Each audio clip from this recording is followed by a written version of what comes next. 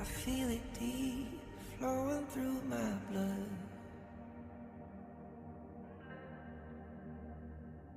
Rising up to become someone, and taking it all on my own. What a sweet victory. And taking all of my control, awaken something deep in me. Like flames, feel it burning inside. Take a hold in pursuit of the prize. I've been told, ain't no way to survive. Keeping all of this fire that's locked up inside. When this is the time, enter the ring. All those mental chemicals doing their thing. I got flashes of battles inside of my dreams. I was made for this moment. At least now it seems like it's time to come face to face with your fear. Been battling reasons for all of the years, and I learned how to fight them with style and grace. The ones I've encountered, they say it's amazing. I'ma come out swinging when they open the gate. Go ahead, call passion, I'm calling it rage. I'm taking what's mine like I already own it. Watch but don't blink, going here to the moment. The sky rained down into the madness that's all around. Go on, tell them who you are, you are, you are. Go on, tell them who you are, you are, you are, you are. Here's to the moment, the sky rained down. Here's to the madness that's all around. Go on, tell them who you are, you are, you are. Go on, tell them who you are, you are, you are, you are. My name is honor, my name is king, my name is champion, my name is strength. Tell them who you are. My name is Pentakill, you think it's strange? My name keep ringing inside of your brain. I hear it every night. It's till the moment the sky rain down. It's till the madness that's all around. So tell them who you are, you are, you are. Go on, tell them who you are, you are, you are. Here's to the moment the sky rained down. Here's to the madness that's all around. Go on, tell them who you are, you are, you are. Go on, tell them who you are, you are, you are, you are. Here's to the moment the sky rained down. Here's to the madness that's all around. Go on, tell them who you are, you are, you are. Go on, tell them who you are, you are, you are. Go on, tell them who you are, you are, you are.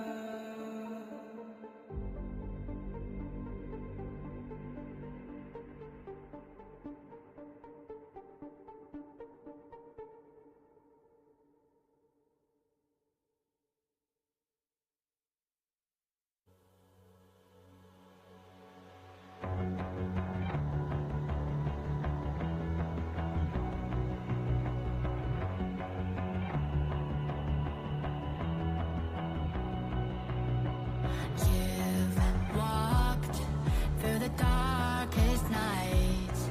You've heard the crowd, felt the blinding light. You were standing there when your heart comes alive. It's a dream of a hat, and it never dies. Right here, right now, give it all, get it out. Never surrender. I fight and never fail. I am a contender. A challenge I can feel. The smallest lies become the brightest enemies. Relentlessly. And even if you fall, you gave it everything to be a king.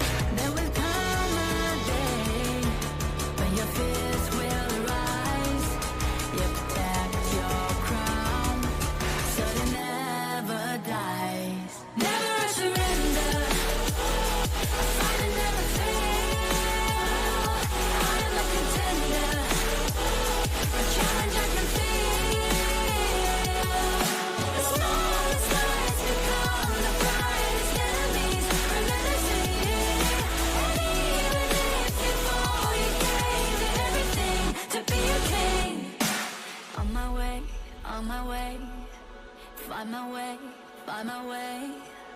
On my way, on my way. Dream my way, dream my way. Never a surrender. I find it never fail. I'm a contender. And change I can feel. The smallest lies become the brightest enemies. Criminality. And even if you fall, you gave it everything to be a king.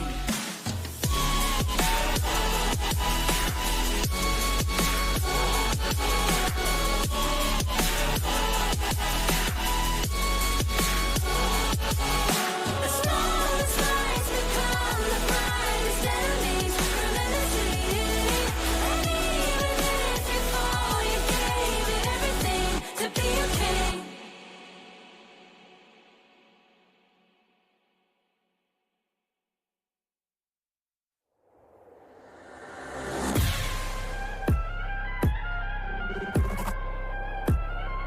Turn it back.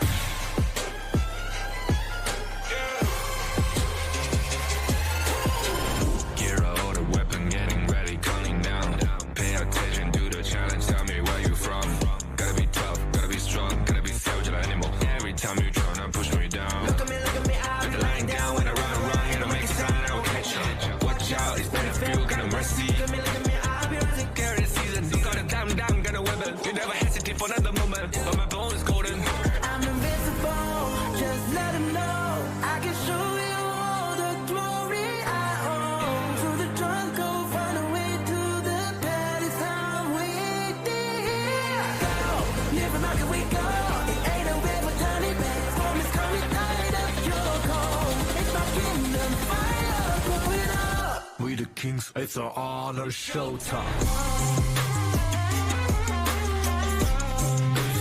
Honor, kings. So get it, gonna burn up. Honor, kings. On a careless spree, I turn to violence. All my enemies, they go on silence.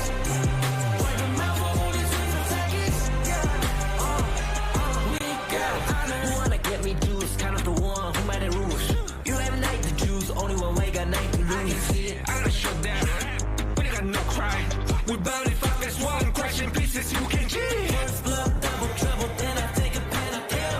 All you do is sweat and look at me still victory. Say. I trigger my soul On my down. pace.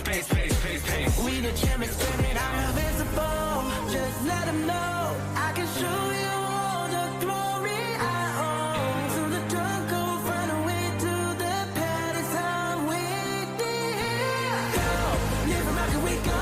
It ain't a river, turn it back. Storm is coming, tired of your cold. It's my kingdom, fire, blow it up. We the kings, it's our honor, showtime. Honor, kings. So get it, gonna burn up. Honor, kings. On a careless spree, I turn to violence. All my enemies, they go on silence. Wipe them out for only 6 seconds. We got honor. Yeah, I'm ready for it. Yeah, I'm ready for it. Yeah, I'm ready for it.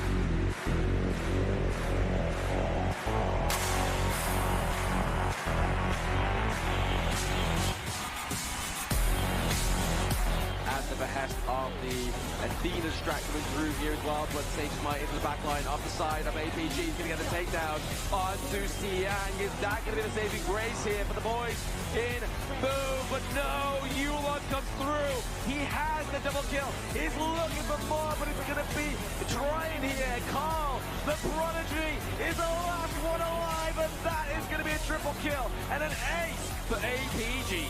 Big wins for the side of MK.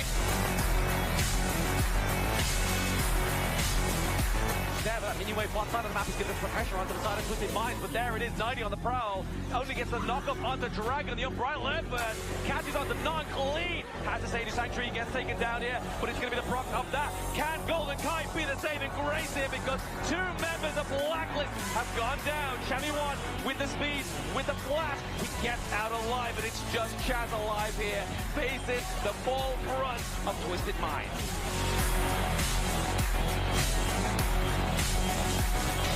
So, but now we have the juggle going to Danny. That's going to obviously help. Just deleted him, but Miggy wins the comeback as well. They slam him against the wall, but it's done. AVG, they have turned the whole fight around. Danny is down. It might be the end for Boom. Carl, he needs to run for his life, and he will not make it. It is an ace for the side of AVG. She is soaking a lot of the damage. Stay patient. They got the catch. They got the catch here. Oh my One into the God! back line. He gets a takedown of the highlight. It's now clean. Trying to make ends meet for the side of Twisted Minds. But the beam of the rod. Golden Kite. Blacklist International. They make history. They make top 4. And they... Fight, right? Because not the entire team is here, but you go one-on-one. There we go. There's 19 trying to get the knockdown onto Chaz, but Chaz is now into it. Shammy one gets the takedown of the highlight. They get the tyrant. 90 and Glee go down. Shax goes down as well. We have minion waves in the mid. Hot side of the map. Ace for Blacklist. This is the Blacklist we're looking for. What a time to hit it as well, right at the 11-minute mark.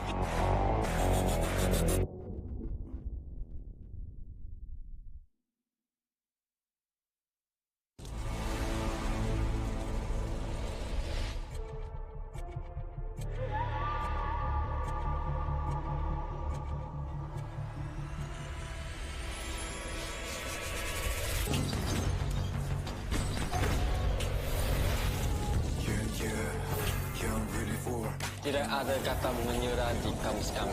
Putting in the top grind, all my squad is pop gallant. The words are needed for trust, we got the confidence. See you flicking, slipping now, how you couldn't copy this. Magkakasama palagi. Kami ang PPL.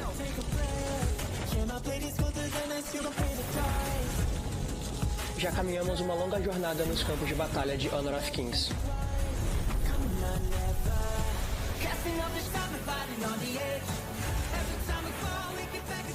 Semalam telah berlalu, hari ini kami berburu kejuaraan.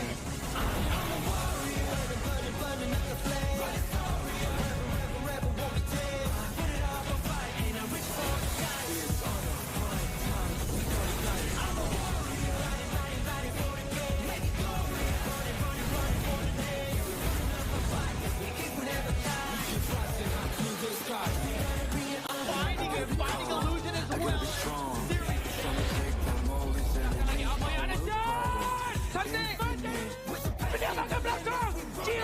Congratulations!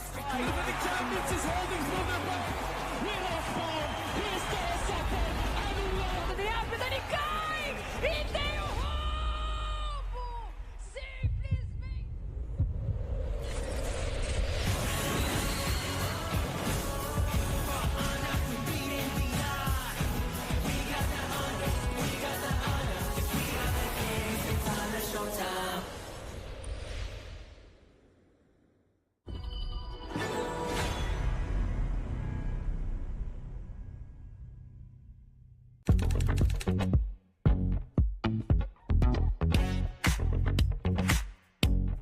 Hi guys, I'm just a jungler from Blacklist International and welcome to my vlog.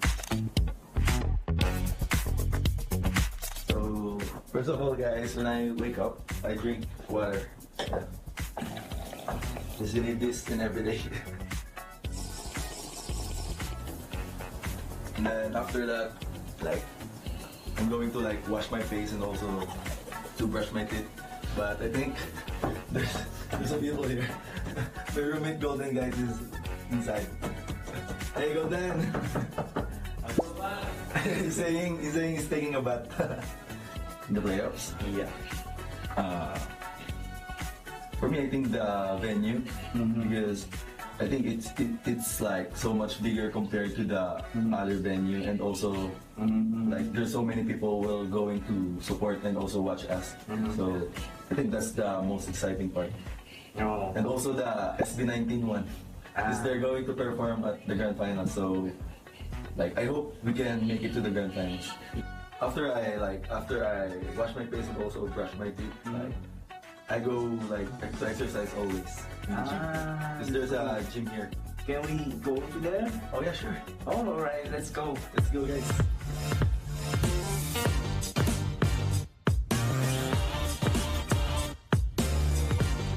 In this gym, guys, you can connect to the speaker. I love like, you know, the speaker compared to the headphones or like AirPods.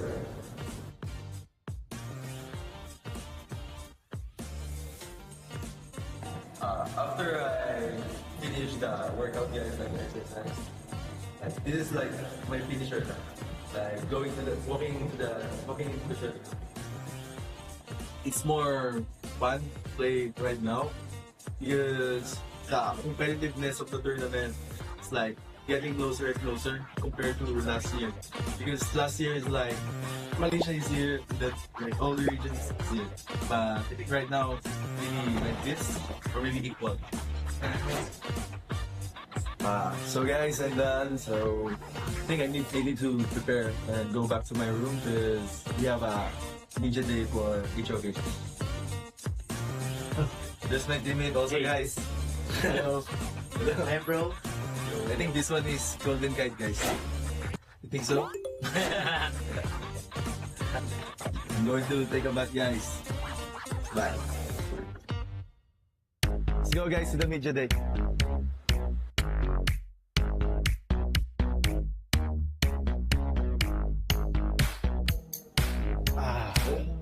So now guys, we're here in Tremoros in Baluarte de San Diego. This one is like avocado and mango, guys, flavor. So good. Should try.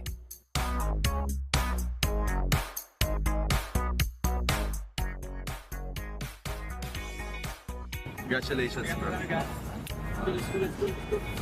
Bro, Chami. Next time, Chami be like that after 2 years. After 2 years? Hey.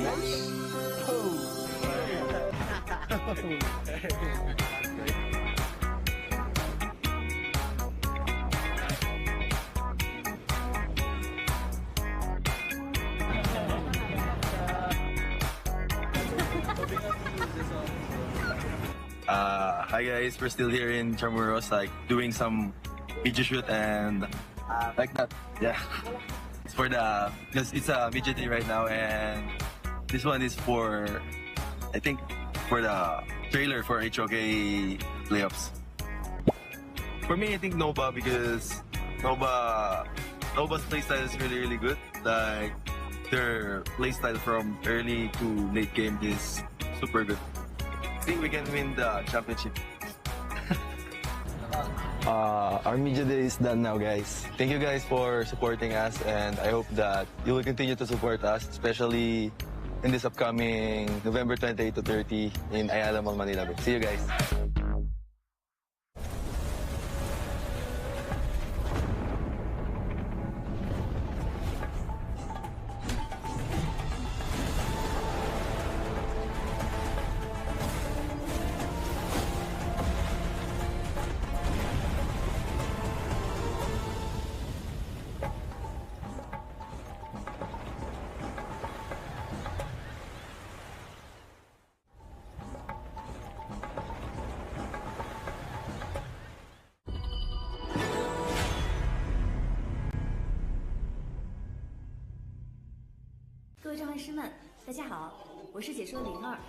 Hey everyone, this is Jipu. Hello， 大家好，我是成都一超的 Cat。 Hi everyone, I'm Bai. Hi guys, my name is Shafiq Aiman. 大家好，我是 No Fair。很开心再次能够回到 KIC 的舞台。很开心再次回到 KIC。 I'm really happy to share that I will be attending the KIC2025. 这次我将以一个新的身份参与在菲律宾的 KIC 表演赛。And I'm very happy to join KIC 2025 this time. And I'm really happy to share that I'll be going to the Philippines for KIC 2025. And I'll be participating in the show match as well. And I will also be participating on a show match. 期待在表演赛的舞台上见到更多的国际朋友们。这一次在马尼拉要和大家打一场特别的表演赛，能和这么多海外的朋友们一起打比赛，是一件非常有趣的事情。And I will be making appearances for all 3 days as well as participating in the epic show match 5v5. Guys, kita-kits tayo sa 28, 29, 30 sa Ayala Mall, Manila Bay. Sa 30, kakantang SB19. So, abangan nyo yan. Tapos, syempre, supportan natin ang Boom, pati Blacklist. Make sure to watch KIC 2025 and send your support. 我们马尼拉见。 See you there. 我们菲律宾见。不见不散。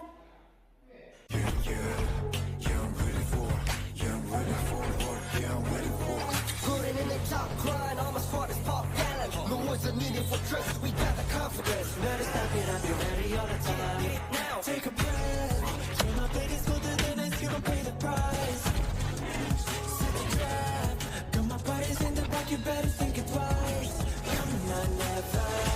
Casting off the shadows, yeah, I'm on my way. Stand against the fate, we won't be the same. Steeper and steeper, step again. We're gonna turn it up high, the limit in the sky. You can never stop me fighting on the edge. Every time we fall, we can take again. The chances we're taking won't let us fade out. Now it's prime time, we're ready for the win. I'm a burning, burning, burning on the flame. Rebel, rebel, rebel, won't be tamed. I'm burning up a fight, I'm reaching for the sky. We gonna burn it. I'm a warrior, running, running for the game. Make it glorious, running, running, running for the name. Yeah, we putting up a fight, we think we'll never die. Rising high to the sky. We gonna bring it on. For honor, we beating the odds. We got the honor, we got the honor. We are the kings, it's on a showtime.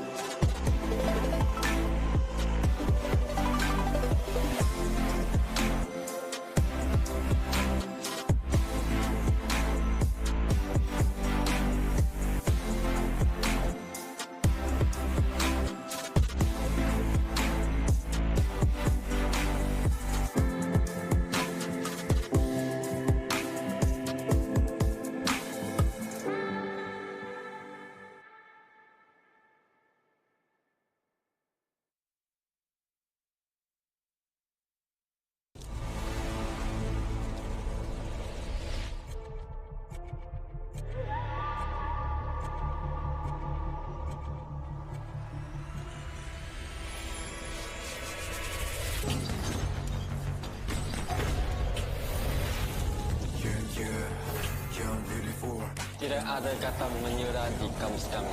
Putting in the top grind, all my squad is pop gallant. No words are needed for trust, we got the confidence. See you flicking, slipping now, how you feeling confident? Magkakasama palagi. Kami ang PPL.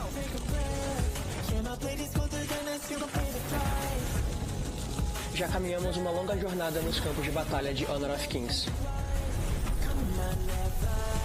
Casting off the stop and fighting on the edge. Every time we fall, we get back again. Semalam telah berlalu. Hari ini kami buru kejuaraan.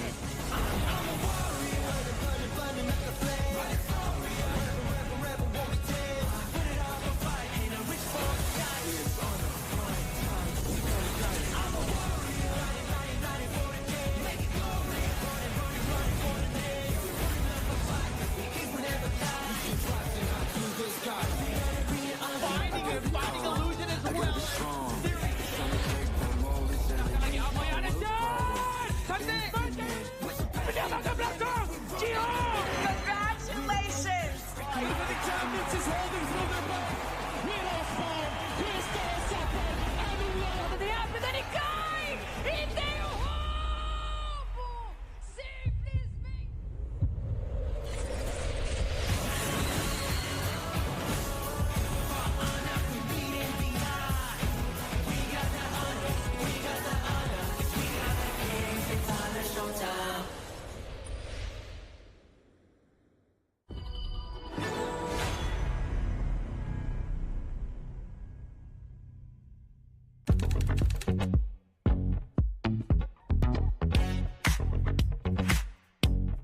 Hi guys, I'm just Jungler from Blacklist International and welcome to my vlog. So, first of all guys, when I wake up, I drink water. Just need this in every day. And then after that, like, I'm going to like wash my face and also to brush my teeth. But I think there's some people here. My roommate Golden guys is inside. Hey Golden! he's saying he's taking a bath. In the playoffs? Yeah. For me, I think the venue, because I think it's like so much bigger compared to the other venue, and also like there's so many people will going to support and also watch us. So I think that's the most exciting part. Oh. And also the SB19 one, because they're going to perform at the Grand Finale. So like I hope we can make it to the Grand Finals. After I wash my face and also brush my teeth, like I go like to exercise always. Because there's a gym here. Can we go to there? Oh yeah, sure. Oh, alright, let's go. Let's go guys.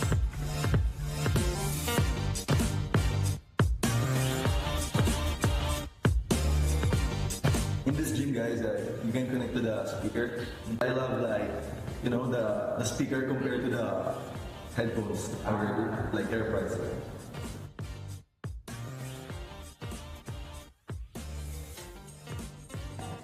After I finish the workout guys, like the exercise, this is like my finisher.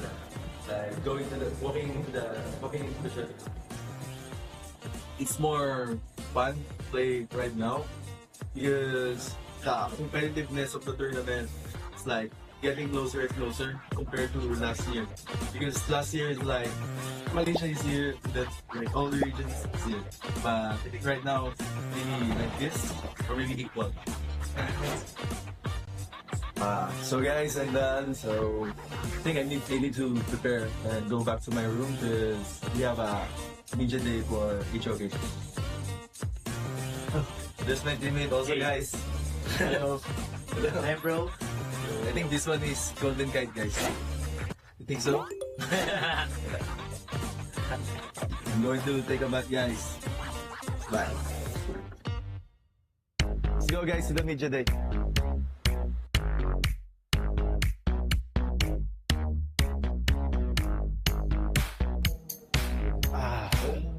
So now guys, we're here in Carmuros in Baluarte de San Diego. This one is like avocado and mango guys, flavor, so good. Should try.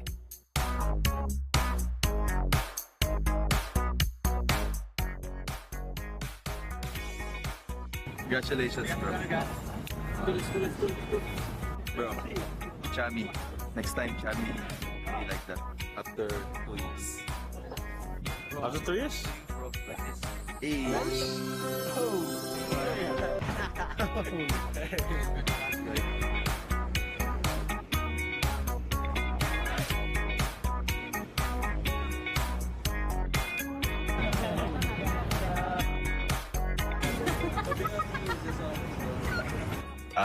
Hi guys, we're still here in Chamorros, like doing some video shoot and like that. Yeah, it's for the because it's a midget day right now, and this one is for I think for the trailer for HOK playoffs. For me, I think Nova because Nova's playstyle is really good. Like their playstyle from early to late game is super good. I think we can win the championship. Our media day is done now, guys. Thank you guys for supporting us, and I hope that you will continue to support us, especially in this upcoming November 28 to 30 in Ayala Mall, Manila. See you guys.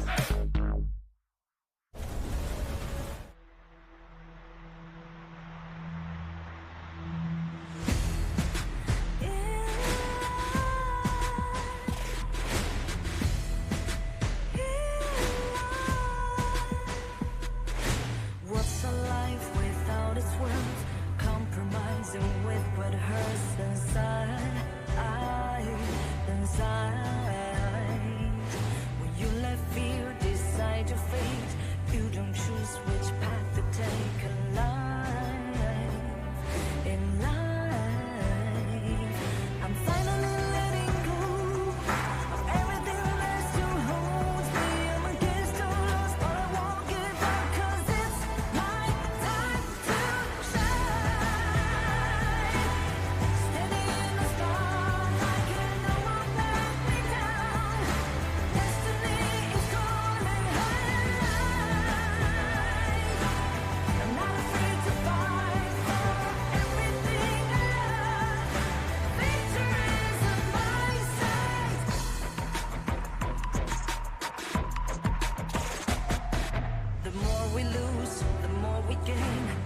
that nothing stays the same in time.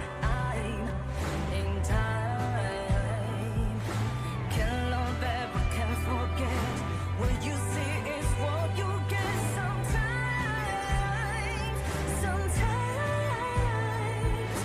gonna show the world tonight. The light that shines inside us will get us to lost, but we won't give up, 'cause it's our time to shine. Standing in the spotlight, can no one back us down. Destiny is calling high and light. We're not afraid to fight for everything we love. Victory's on our side. Takiki-takiki-taka-ta. Takiki-takiki-taka-ta.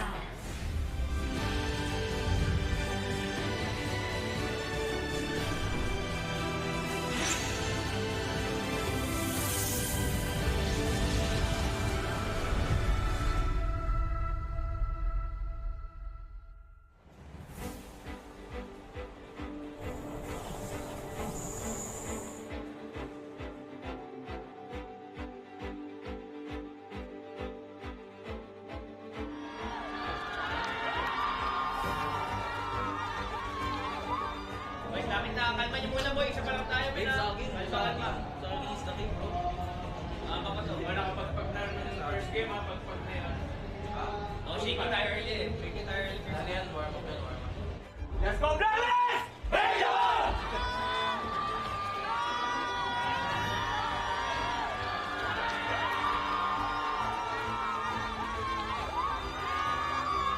He's there, but that mini wave far side of the map is going to put pressure onto the side of Twisted Minds, but there it is, 90 on the prowl. Only gets the knock up onto Dragon, the unbridled burst, catches onto non-clean, has the Sadie Sanctuary, gets taken down here, but it's going to be the proc of that. Can Golden Kite be the saving grace here, because two members of Blacklist have gone down.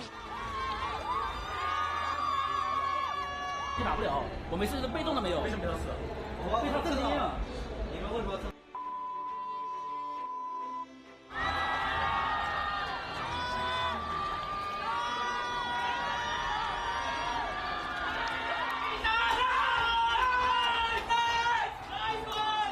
Clean, trying to make ends meet for the side of Twisted.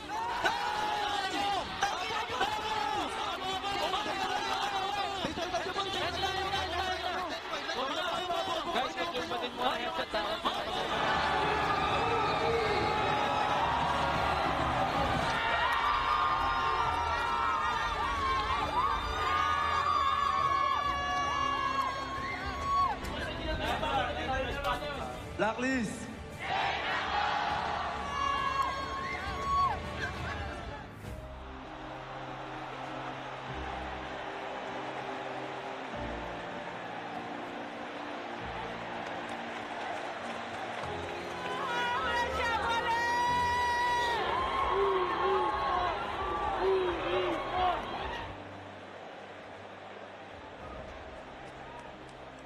Ano? Ganito. Diba red-side tayo? So, kung hindi sila mag-ban ng overrun sa natin, sa 2 picks natin, pakawalan natin ng pay. Kasi ano yung tawag dito? Yung jungle nila, maluwag pa eh. Meron pa silang jing, meron pa silang pay.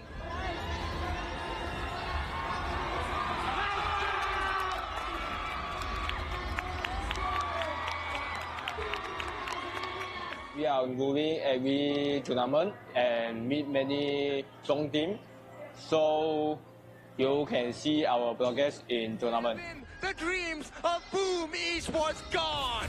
Exactly, you've got about at least 24 seconds left on the timer here for the side of Boom Esports. APG will be your last top 4 team going through to the lower brackets. And congratulations to APG, the alpha this time in the bench.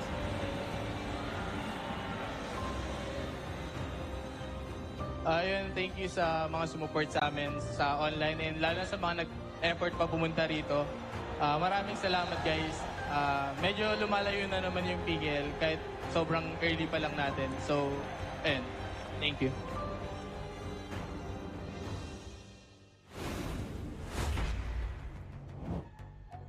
Mabuhay Pilipinas, and to all the Honor of Kings fans around the world. Today is going to be an exciting day as the strongest and most fiercest teams are going to clash here at Ayala Mall's Manila Bay. We have our top 4. Butters, 4 have surpassed the original 16, and after today, we'll find our top 2. Mara, this is the penultimate day. This is the moment these teams have been waiting for to show that they can be the best in the world and make it to the grand finals. We started with this competition with flags from all over the world raised up high. And as days turned into weeks, those flags fell one by one. And Mara, the 4 teams that still stand, the last hope of the Philippines and 3 from Malaysia. David and Goliath, Young Bloods, and the OGs. Now we're gonna have 3 best of 7s. We'll kick things off with the upper bracket clash where we're crowned the first grand finalist. And after that, brace yourselves as we're gonna have 2 lower bracket matches. That means 2 eliminations. And the last one standing will earn the final ticket to the grand finals. Here are the warriors that are burning up the flame. They are here and ready to rise to honor. I am Butters. And I'm Mara Aquino. And this is the Honor of Kings International Championship 2025. Get yourselves ready as today will mark history. It's the rise of the grand finalists. Casters, lead the gorge.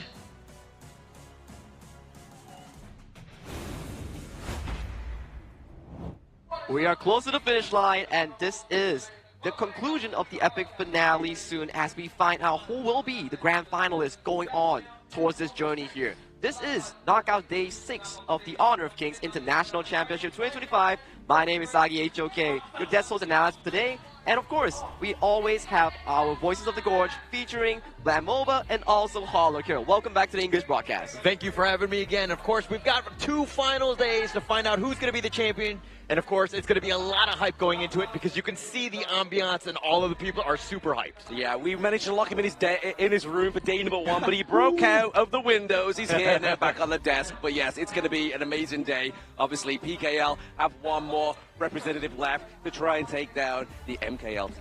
It will be a tough journey so far coming in for the South Blacklist International, but from what I've seen for the tournament in Philippines itself, the crowd energy, the support that the entire ecosystem provided them, they look to be able to upset the entire tournament so far.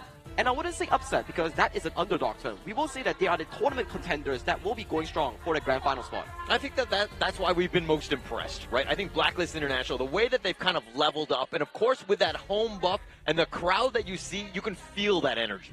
That is true. And from all this tournament, it's not the sake of only playing for glory or only for the national pride. Those are, of course, very important here, but it is about the prize money that they will be getting coming in from this prize pool here. $1 million of the total USD prize pool here with the champions. Taking away $300,000 for their pockets. Exactly that. And then second place, you'll be looking at that 150K. Third place, 110K. Fourth place, the 80K. Then fifth to sixth place, 60K. 7 to 8 will have 40. Then 9 to 12 will have that 25K. Then last place, 15K. Yeah, and the craziest part is we're the top 4 right now. Every single match you win is essentially 30,000, then 40,000, and then finally that last one, 300,000. So there's a lot at stake with every single match. And to add on to that, the winners not only get the big portion of the 300,000, that's 30% of the prize pool.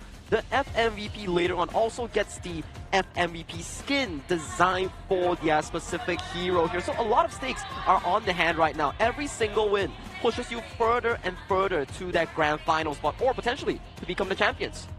I mean, we're all trying to be the champion, right? I think the top 3 going into, of course, the KPL Challengers being invited over there, that's going to be huge for them. But also, look, it's all about the name stake here, right? Getting yourself into that top position would be huge. Can they upset any of the MKL teams? Potentially here, I mean, that's going to be the whole goal of the Blacklist, is to break the code of the MKL. Obviously, they will be going up against APG in the second series of the day, but obviously first, we have to get our first grand finalist through as well. So let's have a look at that bracket. Oh, that's going to be the interesting one because the bracket so far has seen marvelous domination of the upper bracket from teams like Nova Esports here, only dropping a single game against Alpha Gaming, making it all the way to the upper bracket finals, and their opponents will be HomeBois Blacklist Esports here. Similar to the lower bracket run on the side of them, they did beat Boom they did beat with Saga in the 4-0 run, and then with a hard-fought best of 7, they advanced to the upper bracket finals here. Now, the lower bracket is an interesting one because Blacklist and also Alpha Gaming made their way through, and they will meet for the final time to decide who goes on for that lower bracket finals. Yeah, and actually that's the biggest thing, the biggest stakes at this first match, right? If you lose, you actually have to play later today. Oh, God, yeah. You cannot just chill for tomorrow's grand finals. You must continue playing. But of course, as Watsaki was saying, here's going to be the first matchup of the day. It's going to be Nova Esports going up against HBSC. The winner moves on to that grand finals. The other one will drop down to the lower bracket. And the second match, and of course, going to be an energetic one here with Blacklist International going up against APG here. But it's not just that. Obviously, the loser of the first game has to play 2 series, and the winner of the second game has to play 2 series. So neither of these teams that go into that third match of the day are at an advantage point here, other than the fact that whoever loses the first game, they get to have a bit of a break and maybe a bit of a breather to recombine themselves. That's the scary part here. The match 12 featuring Blacklist and Alpha Gaming. The winner has to play back-to-back BO7s here. Imagine if both are ultimate battles, you're essentially playing 14 games in a row. Oh yeah, it's a big brawl here for any team that has to go through that brawl in task. But speaking of tasks, we have an in-game task going on right now, which is going to be the in-game voting. As you can still see, that Mara is at the top of the favorite voices, and Blacklist is at the top of favorite teams. But hey, they've been dethroned by the IKL King, which is John Q. Yeah, but I do want to talk about the fact that second place from the talent side, there's going to be Linger. She was actually around. I think she's coming here to kind of rile up some of those votes to maybe go her way and kind of show up here. It's going to be an interesting one between Mara and Linger in the end. There's a very big competition, not only in the side of KIC2025 itself, but also within the talents and also the players, because popularity really brings you so far in the world of HOK Esports here. You get the recognition, you get the fame, and also that translates into the performance that brings in for these players here. But of course, today's matchup, the first one of the day, HomeBois Blacklist Esports, MKL's champion, going up against Nova Esports, MKL's second seed. But the second seed so far has been one of the best performances in the international stage in 2025. Yeah, I think that's been the story of this year, right? Nova Esports has been the guy, or been the team, 2025. I mean, HBSE essentially were kind of the 2024, and now they're coming in. They took the top slot, but of course, it's the first ascendance to honor right here. We're going to see both of these squads going at it. Exactly. I mean, Nova, they've had a bit more of a cleaner run within, obviously, the knockout bracket so far compared to HBSE, but now it's going to be that grand finals of the MKL4 season all over again.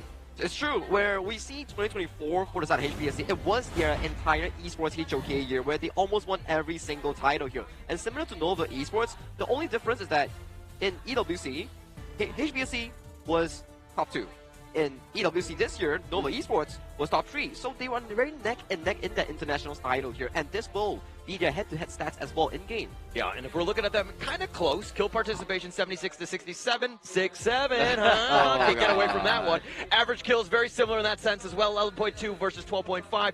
Average gold, I mean, look, both of these two teams have been able to find ways to win. That really helps out with that gold. But the average deaths per match, huge. HomeBois, Blacklist Esports is definitely on the lower end with this with 10.6. This is why we locked him in his room. Like, he's busting out all the memes here. But looking at the head-to-head between Xuan and Guayu up to the top side of the map here, it's definitely favoring top side of this head-to-head, going over to the side of the two times FMBBP, and now obviously down to the bottom side here, Xuan getting that KDA as well as kill participation in his favor.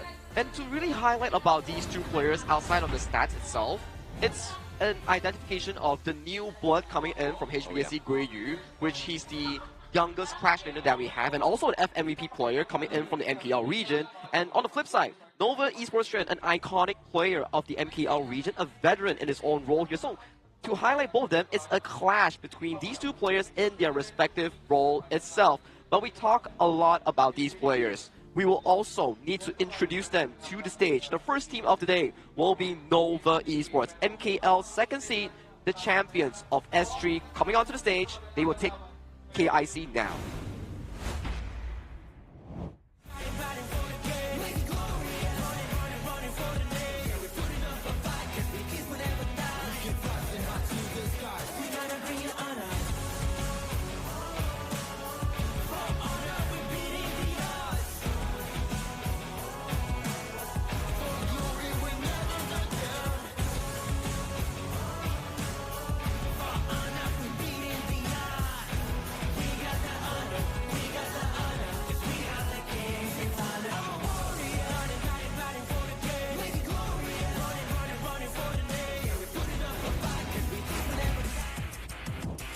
The first up being introduced here on the stage is none other than Schwan in the Clash lane.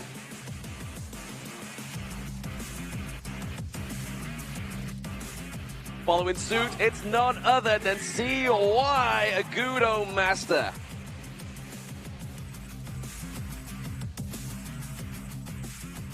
And he can not only supply the utility, he can supply the carry. It's Wendy in the mid lane.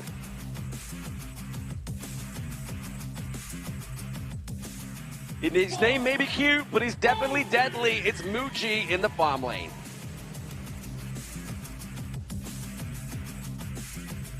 And then rounding out the whole team, it's the Beast, away pit into the roam. Look at the flex in those moves.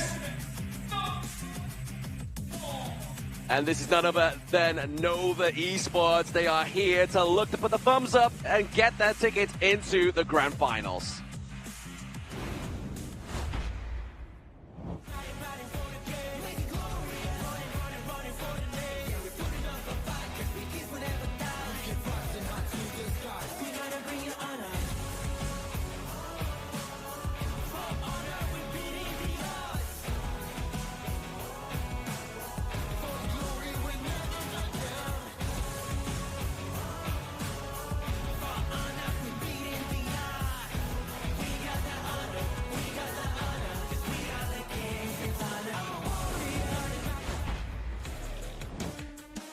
In the Clash lane, we've got Guyu.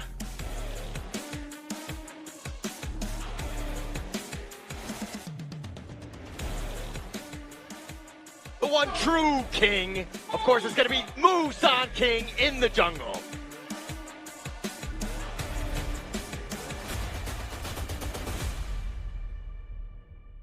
One of the most stable mid laners in the world, we have Jihong.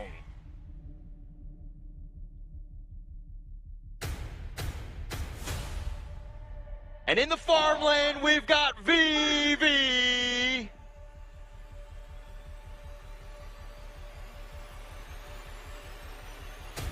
One of the best Athena players in the world, maybe the most annoying, it will be Jen in the roam.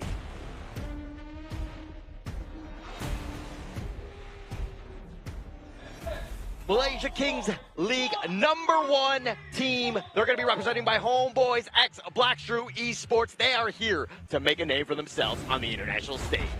Definitely a very strong two teams that we'll be featuring so far, but do bring me over the HOK season 2025 players here, Nova Esports. Yes, Nova Esports, once again represented by CY, Muchi, Schwan, Waypit, and Wendy, looking to reclaim their spring season title, but also even further themselves into KIC 2025 to be the first grand finalist, and obviously their team going opposition will be the guys that brought them down to their knees in their fall season. And so far the fall season here, they haven't really bested HBSC in the B07 setting yet. Yeah. And we were to see back to the scrim records in another practice bootcamp, they haven't really damaged this reputation of a lineup, which is HomeBois Blacklist Esports. Yeah, and HBSC, of course, is going to be made up of Sha, VV, Guyu, Musan King, and Jihong. This is a team that, hey, they 4-0 Nova in the MKO finals. They are going to want to do that again. This is the epitome of success from both squads here. The 2024 Achievers here, HBSC, going up against the soon-to-be 2025 Achievers, which is Nova Esports here. Will their golden, not to say golden road, be stopped here, or will they be once again challenged in their own respective field? Because none of these two teams, they won't back down without a fight. They are hungry for KIC. Oh, absolutely. Never back down, never what is the motto of these two teams. Choosing blue side is going to be Nova, and onto the red is going to be HBSE. I mean, both of these teams, especially HBSC, love that Athena pick. The Sacred Warrior is not going to come through before the ultimate battle. I think that you kind of want to let it go early, right? I think for, Nova's side, they know that HBSC are going to want to play this one. Oh, yeah. But maybe you get it out of the way so that you don't expend some of those expensive picks. And you kind of, maybe you set yourself up for like, hey, we'll let this one go. Because it looks like teams really haven't had an answer to it. I will disagree with you, because if we learn from the Blacklist International HBSE series, it was the Athena pick that pushed it to Game 7 here. My idea on it, it's either you pick it or you ban it. Exactly. It does definitely need to be banned out. I mean, yesterday we saw it pretty much on the ban bench, right? It came through once, out of the entire, I believe it was like, what, almost 15 games? Exactly. So yes. 15 games, one Athena game. That's looking like it's a heavily banned phase here. But it's one of those things where if you're to expend a lot of those expensive heroes, Yeah. and then all of a sudden the enemy team picks that Athena, you're in a bad spot. So it's a situation where you're like, hey, maybe they take it. We take not the highest of metas in terms of those picks, so it's not so expensive even though we lose. That's the idea towards the drafting itself. If you can really mitigate the drafting loss towards a Athena game in the best of 7, Yeah. and the most important part, you lose, but you don't lose your mental state. That is the most important one. If they can accept that loss, then fair enough. It's a very good trade. All right, whenever I lose, I always lose my mental state, Oh, no. so I don't know how to kind of decipher the two. So we'll lead you in the war room. Maybe they'll teach you a thing or two here, Hauler, because yesterday you were cooked up in your room, and now you're back onto the broadcast desk here. Obviously, we're getting some fist bumps going through for these players as well, breaking that fourth wall for those watching at home. And the first game is actually super important coming in for both of these rival teams here. If you step into the BO7 in the wrong foot, you lose very difficult in those sense. You will be in a position where you're like, man, this is a tough game. It puts pressure onto me, and this is a team that has consistently beat me in our own region. Yeah, and that's kind of the biggest thing. I mean, if there's anything that Nova has learned from those MK finals where they got swept 4-0, I think that this is a situation where they're like, hey, we need to be resilient. We need to be okay with losing some games, but we need to find our footing and get back into these series. I mean, maybe Nova's just going for the Twisted Minds approach, right? Obviously, they always lose roughly around about the worst times, but maybe now that the time counts the most, I mean, we're seeing some big heads into the crowd here as well. We have the Augur and the Mayan as well as the Diadea. Maybe this is going to be the win that gets Nova through to be that grand finalist, the first one. And there's already a bit of a hint in the audience stage itself with the Diadea and Augur. That's really the Nova Esports Game 1 lineup if the Arlie is open for their taking here. They like to start the game strong, always Augur, Arlie, Diadea, the 3 key picks here to start the game and the BO7 comfortably for themselves. Yeah, exactly. Maybe getting that first game onto the board, which we saw was actually quite a fruitful point yesterday, right? Obviously, it was Blacklist getting the first game onto the board there, who ultimately got the winning series, and then same for APG. Yeah, but I mean, going back to that one, I mean, in every single one of these series, game 1 sets the tone. It's the most important. Correct. Because again, you always want to be in that situation where you're the aggressor. You're the put the pressure on the enemy team. Yeah, you want to one-up your opponent here, but what better way of one-upping them than to outdraft them in game number 1 itself? With Nova Esports selecting the blue side, HBSC will default towards the red reactive side. As we start the banning phase, Dharma, the martial monk, has been removed from the pool. Yes, again, I think there's going to be a big ban phase going towards, obviously, the clash lanes of both of these two teams because they are one of the dominant players within both of the rosters. But it's going to be the Arlie being banned out here as well. Arlie, the Parasolar, actually had quite a lot of performance yesterday, but there it is, the Sacred Warrior being banned out. Yeah, definitely. It's going to be very targeted. This is something that they probably don't want to deal with. I want to say maybe they even perma-ban it. I mean, think so. maybe it shows up in a Game 7 Ultimate Battle. You don't have a choice in that one. But I think going into this one, you just don't want to give up any free wins. I think for Nova's perspective, it's similar to Blacklist International. From what they learned, if you give this, you're potentially setting yourself up for Game 7, which you do not want to be answering to. Because so far in this tournament, the Sacred Warrior Athena feeding strat hasn't been finding a lot of these counters to really resolve it. Yeah, exactly. I mean, I think this is a good takeaway here for HBSE, right? Don't give over the Huon and Dolia combo that we see quite frequently. Those two Enchantresses coming through and obviously pairing up into that one. But more importantly, taking away the Yang Jian here, which these two very cleverly are both flex picks here. Yep, these are two flex picks that can go mid, can go roam, can go anywhere, can go clash, can go jungle here. But Nova Esports, they don't go for the Nurza approach here. They're hovering on towards the Belligerent's Dune, and they will be locked in here because they know the flexibility of this Yang Jin. It could go towards a clash lane, which will ruin the direct counter of the jungle versus jungle matchup. Yeah, plus there's so much sustain from HBSC, right? This is a style where they know the fights are going to go a little bit long. Dune is that perfect frontliner because, again, he's very tanky. Plus now you've got the Loon, which pairs up really well with it. Exactly. Lung with the late game insurance is also getting that to infinite vastness is going to be a Lung for the side of Nova's Muchi. But looking at HBSC here, they may potentially be locking in the newer. So maybe going for something that's going to have a little bit more kind of like medium range, maybe the D-Ranger into the bot side of the map potentially here for HBSC. That's if they will get it out of the banning phase here, because Nova Esports, potentially they will look to ban out things like the channel and also the D-Ranger to secure a smooth laning phase for Muchi in that farm lane itself. And HBSC, they are putting more pressure against Xuan in that clash laner here. This Guan Yu has been locked away from the FMVP. Yeah, I mean, taking it away, I mean, he's one of the best on that hero. Right? Exactly. And it's something that you don't want to have to deal with. I mean, look, if they're the sustaining lineup just wants to consistently fight, if they're getting repositioned, that would be devastating for them. So that's why it's going to be a good ban here. Yeah, taking out the Warhorse and also taking out the martial arts as well. The Mai-In also, but then Marco Polo over to the side of Nova Esports being banned out, as well as the Consort U, which FC Woodland Ranger with that second skill is a great defector when it comes to having those flaming palms coming towards you. But it is going to be looking at the Magistrate here, Ranger coming through for the side of HBSE. A very complete draft thus far coming in for the side of HomeBois Blackstream Esports. You have the early game tempo set up by Ranger and also the Yu Huan. An aggressive 2v2 matchup in towards the bottom lane, and your late game is round up with Zihong on this Celestial Nua here, which gives you a lot of opportunity from early to late game here. But one thing Nova Esports wants to do is that they want to box you in and use those spells to pummel you down. But speaking again, pummel down, now taking liberties from the Boardmaster here, being locked in for the side of Nova Esports, and it looks like that clash lane is going to be none other than the Party here, the Mighty Conqueror. Yeah, just a lot of damage too, which kind of what they were kind of lacking. I mean, you only had the Loom, you had a lot of other guys that are in control, plus the tank with that Dune, so you needed a little bit of more damage. They're going to do just fine with this Xuan last pick. It's a very comfortable draft for both teams thus far, but HBSC, I do want to point out that they actually have super duper strong early game with the Direnji and also the Agudo here. Double marksman, you skill exceptionally well from early towards mid game, and when mid to late comes in, that's when Zihong on towards the Celestial Nua starts picking up the pace for the team itself. So for Nova Esports, they need to be able to win those mid-game team fights, use Fati, use the Dun, access the backline together. Yeah, a lot of sustainability here for the side of HBSE, right? Obviously locking in that Wild Rider towards the end there, the Agudo for Mustang King. I mean, it was this time last year that Mustang King locked in this pick for the first time within blind drafted, but now we're in the global ban pick. It's a huge pick. Fast rotation in the early game, really good at sieging. Yeah, they're very comfortable with this lineup. And I think at the same side, the Nova squad, this is pretty comfortable themselves. I mean, see why he definitely likes that Dune. He wants to be that front liner.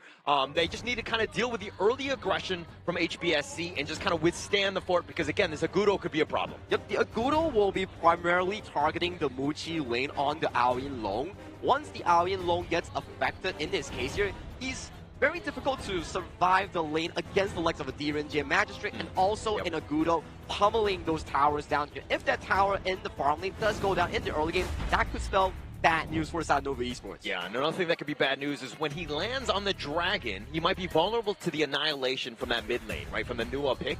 So this is something that they need to be careful. Obviously, timing it is going to be difficult, but the potential is there.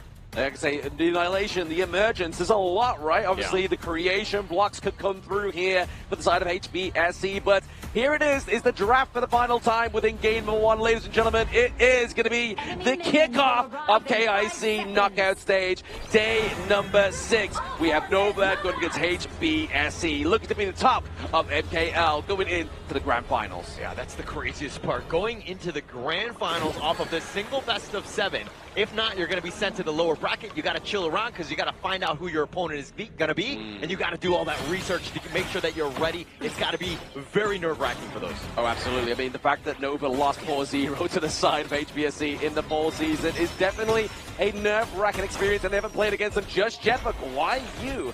Taking a lot of damage in this early part of the game. This early 1v1 between these two heroes, I give it over to the Mighty Conqueror. Yeah, and I mean, going up to those two, it's going to be back and forth throughout this entire series. I think that is pretty much the lane matchup that will set the tone, because both of those guys are so good with their playmaking that come team fight, again, it's going to come back to like who has the most net worth and is able to disrupt as much as possible. Exactly. I mean, HBSE, they could obviously lose and falter at the point what happened yesterday where we saw the Yangjian dive into the enemy backline, but then who's protecting your backline right there? I mean, I suppose Mustang King needs to have a solid positioning and use that Gorge mobilization to full effect. Yeah, I mean, but it's going to come back to like, just like a great defense is a good offense, right? Yeah. We're just going to be fine in just being able to kind of hold the fort. We should be there. I mean, if you're looking at HBSC, this is a tough nut to crack. it's a very difficult team fight to kind of deal with. It is, but when you've got CY on the Dune as well, obviously using the unruly blade, going in there, if he connects that wind slash onto 2,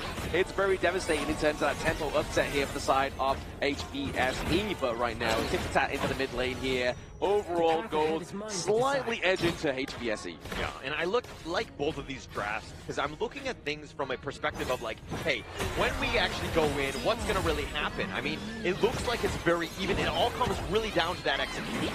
Yeah, exactly. So obviously the creation blocks being used there to try and trap Wendy, just get a little bit CC onto him there. Almost level 4, so the board is almost here onto the Gorge, and there it is. Wendy now has the utility and that huge CC potential into these ultimates. Yeah, and I like the fact that, I mean, going back to this top lane, when you have the Fatigue, who can kind of be like that late game hero, late game carry, if you will, the Yang Jian is going to be kind of similar in that regard. So the damage is definitely going to be equalized going into this, especially since there's a lot more pressure on the farm lanes as well. Yeah, exactly. I mean, especially with Lung, obviously quite late game eccentric farm lane pick here, and obviously to the side of HBSE, you're looking towards that mid game kind of fall off there. Obviously, looking to go for the Spark Forge Dagger first item, just to get a little bit more poke onto the side of Nova Esports. Yeah, and getting that damage gonna be key, right? Setting it up with those poking and prodding, because HBSE, when you have Jihong with that long range, essentially, it's gonna soften you up. So you need to be able to fight back in some fashion, because if you're looking at the rest of them, they don't have a whole lot of that range. Yeah, exactly. Maybe using the Agudo here, Musan King maybe going for a bit of an engagement. It's gonna be the Ruly Blade that actually connects onto the backline with the board as well. Can we get the wind slash from Belligerent to lock down Musan King? And potentially First Blood has just been lost. Musan King gets to the back line there, but now it's down to Guayu onto the Tri-Light, just trying to force away Nova out of the enemy jungle, but still, they're sticking around, and that's the beauty of the Doom pick. Take down First Blood goes to Wendy. And we knew that there was going to be some long, sustaining team fights, and you saw exactly why. That Dune CY so tanky, plus he had the secondary, the Unruly Blade with that Celestial Melody. You had a lot of options in terms of what you wanted to do. He is just so tough to deal with at this stage. Exactly. I mean, that's a good thing about what Nova has going for the side of themselves, right? Obviously, they have the opportunity. They have multiple chances because of that Celestial Melody we were talking about moments ago, Hauler, that is coming from the Adolia. That second ultimate is a blessing.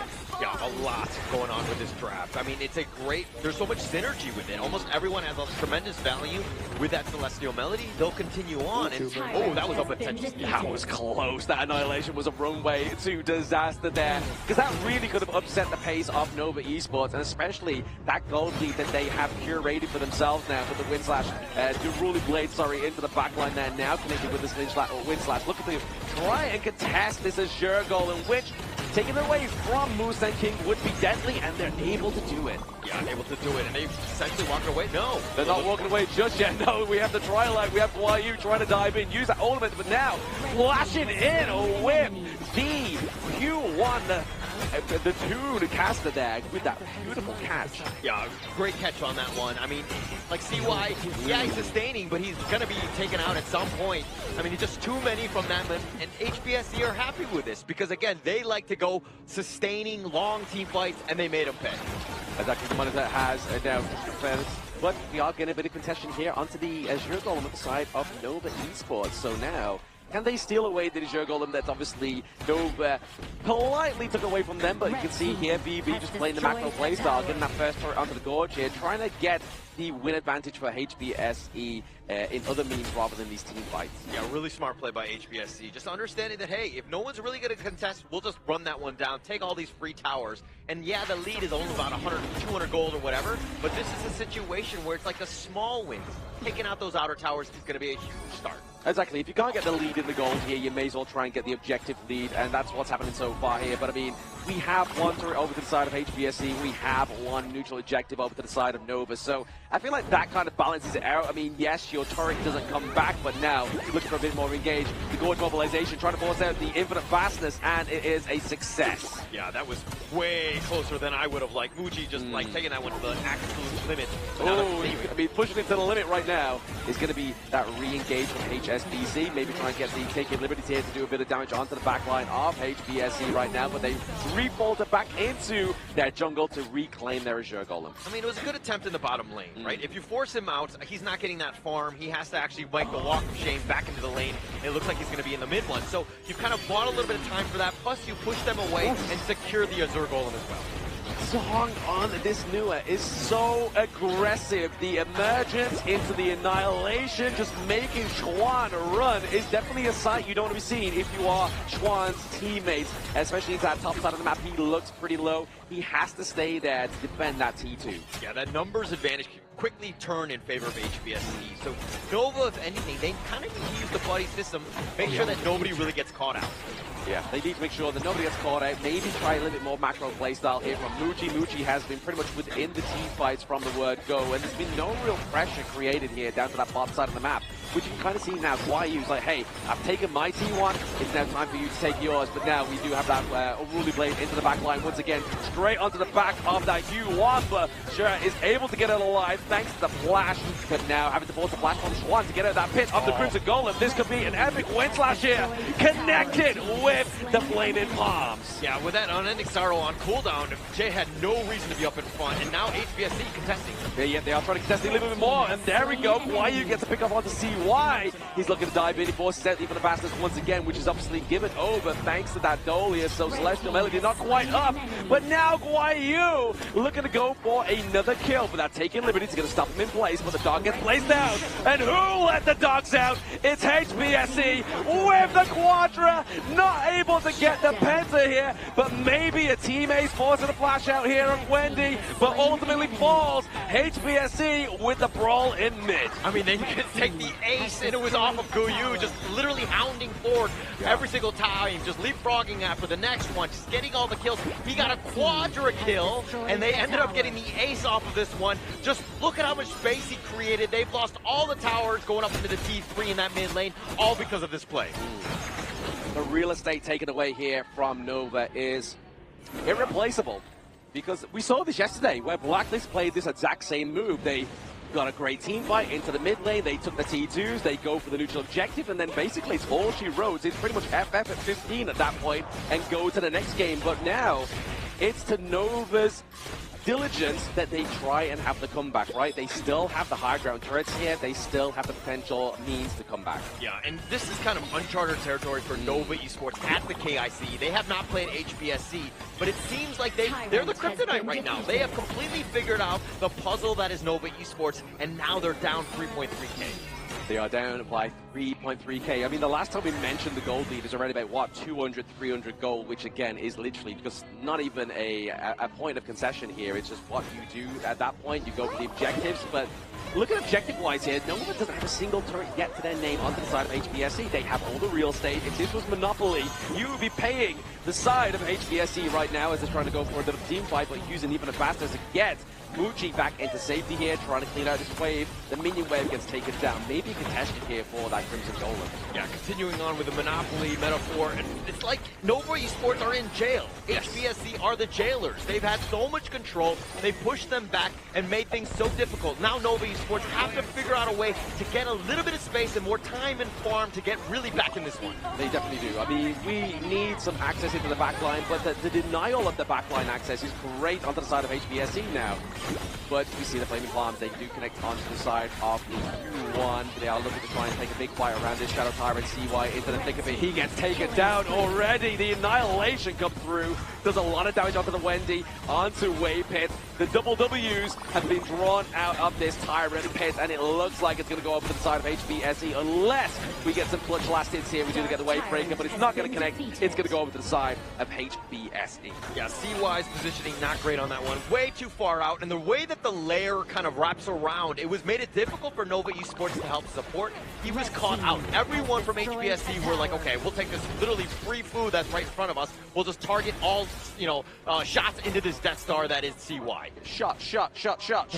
They're looking for the gold. They're looking for the neutral objective. They're looking for whatever they can lay their hands onto here on the side of HBSC, right? I mean, VB, I feel like he's been so kind of like under shadow in this one. Like, his positioning into the team fights has been literally like second to none here. He's yet to be caught out, but he still is building that itemization. As you can see, that Doomsday from VV and Musan King is really going to put a blunder onto CY. Yeah, VV is kind of like the Toyota Camry of the team, right? Very stable, consistent. He will always get you from point A to point B, while the rest of the guys might be a little bit flashier, they might be faster and all that, and take up all the the fame that is around Honor of Kings Esports, but VV is the guy that will ensure that they get over that final hump. Yeah, you know for a fact why he's like a Nissan Skyline, right? Like, he's into the back line, just going straight in there. But now, speaking of going in, is looking to be HBSC with that fantastic annihilation, putting so much damage onto Wave Pit that he has to force himself to the back of this team fight for being committed here down to the bot side just to try and zone out those minions. But it's not going to be enough here. They're looking to keep pushing these high ground turrets. It's going to be HBSC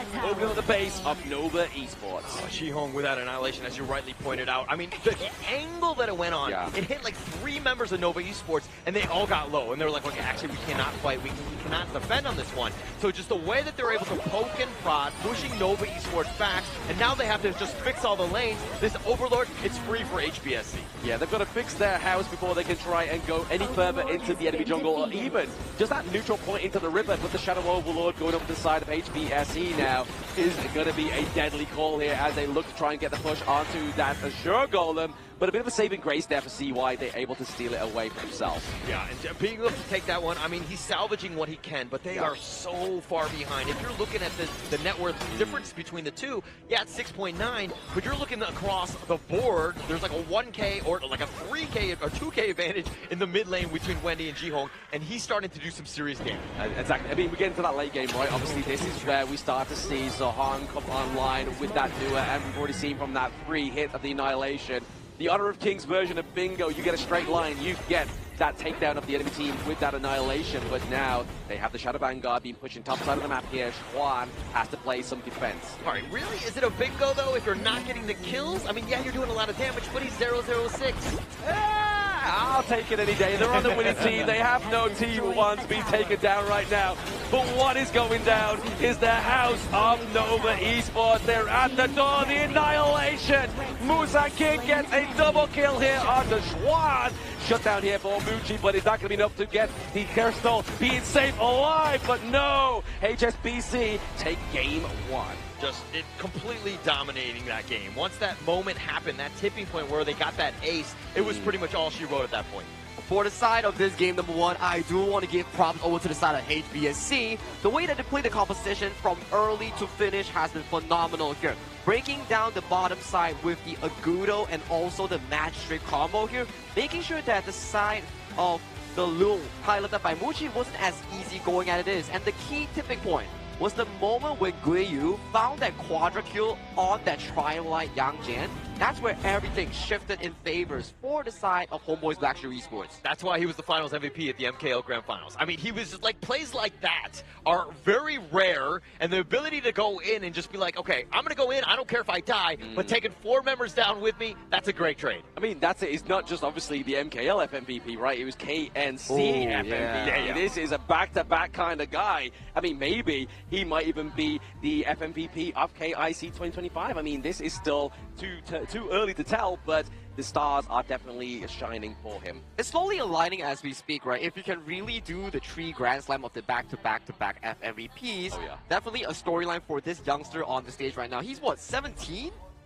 Yeah, he's very young, but I think going back to it, the IKL fans, I mean, he was previously on Dominator Sports, which was in the IKL, and then I'm sure those guys are like, wait, we let this guy go? Why? Let me quote them. Pulangkan guyu kita. It means, return our Goyu back to the IKL. But jokes aside here, let's check back on towards the entire statistics here for Nova Esports going up against HomeBois Blackshire Esports here. It's really down to both of their drafts, the way that they execute it. In the first few minutes of the game, you can see the Dun Dolia pulling to a lot of aggression here, consistently finding those engages in towards the front line, making sure that the lead in about within 1,000 was in favor of Nova. But the tipping point was due to the fact that if you lose a lead with this composition, you do not have sufficient DPS to handle the double marksman and the insane late game being funneled by the side of the jungle, mid, and farm laner coming in for the side of HomeBois Blackshire Esports.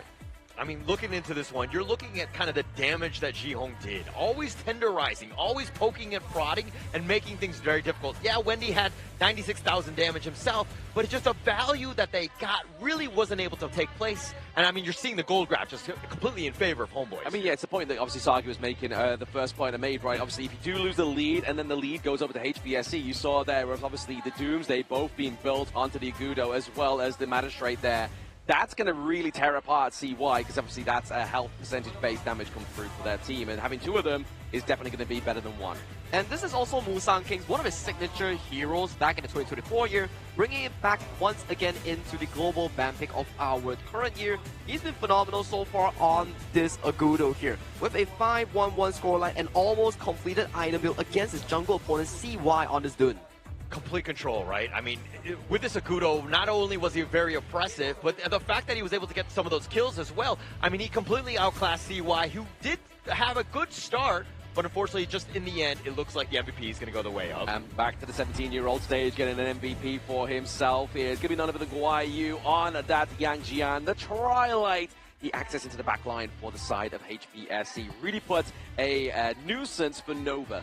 The only 4 kills that he had was the most important 4 kills to topple the game entirely in towards the favor of HomeBois Blackshoe Esports here. And this specific matchup, we have seen it before. If you give HBSC a lead in a BO7 setting, they immediately prowl on you and win the entirety of themselves here. But let's check out the replay here. We will put our focus on towards Guiyu on the Twilight here. He's pouncing on towards the back as the flank here. So the first execution that he did with the spell 1 was on towards CY. Once CY is down, he immediately forces out an Infinite Vassal away from Muchi, and this is where every single hound started landing here. First one on towards Jen, refreshes here, jumps on towards Wave on the second one, and then tags on towards Muchi, gets Muchi, and then that's already a quadra kill for his team. And with Fusaki coming towards back line, this is a clean sweep, only for the price of Guiyu. I mean, that was absolutely insane, right? Guiyu right there, just literally, that highlight should have just been the game, because that was pretty much all you needed to close this one out.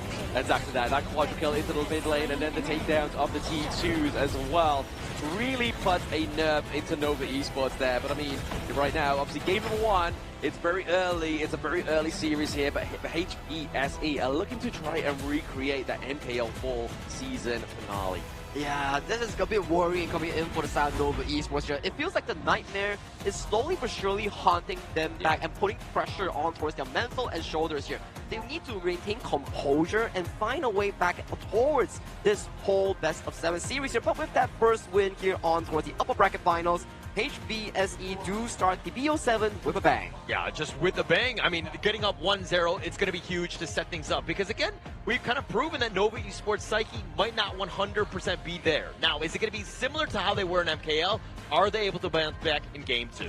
I mean, it's not like they kind of took like a non-expensive draft onto the side of Nova Esports, right? Like there were some big picks, especially the Dolia, the Lung coming through in game number 1.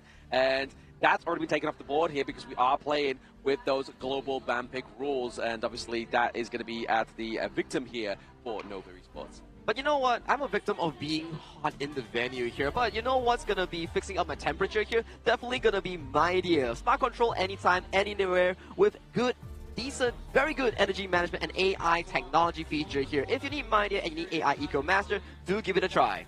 Yeah, and actually, I think we could use another one here because it's getting a little bit hot here, but it might be because of the play that we're seeing, especially with Guiyu making plays like that hot. I don't know. I think it's just because you both sat around by me, you know? I mean, I'm just generating a lot of heat pretty sure here right now. How dare you, sir? How dare you? But what you should do to bring me back up and my self-confidence is follow, obviously, a HOK Esports social medias and maybe even drop a follow over to Blamat MOBA if you really want it there. You won't get any freebies like you would do if you follow HOK Esports, but you will get to see me and hear the British voice.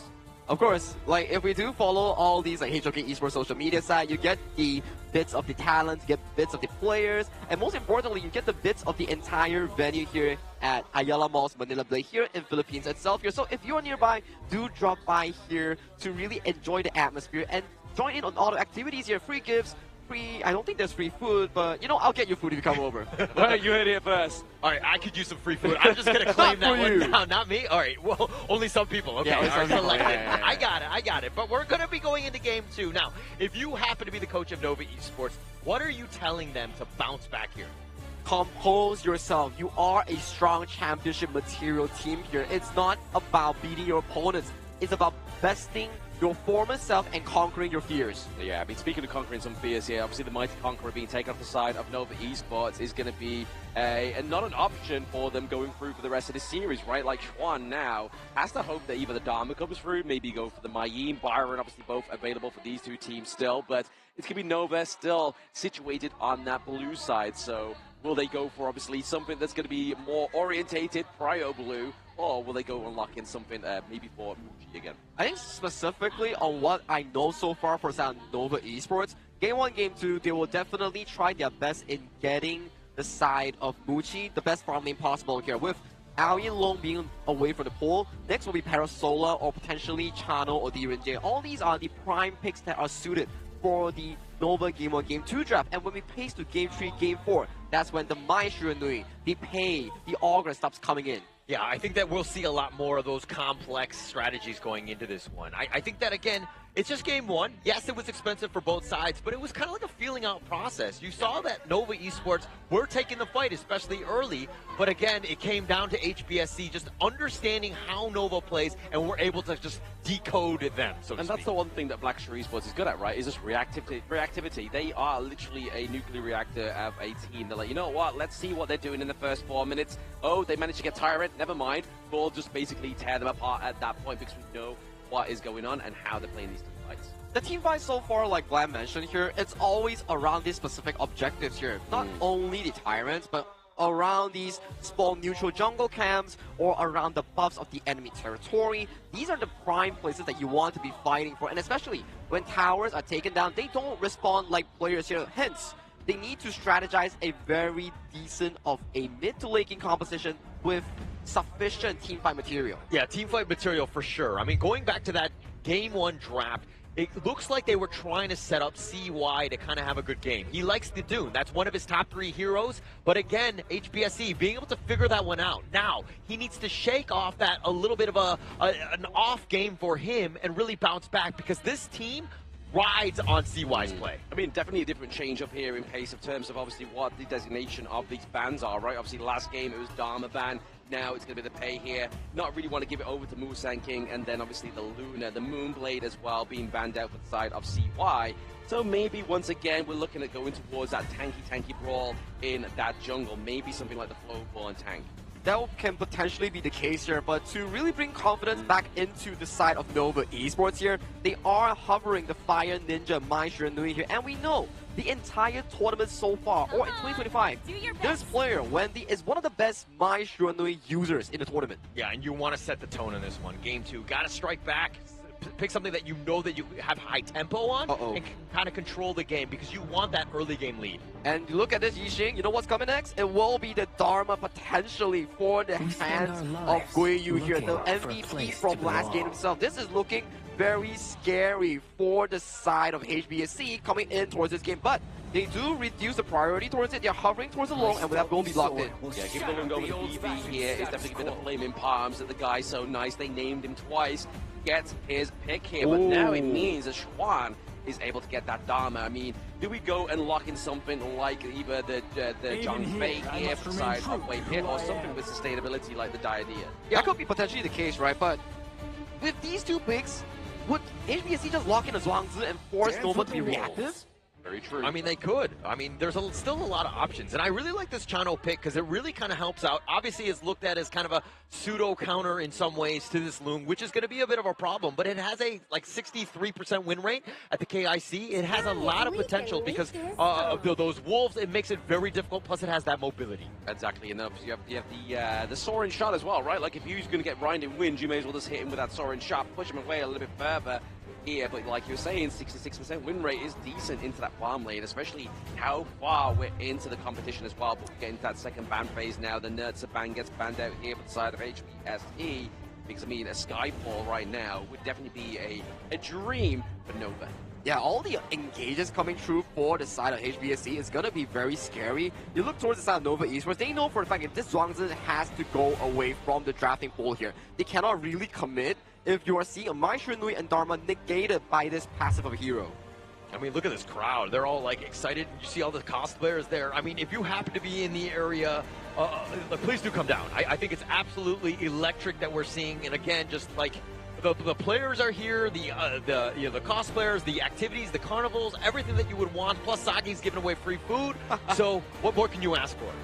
I don't know. I think there's a little bit more I could ask for. I mean, a free drink from yourself here, Hauler, would definitely not go amiss. But speaking of going amiss, could be potentially the other pick up here, the white anchor for the side of HBSC. I feel like this pick hasn't come through that frequent within the KIC, maybe once or twice already. I think the last person who actually played it was probably Bigatron by Vitality's Zan Q, utilizing this. But an interesting one thus far because you have sufficient self-defense here. Ata, Mayin, you have a forward CC immunity. And for the side of the Aoi and Long, you have the Infinite Vassal to bail away towards safety here. And then with the Yixing, the Board Master, you also have the passive to save yourself from all these sticky situations here. So if Nova Esports is unable to find the perfect engage against the Sun Bin Ata here, that's going to be an issue here because they are unburstable. Yeah, unburstable indeed. Plus, they have so much control. But the problem is they have pretty much VV on this Loom doing all the damage. He goes down, you're going to have a problem because the rest, yeah, you can control them all day long, lock them in boxes and things, but you're not going to be able to kill them.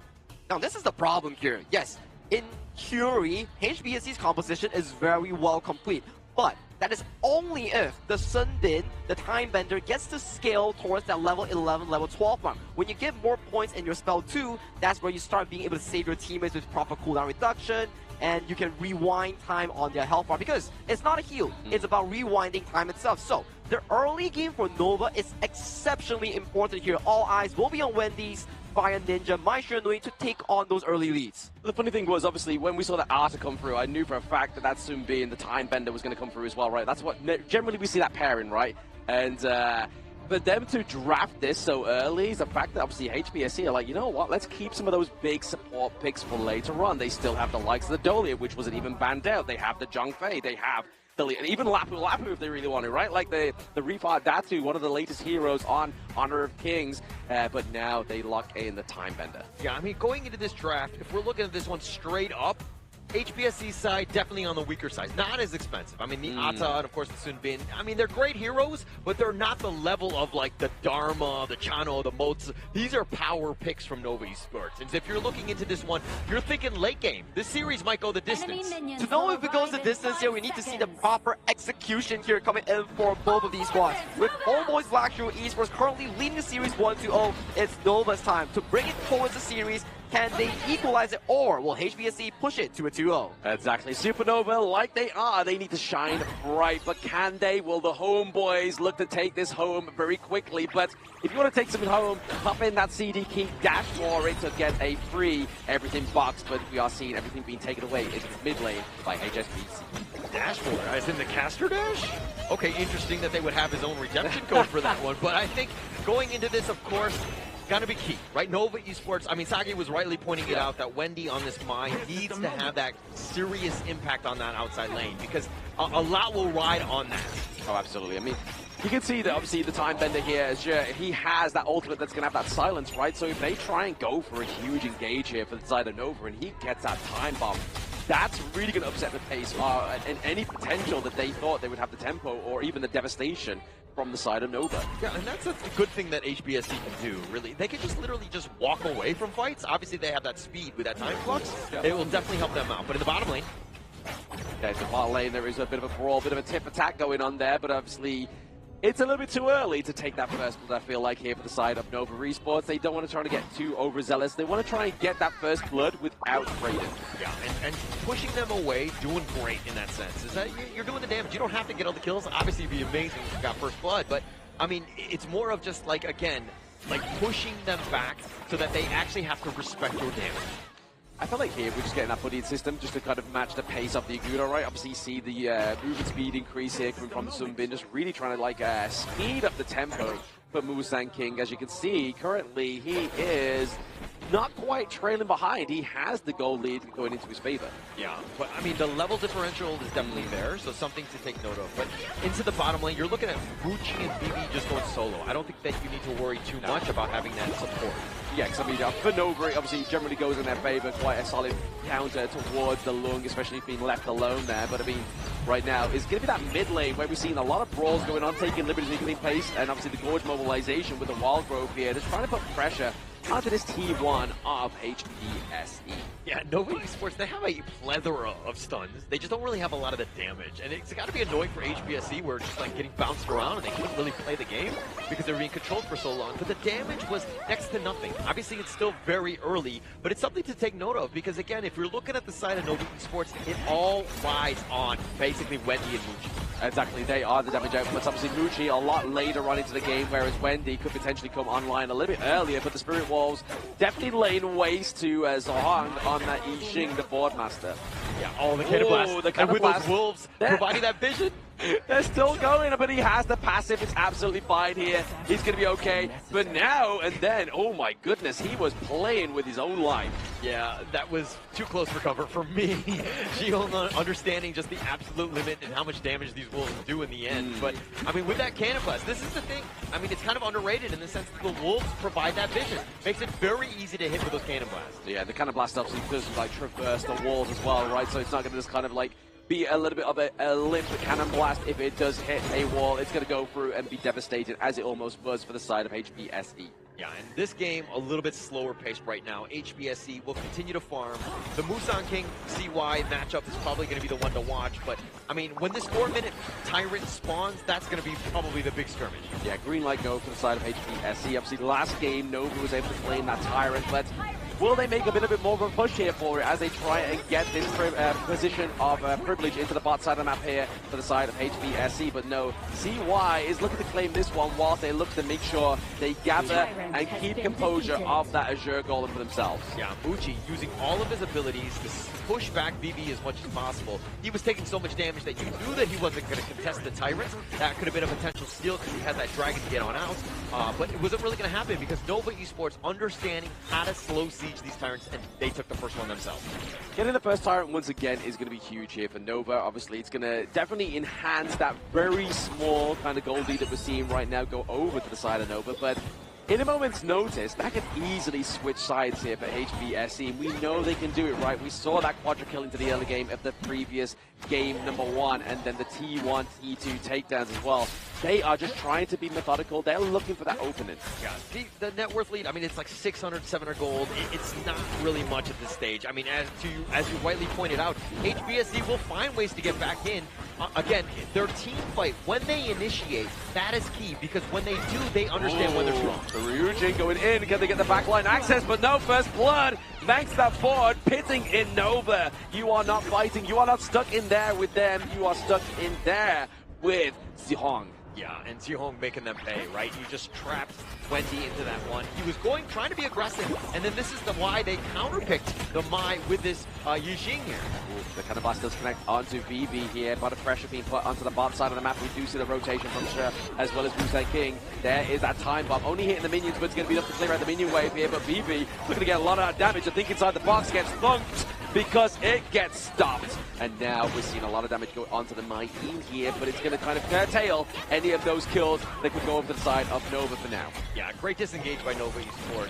And understanding when to use your abilities, like Wave Pit throughout the box to slow him down just a slight bit, just so that he could get a little bit further away. The Ghost Ship not able to trap him as CY jumps over, hurdles it with little to no issues. I mean, we could coin that one the Wave Pit stop, right? Oh, I see what you did there, and I do agree. And it was a very fast pit stop indeed, because again, keeping him alive, that's the biggest piece right now. Yeah. Nova Esports, again, you've only given like a single kill, not the worst thing in the world, but it's about that macro game. Exactly. The macro game, the single kill, obviously first blood is going to give you that extra little bit of gold there. It's definitely going to make it go into the favor of HBSE ever so slightly, but there's been the double knockup onto Yu, but now comes the rotation from BB with the ride the win. Doesn't quite save his teammate, but it's going to put a lot of damage and pressure onto Schwan to get into this team fight. The board just connect onto Mucci. He's stuck in the middle with Yu, but gets that flash. Using that soaring shot keeps him safe. Yeah, Kuyu, new reinforcements are on the way. I mean, he just stuck around. He was fighting 1 versus 2. He actually got the pick off even before Nova Esports were able to get the return one, and only because they had help coming from the mid lane. So, again, Kuyu just understanding the absolute limits of his hero. Limits of his hero, the timing of his teammates being with the rotations and knowing what they can get out of those team fights, especially that T1 top side of the map here. But we could be seeing a takedown onto Schwan, but it's going to be a takedown onto Jour as well. A little bit early there with the Sunbin, but that time bomb did not come through in time. I mean, Schwan there with a nice truth, and he did get the kill on Jour before he died, but I mean, he was right under the tower, and HBSC were still like, hey, we're going to trade you away. We'll gladly trade away Jour for Schwan here. Exactly. Schwan for Jour is definitely a decent trade for the side of HBSC, right? Obviously, Clash Lane already being put under a lot of pressure there with that T1 being taken down, but rightly so. You see that Nova takes the T1 down bot side, so really, BV has no safe space here. If anything, he's only going to go down there to gain the farm and get to that lead back into the favor of HBSC. Yeah, I mean, if BV has no safe space, you know you're in a bad spot, right? But they're just like 600 gold behind. It's not the worst thing. Right now, it's just, again, they're funneling that farm into him. He is your win condition. If you're looking at the rest of them, it's all about the control for BV to knock everybody else down. Speaking of control, who is going to control this next Tyrant? We're around about the 8 minutes and 30-second mark. But again, just to tip that into the bot side of the map here, but they've got to be careful. Nova, Wendy, Waypit, and Muji are all here, but still stuck in the middle is going to be CY. And if he falls, you are losing that smite, and there it is. CY for BB, though. This could be trouble here for the side of HBSC if they try and take the next team fight. I mean, they could, but they don't even have Smite because that's on cooldown as well. So they can't really use this opportunity to, you know, because CY's down, no Smite, right? Yeah. But trading away VV, probably not great for HBSC because, again, this lineup is a 4 protect 1. VV needs to stay alive. He needs to play a little bit safer. Yeah, I mean, they do have the secondary sort of damage output, which is going to be Zahong here onto the Yixing, but in terms of obviously escapability and viableness is going to be more going towards the side of BB, right? Obviously, you have the infinite fastness, using the flash as well. Yes, you have the passive of the Yixing, but you don't turn into a dragon. Yeah, you don't turn into a dragon. That's the problem, right? Everybody wants to turn into a dragon. Who doesn't? But if we're looking at the squad here, I mean, HBSC being able to take that Tyrant, now that they have a little bit of a, a chip into that lead that Nova Esports have built, you're seeing just how close these two teams are. Very, very close. This is all riding on like the feather of either of these two teams, right? Like if Nova takes a good team fight, that goal lead goes even further. But if HBSE take a good team fight, they lose it onto the side of Nova here. So it's definitely playing to a fine-tooth comb here between these two teams, Nova and HBSE, looking for a bit of a ball into the mid lane, maybe potentially getting the setup of that T1 before those Shadow Tyrants and Overlords. I like it how HBSC, the way that they were able to just kind of pivot forward, pretend like they're going to go, but then time flux on back. And like they have a lot of mobility, which is going to be a bit of a problem for Nova Esports. If they want to get some sort of catch, maybe get onto Jour as well, but like his positioning is just really annoying to deal with. Yeah, it's the HOK hokey cokey, right? They're like, oh, we're in, out, we're shaking all about, and then HBSC's like, no, we'll turn around and we'll reconvene and go somewhere else. But to the diligence of Nova Esports, they get the top T1 as well, neutralizing that lead for the side of HBSC in top side of the map, and they do have a minion wave crashing through at the bot side. So Nova are playing a good macro game here with the minions for Schwan. Maybe getting caught out here into the box here. He's not able to land a truth, and that hurts the most as Schwan gets taken down once again. They're looking for members onto the side of HBSC. Potentially that white anchor, Musang King, but he's still alive. Very uncharacteristic mistake by Nova Esports. I mean, Schwan was up in front. He was in the perfect spot to set up the truth. And he hit a small one, but at the end of the day, you needed the rest of the team to back you up. Oh, missing out that flash in the Rouge. It really cost Wendy his life there, Holler. But now, this is the perfect setup for the side of HBSC. They have all green lights go. CY is top side of the map. He has to prioritize that Azure Golem. He doesn't have the correct amount of teammates to even contest this Shadow Tyrant. I've seen this mistake happen time and time again here at KIC. I've not been happy with it, and the reason being is that Schwan was down for the count. Why are you trying to pick a fight 4 versus 5? You're a man behind. That is a terrible decision, too much risk, and it's not worth it in the end, and you paid with your lives. They did pay with their lives, and they also paid with that gold lead as well, right? Finally, for the first time, HBSE have that gold lead going in their favor. But now I feel like if Nova want to play this one well, they just keep chipping away at those side lanes. Yeah, and they need to, right? Nova Esports understanding that the state of the game is completely shifted in favor of HBSC. Now they need to think about ways to kind of deal with this death ball, and of course, that's by not fighting and split pushing. Exactly, the split push could be coming through here as well, but also CY has to go on the retreat, but the board is actually taking onto anybody here, but now it's Schwan into the back line. Can he make the troop cap this time? But it's going to be infinite fastness. Wendy gets taken down. The ghost ship keeps him in place. BB with a triple kill. They're looking for another Kwani, but now they're open to force that T1 into the mid lane. HBSC going for the copy and pasta strat. Yeah, they were trying to go all in on BB here, and he just gets on a dragon, and then they got caught completely out of position. Nova Esports, again, these uncharacteristic mistakes. They're trying to get the right target. It makes sense, but the rest of the team isn't there to stack the stuns with you. Yeah, beautiful use of the ultimate there from the Time Bender. Sunbin Shura just basically created a zone of silence that meant that T3 has gone down. So they not only just lose one, they lose two and three turrets in one fatal blow. HSBSE are looking scary. Very scary, and if we're looking at this board, I mean, he gets over CY, he just barely gets out, and then Juan shows up a little bit late, and now they're like, oh crap, now we gotta go. Wendy, again, very squishy at this stage. With the dragon, there's no real sort of catch. Juan dies in return as well, and they kind of clean house at that point, especially with Guyu in the control in that back line. Yeah, they're the cockroach infestation, and HBSE had the green light go to just burn down the house of Nova Esports, and their base is definitely opening up, and now we have that Shadow Overlord go over to the side of HBSE as well. That's going to put a lot more pressure onto Nova. Yeah, this is a very desperate attempt here. They have 4 members. Is Guyu going to fall for this bait? Probably not, and they show up. HBSC, despite her senses were tingling, they knew something with a stray, but you know that Nova's in a bad spot when they're going for these sort of Hail Mary plays. They are, exactly. They're just trying to just kind of force any kind of space here from the side of HBSC, but now they might be able to find it here, but the board is really going to separate these two members. Schwan gets separated from the party of Nova. He has been hit with the mutiny. Yeah, absolutely destroyed on this one. And again, Schwan on this Dharma, this is one of his power picks, and getting caught out like this, HBSC using all the space, and it looks like they're going to take this top T3 for essentially for free. Yeah, the single lonely ballista, but it is going to be taken out by that Kachusen there, nicely played by Wendy, but it's not going to stop the party of the HomeBois. Yeah, it's just too much at this point. HBSC, this is that problem. The Shadow Vanguard in the bottom lane as well. Nova Esports reeling. If they're able to get back in, it would have to be a miracle at this stage. Oh, it has to be a miracle, right? Like, they are really trying to find a wedge into the door of HBSC right now. They want to join this party, but the boys are like, hey, we got to be Black Shrews, not Supernovas, and they're looking to bring the board down once again, zoning that T3 down to the bottom side of the map with the Time of Flux bomb as well, as they look to open it up with the Vanguard. There it is, another one being broken down. The House of Nova is slowly crumbling, and down goes Wendy into the back line. It's going to be the 70-year-old Mastro. Why are you forcing him into the base? Double kill onto CY as well as Wendy falling. It is all just turning the pages once again. Muchi falling, Team Ace and HBSC take game 2.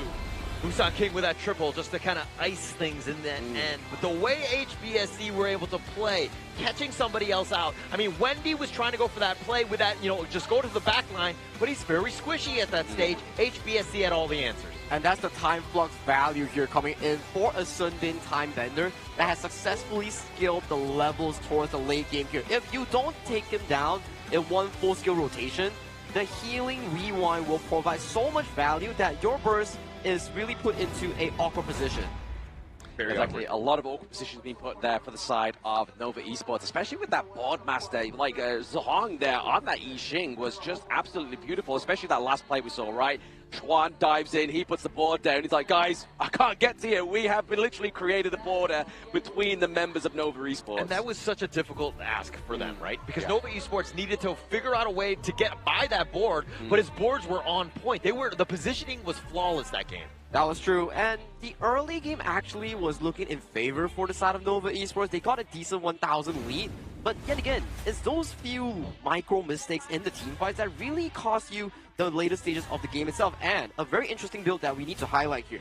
BV going for the semi-tank lone fighter build here. Axel Torment into the Frostguard's Embrace, into the Pure Sky. This build, there's a reason why Schwan when he's losing gold, if this is a squishy long, normal build, he would have gone out. But the fact that he went this semi-tank build, it always pulled in so much time for Ze's Time Bender to rewind time and give him back all the HP. Yeah, HBSC right now hitting that next level, firing on all cylinders. You're seeing some of those KDAs where, again, Musan King did die, Jihong didn't as well, and they just set things up. I mean, with that board and the ghost shift, that was just so much control. And really props to the side of HBSC's Time Bender player Ze here. Yeah. Every single engage that's been initiated by Wendy or Xuan, immediately you'll see the ultimate time bomb being thrown out and silencing any form of CC continuation. I'm sorry, I forgot. Roam lives do matter. Zhe is definitely, he had a lot of play. Sorry for not pointing that outside. I mean, it killed me to say it yesterday. I'm not going to say it today. I mean, back-to-back, you can have that win anyway. But, I mean, right now, we're looking at the goal lead here, obviously. Very much favoring the side of HBSC. But it was that kind of, like, fine line for the entire game, right? Like, obviously, Nova was trying to kind of surmise some kind of resource heist here from HBSC. But, once again, it's just that fight in mid lane, the takedowns of all the turrets was really the changer here for HBSE. You can definitely see a bit of a momentum shift up here coming in for South Nova Esports. Their gameplay is not as clean compared to their upper bracket run here. Maybe it's really because of the side of HBSE. Currently, they're 2-0. Will we see a 4-0 similar nightmare for the Nova boys? I don't want to get ahead of ourselves because it's just 2 games. Correct. But, to be honest, it's not looking good for Nova Esports. I mean, I thought I would see a much better bounce-back game. They had some of the picks that they really like. But the way HBSE were able to dismantle them, it didn't seem like Nova Esports were able to find their footing at all in this. Yeah, in the words of Costello, it's not looking good, Rev. But what's looking good is going to be the MVP here, on the side of HBSE with those time fluxes. He was doing the time warp, baby. The party is this guy. He was so consistent on this pick itself. That's why we say there's no bad heroes, only bad players. I'm sorry, but definitely. Ouch. I took that personally. Whoa, he looked at you there. Definitely, he plays super well on towards the Time Bender Sundin here. The way he uses his spell too, the way he uses his time ultimate here, everything was really intact here. But let's check out the replay of what exactly went down here. Masterful outplay here coming in from the side of Guiyu here. Before he falls, he makes sure to stall enough time for his teammates to come by in this play itself.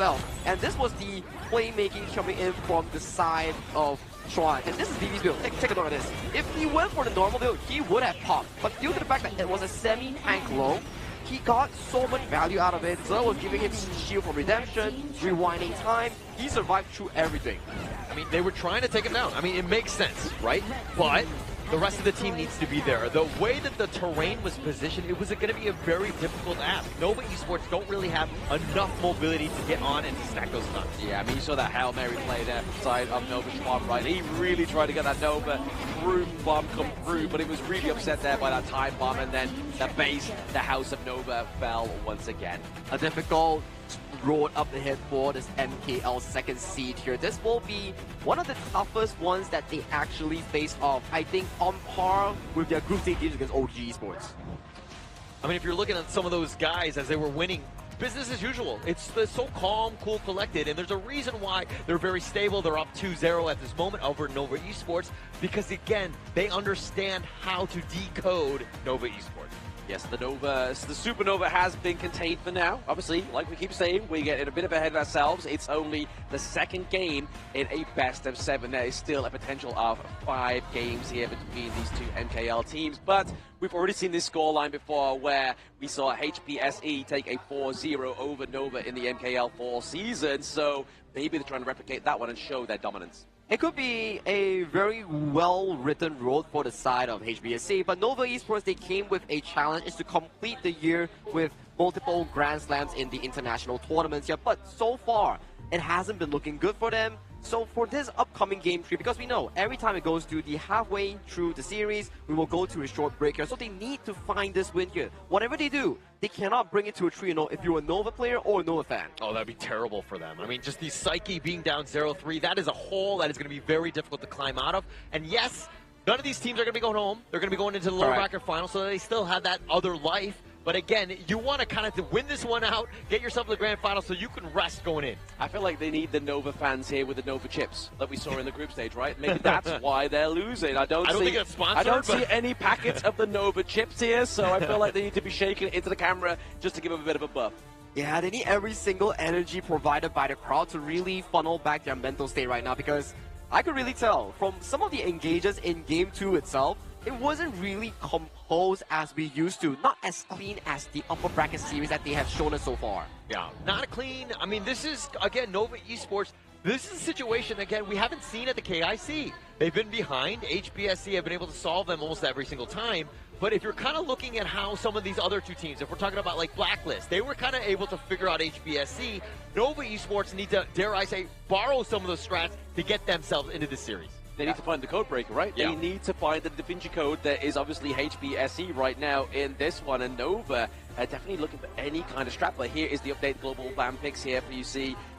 Not quite the same scenario we had yesterday where it was a ladder like Game 1, Game 2, Game 3, flickering from side to side. It's literally a whole domination here from HBSE for now. At the first quarter of the series, definitely is looking super consistent and dominant for Misada HomeBois Blackshore Esports. At the very least, this Game 3 pick and bans here will need a lot of focus coming in from the Nova team here. They really look stressed out here. But as you mentioned here, you lose the series, you don't immediately fall out of the tournament here, but you have to bear the consequences of it, potentially playing even more games at the lower bracket finals. I mean, going into this one, the biggest demoralizing thing is the fact that they beat you with the Ata Sunbin. Oh, yeah. I think that that's got to hurt, right? Understanding that I was like, oh, they still have all the power picks and they're still beating us. We're in a bad spot. We need to figure it out. But Game 3, this is, again, got to use your expensive heroes. Got to get yourself back into the series. It's not like it's a cheese strat as well, right? Like, True. it's literally like, it's solid. Like, sometimes you see it in other tournaments and other regions, right? But that was actually played to perfection there. I felt like it was really set up with YU onto the Mayin as well. Every single thing that they did was really funneling into that Sunbin late game that we talk about here. Usually we see Sunbin. Yes, it's a very strong hero in the late game, but how do you pace yourself from a weak early game to a consistent late game? Every single lane did their duty here. Surviving lane, making sure that Musang King didn't lose too much of the jungle pressure. Actually, that's the biggest thing also, is that HBSC, if you're looking at that early game, that gold graph, they were losing. But they were like, okay, actually, we're still farming efficiently. We know how to get back in because it comes back to that team fight. Once that happens, again, Nova Esports just get blown up and they just lose the game. They do indeed lose the game, but I mean, with the MVP of game number 2, right, obviously Jour here, he has big hair, he has big plays, and he's looking to obviously try and get that Athena to come through as well, right? Like, I mean, if Nova lets this through in game number 3, it's going to be a hard game, or at least something that you have to try and formulate a strategy to react and win over. I think with their current state right now, the Athena will never come through here. At the very least, it's time to dial the Blacklist hotline and ask, like, hey, Blacklist, how do I come back from this series? What did you do in your series that make it a 7-game against HomeBois Blackshore Esports here? So, for Nova Esports, first thing to really solve is to remain composure and play your composition to the fullest. Yeah, and to be honest, calling the Blacklist hotline is a local call, right? So it's not going to cost you a whole lot of money. So getting into that one might be key for them because, again, they need to figure things out. They need to kind of tap into the Blacklist mind of just how they decoded them and getting themselves back into the series because right now they're in a world of hurt being down 0-2. It's a bit of an oxymoron as well, right? It's Blacklist International, but right now we are national. So we're not going to be paying those international costs here if you do want to call that hotline, but the hotline will be closing in around about 35 seconds here as we get into game number 3 BP. I'm thinking from the side of Nova's perspective here. Did anyone see what side did they select this game? I don't know if it was. I didn't see it. So I don't know. But I was too busy calling the Blacklist. Yeah. Okay, we're too busy calling them. So in the world where it's game 3 and blue side still has priority here, potentially they will have to result into more of the pay strategies here because so far, yes, you don't really win in the skirmishes against HomeBois Blackshore Esports, but the macro game has been consistent thus far in the first 4 to 6 minutes in game 1 and game 2 for the side of Nova Esports here. Maybe, just maybe, this blue side game 3 here, shift out the plan a bit, play the early game tempo, but give yourself sufficient late game insurance. Yeah, and going into this one, I think that we've kind of seen CY heavily targeted, right? He's gotten all the heroes that he wanted. What more could you ask for? Other than the victory, which they did not get, right? Because again, HBSC, understanding that, hey, he likes the Dunes, he likes the Agudos, make him play some sort of assassin-style hero, which he's not as great as, and kind of put a little bit more pressure on this team. Potential pressure being put on the team here. Obviously, Nova did get the Mai Shiranui last game. Ban out the Ogre here as well. So, does HBSC ban out the Athena or give it over to Nova's Way Pit? It's a competition between the Pei and the Athena here. This will never come out to broad daylight. Now, Nova has to select. Is it going to be Muchi's early, or is it gonna be CY's pay here? Because you're trading really aggressively here. It will be on towards the hands of Muchi on a signature Parasola here, which allows HBSC to pick up the pay with no real all-grand counter. Yeah, and with Nova going blue side almost every single time, it seems like HBSC have done a great job with counter picking. Correct. They've always been able to kind of, again, not using expensive heroes, but having the right, answer to that hero. The pay and the pack leader, the Tigress and pack leader do come through here for the side of HBSC. I mean, the next part of the batting phase, it's either that Nova takes away the Byron here, or give it over to HBSC. I mean, that would be scary, right? Like, give it over the pay Byron combo. Definitely not what you're playing against when you are down 2 points already. Maybe on towards this third pick, there is two directions here. You take the Clash laner here, the most consistent performing for Xuan has been that Guan Yu, the War Saint here, that will be locked in here, which gives HomeBois Blackstreet Esports on this third and fourth ban direct access to all the bans against the matchup here. And this will be the Revive Datu Lapu Lapu being hovered and soon to be locked in here, which gives me back to the point. Third and fourth banker, it will be heavily targeted towards CY. Yeah, heavily targeted. But Nova Esports, this is as powerful as they can go, right? In terms of expensive picks. Oh, yeah. Everybody's on a familiar hero. If Xuan loses on his Guan Yu, it's going to be a huge upset because in Absolute Beast, then you have Wei Pit on the Zhang Fei. You have a great composition thus far. Yes, the War Saint here coming through for the side of Nova is definitely going to be a tried course, but also we was talking about obviously a targeted ban onto CY, but I mean Wendy's also getting some targeted bans here as well, right? Obviously the Shure, what they're really lacking here is obviously a little bit more control, maybe feeding over, using that Silking Print to just bring in and just make it easier for Xuan here on that Guan Yu, but now we are getting some bans over to Guan Yu onto the side of Nova. Yeah, Guan Yu has been having a phenomenal series thus far. A lot of these fantastic plays and survival mechanics coming in from the youngster himself, so putting more pressure onto him coming in from Nova makes a lot of sense. Might even see potential of a Byron or Charlotte that will be removed from the hands of HBSC, but it will be putting the target ban against Zihong on that Xiao Qiao here. This Breeze Heart will be a very big tool to deal against an early here, but it will be removed. Yeah, it's got to be removed on that one. I think it just has a lot of counterplay. Plus, you know roughly where the fights are going to be with Zhang Fei and Guan Yu going into those.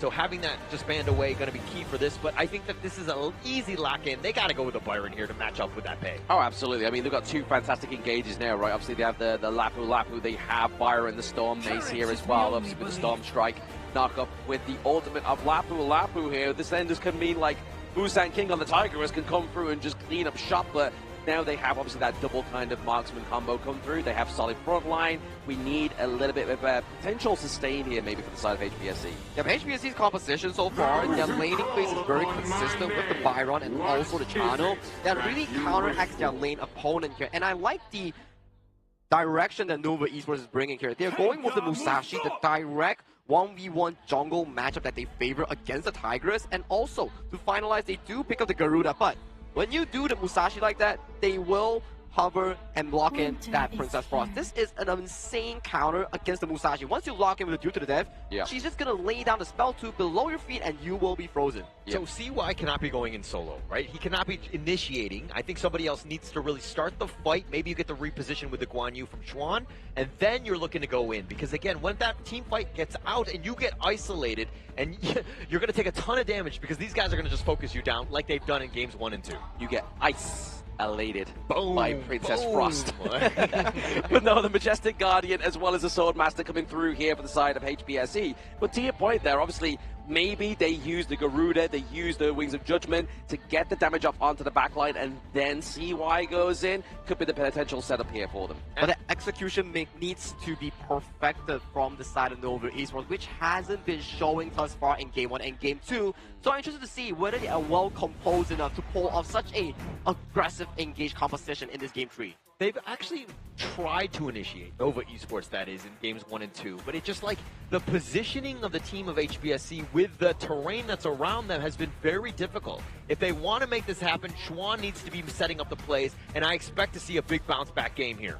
It will be very important for Nova Esports here if they want to find signs of life in this best of 7. This is the perfect time to do so for the Nova Esports boys here. But HomeBois back to Esports, they are no pushovers here. They want it to go towards series point right here, right now. Exactly, they are getting ever so closer to that series point, but what would it be without a tech pause here? I mean, we are potentially going for a pause after this game as well, because obviously game 3, the break does happen, but maybe something's going wrong with these devices. Let's get them in fit shape for Nova to come through.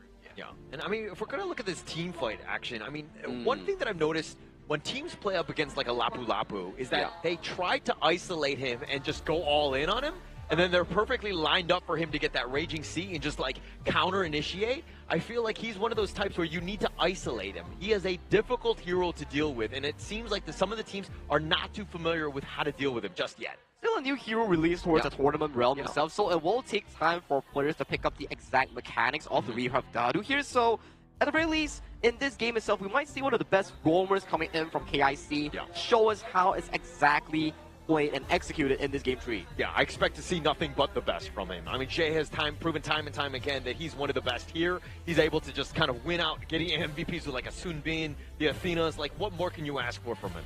Exactly. I mean, to be honest, right now, obviously, we were talking about the Lapu Lapu, and I mean, the first day that he got released in this tournament, he had like a 75% win rate as well, right? Like, and yesterday we had some dominant performances from Blacklist and the likes of, where we saw some really big, great initiations. I think it was APG as well, right? Like, Saber on this hero was crazy. That was at that game 5 scenario, the final fight to stop Boom Esports from actually coming into the game as well. But talk about coming back, we are back into the game, ladies and gentlemen. There we go, getting back into the game. Muchi actually getting caught out a little bit too early there between both Muzan King and Vivi, as they both like to rotate down to the bot side of the map rather than go for any of their buffs. They're looking to claim that Fire Phoenix. Yeah, just we'll set the tone early. HBSC again, just getting those leads. I mean, it only spawns one time, and getting that one to kind of really help you out.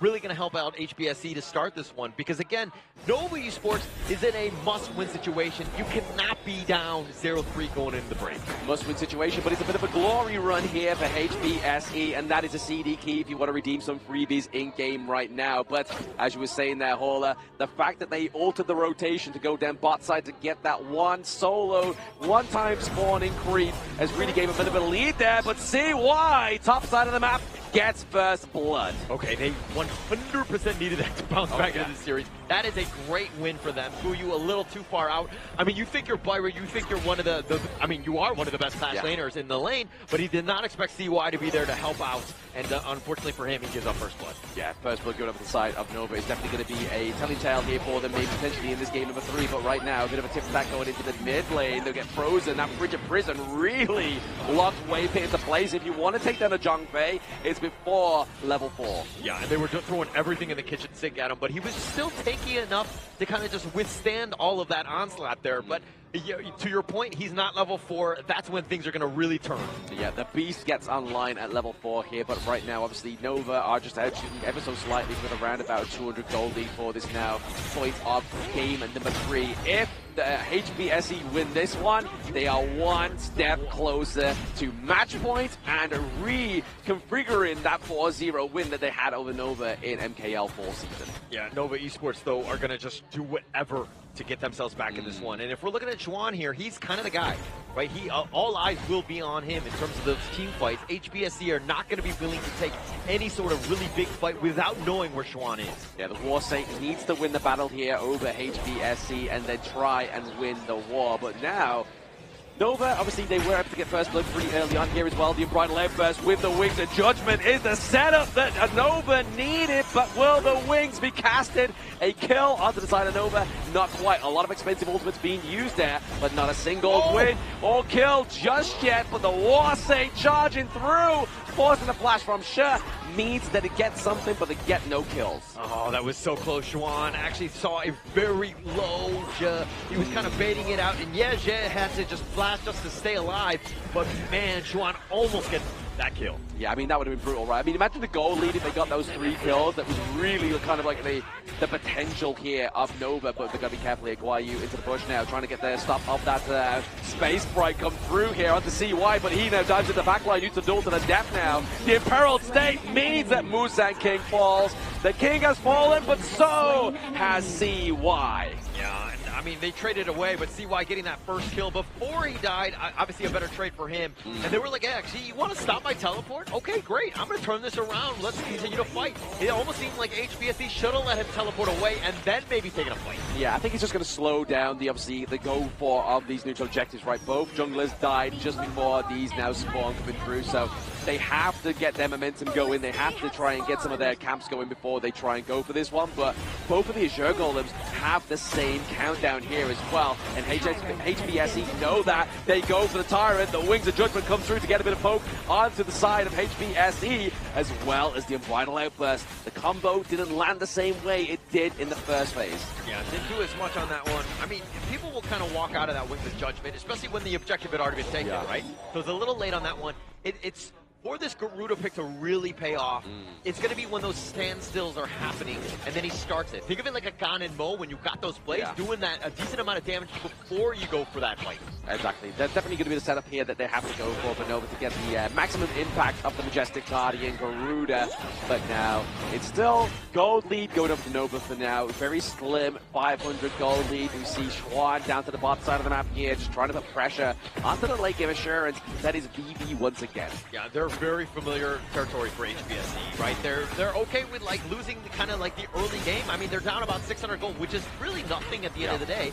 And HBSE, again, it's a certain point when they hit their items and they're like, okay, we're comfortable, let's fight. Yeah, nice bit of a drive away there for Guai Yu. He's like, hey, I'm using the space bar, come down to help you guys. But he's just like, you know what? Hey, Schwan, yes, he may be on a horse, but he still can't make it top side of the map there. T1 takedown for the side of HBSE. They were trying to get the advantage here for Muji down the bot side, but unfortunately, it failed.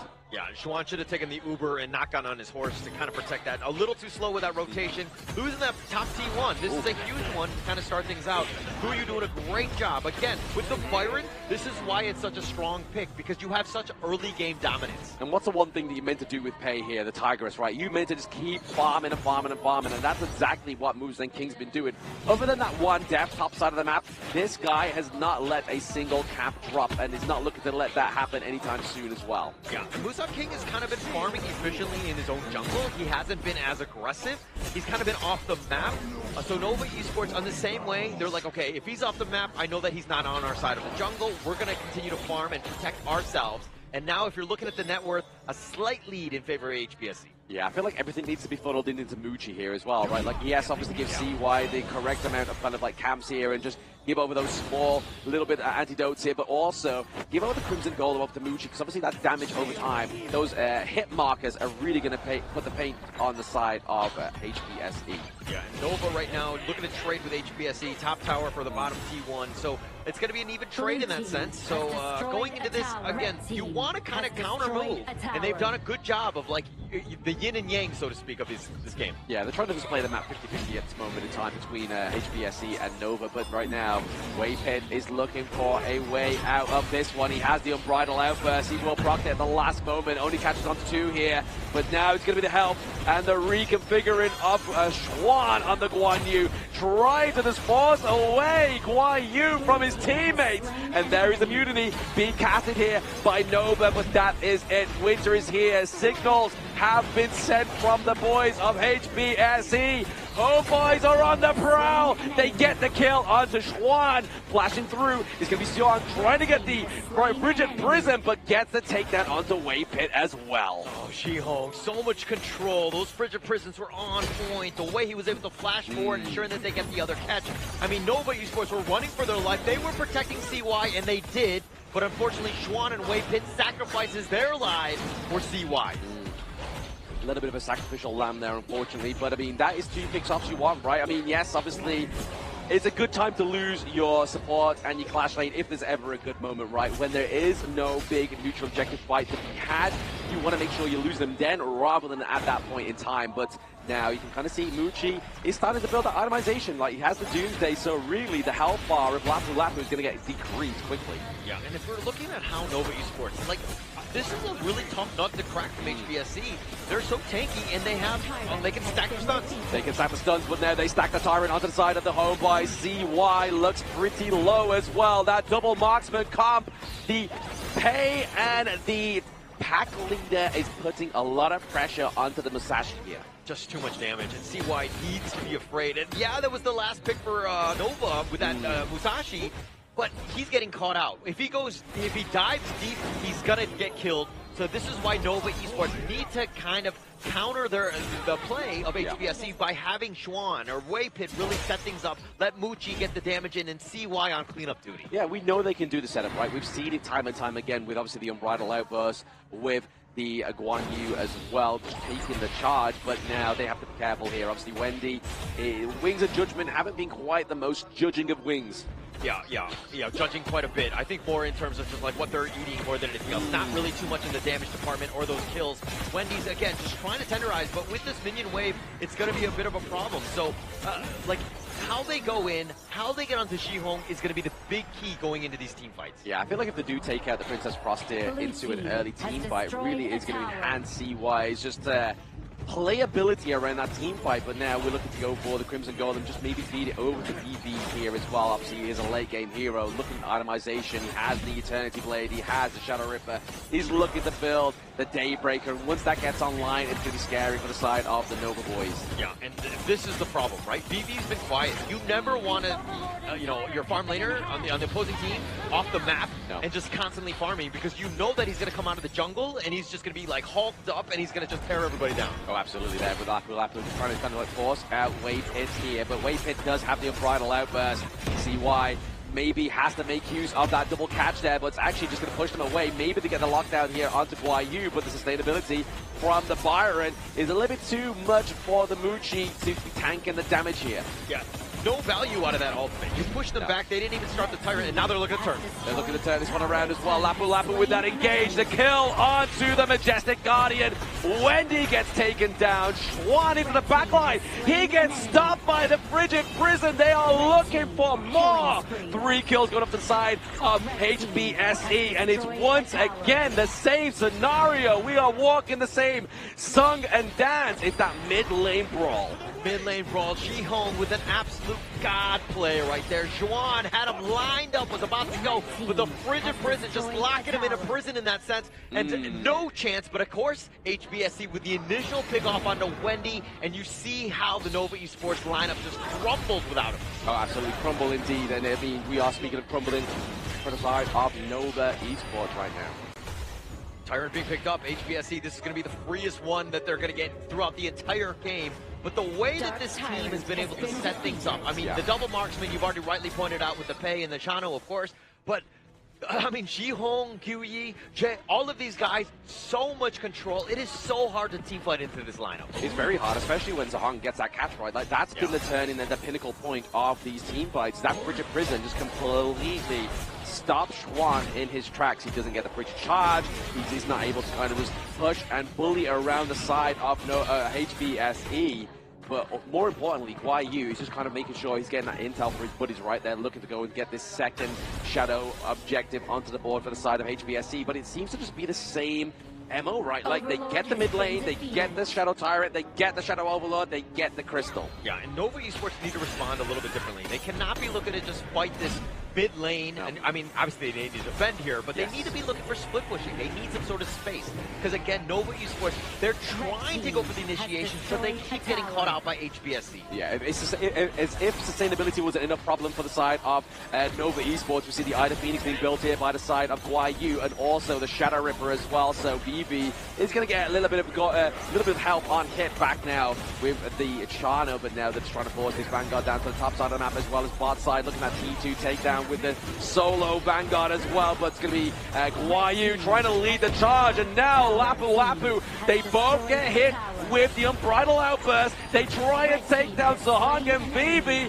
but then they get met by the Makers. That's a 2-1 trade here for the side of HBSC. They have the Vanguards, they've got damage to defend this base, but is it enough for the side of Nova? Muchi Waypit goes down, and now Muchi looking to follow suit. Schwan as well.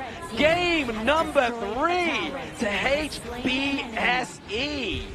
HBSC just too strong. The way that they were able to take the two fronts in, I mean, you saw how Nova Esports were trying to go for the back line. They tried to go for VV, but again, they were able to just withstand it and out-sustain everything. Absolute domination here coming in from the side of HomeBois Blacklist Esports here with the series score on hand. It is now 3-0, not a 3-3, but 3-0. This is an absolute masterclass thus far. Yeah, I don't think I've ever seen the Nova players look so deflated. I mean, see why there. He looks so frustrated. But the boys of HBSC, they're having a party. They've got all drinks on the desk. They got bananas. And what did Blacklist say? Bananas are key. Bananas are key indeed, and right now, you definitely need a lot of bananas for the side of Nova Esports to get that energy in their mindset right now. Something is going on for them. Yeah, completely, right? I mean, they were able to just not really come back into this game. I mean, it seemed like they needed to eat a little bit more bananas during the break, but they have a little bit of time now because, again, they need to get back. They're down 0-3, world of hurt at this stage. World of hurt indeed, actually coming through for the side of Nova Esports, unfortunately. I mean, that's just another wall of Nova's house falling now. But right now, it's going to be, obviously, HBSC. They need to, obviously, try and run this one out.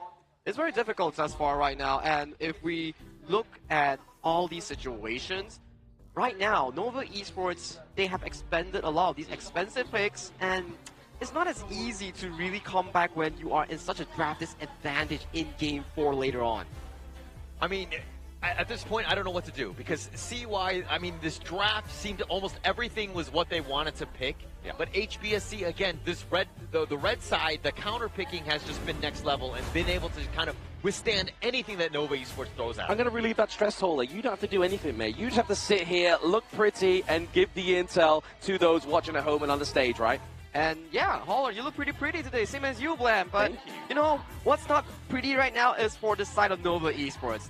It's horrible. It's 0-3, down series score. Yes, you don't lose the entire tournament. You fall to the lower bracket, but comes with consequences here. You have to play not back, but you have to play another BO7 later on at night. Yeah, and that's the biggest worry, right? I think HBSC right now, 3-0. I mean, I'm wondering if they just throw out the Athena just to kind of close out this series in style and going into this one, because they are so comfortable. You saw that after that game where how happy they were and just relieved that they're in this situation. Yeah, it was just another day at the office for them. Yeah. I was like, lads, right, okay, clock in, clock out. Let's get another win onto the board here. But, I mean, they do get to clock out ever so slightly with a break after this post-game. But, honestly, the play style of Sohang here in this mid lane was the saving grace and really the kryptonite of Nova Esports in this game. It is. Like Zihong and also Guiyu, they played a very masterclass style of limiting the enemies. And the main part that I really want to point out was actually, once again, the roamer. Just Lapu, every time he was finding those engages, he found multiple members, he disengaged them beautifully, he found the backline masterclass in every single moment here. This guy is on such a roll. They had so much control. I mean, they had everything that you wanted, plus Jinhong was there, but this gold draft, like you saw the shift into HomeBois. No choice for them. And you were talking about Jay just having a monster game, 0-0-10. Those, like, the way he has 7.1 net worth, I mean, you're seeing exactly how he just completely outclassed Waypit in this. Exactly. I mean, and if we speak about no privilege onto the Gorge here as well, but no neutral objective as well for the side of Nova is definitely not where you want to be going into game number 3 here. But I feel like Zhe here was just kind of the secret weapon here for HomeBois. Just like, they was waiting to have that fall at KWC, and it's like, you know what? Let's bring the guy back. Like, he is really charging the lead here with these support picks. But MVP is going to be none other than Musan King. Always pay on this one. Always consistent on that jungle monster here. He is always on the spotlight here. When his team provides him the playground, he dominates it with almost no pressure. Yeah, no pressure. He's like another marksman, right? Yeah. He's just farming efficiently, taking what VV's not really taking, and then just being able to like show up when he needs to, getting 416 with a KDA, I mean 24% of the team's damage. He was always there for cleanup, really setting the tone with VV. Oh, absolutely. It was definitely the domination into these team fights, especially when Sohan just gave them the green light go. It's like, hey, look, Schwann's locked down, boys. And you're going to see it here in these highlights, the way that these free-to-prisons were charged, free-to-prisons were being used here, just constantly putting them into place. And the very much that I want to say it, the early game has been far consistent so far coming in from Nova Esports, but this is the one that I highlight about. Spell 2 flash immediately going on towards Wendy here and catching multiple members here. With a good flash coming in from Vivi, the formation immediately disseminated due to the fact that Zihong found that perfect Frigid Prison. Yeah, he was waiting just to put it under his feet, right? Like, he knew that Chuan was always going to go for the Princess Cross, so he was like, you know what? Put it at my feet, it's always going to land. Yeah, and the same way, Vivi knew that, like, CY was going to be going after him. So, as long as they had the buddy system, and you see that they go for the jump, but then the counter initiation happens by HBSC and make them pay. Exactly, but speaking of pay, it wasn't pay on the side of Nova Esports, it was the side of HBSE, and they definitely made them pay with this game at number 3 win. That pay was painful for the side of Nova Esports, and right now, on the verge of falling towards the lower bracket here, what can Nova Esports realistically do? I mean, they need to just kind of like shrug things off. Easier said than done at this point, and look at things as more of like a best of one, right? And try things out. What you've done is the old Nova.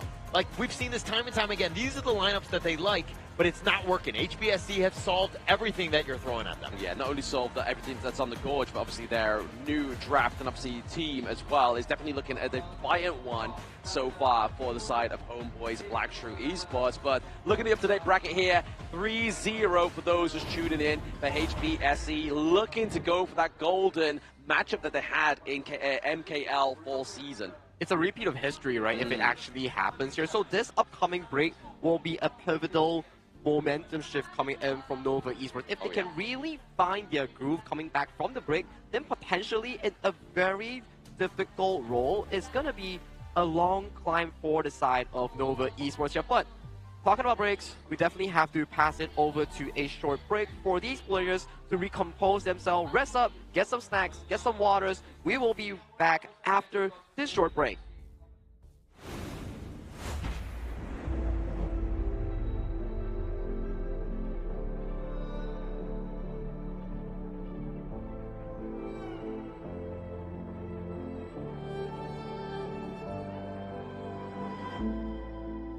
Strangers to the fallout, it's what got us here. Ever changing, some chameleon, blood, sweat, and tears. We'll never make it if we fall to everything that brings us down. With a comeback is now. Blood, sweat, and tears. Fight for what we want.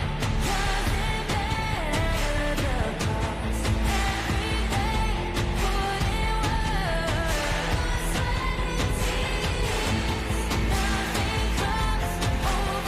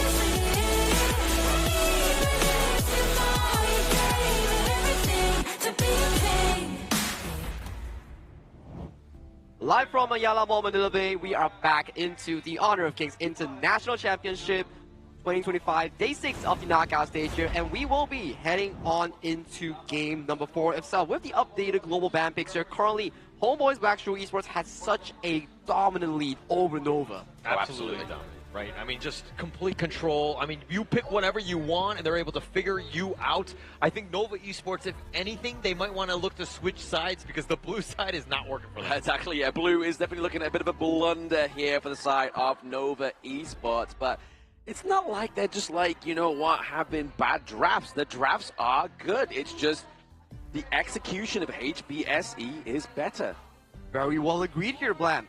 HomeBois Blackstreet Esports in every single important skirmishes at the 10th minute mark or at the 4th minute mark has outdone Nova Esports in every single occasion here. So that brings to the question here, is HomeBois Esports ready to take on that KIC 2025 trophy? Because they are looking so darn strong moving to the final day. I mean, while Nova Esports, it doesn't seem like they've been able to figure out HBSC. I don't want to count out the other guys, right? We have them in the lower semis with you know, Alpha Gaming and of course Blacklist International, who took them to a Game 7 HBSC. So if anything, that is a potential right there. Speaking of potential, this could be potential change in turns of the tides here. Nova go for the red side. I mean, they have had the choice for the past 3 games, but now they decide to go for it now. I mean, maybe a little bit of a saving grace. Yeah, you got to go red side. You got to go angry, right? Yeah. You got to get mad. You got to get upset, and you got to figure something out because right now you're too passive. You're letting HBSC dictate the pace of all of the games and taking it to you got to turn it up. But you also have to figure out for the side of blue side right now, HomeBois Blackstreet Esports, their game 1, 2, and 3 drafts weren't that expensive compared to the side of Nova Esports here, so that puts them into a peculiar position here. Both teams finding their comfort zone right now. Yeah, stop with the reality checks, okay? You're making too much sense, and yeah, you are speaking facts, right? But going into this one, I think they need to forget that. They need to just, whatever the hero they have available, best available right now, show up. Yep, show up indeed. Definitely is what needed to be here for Nova Esports. Because, I mean, it's not like all their picks they have left the bat, right? Like, they're only 4 games in, but they've lost 4 games with some really expensive picks. That's true here. So for the side of Nova Esports, forget about the first 3 games of what exactly happened. This is at a cost of you putting pressure on towards yourself here. This is not the end of the world.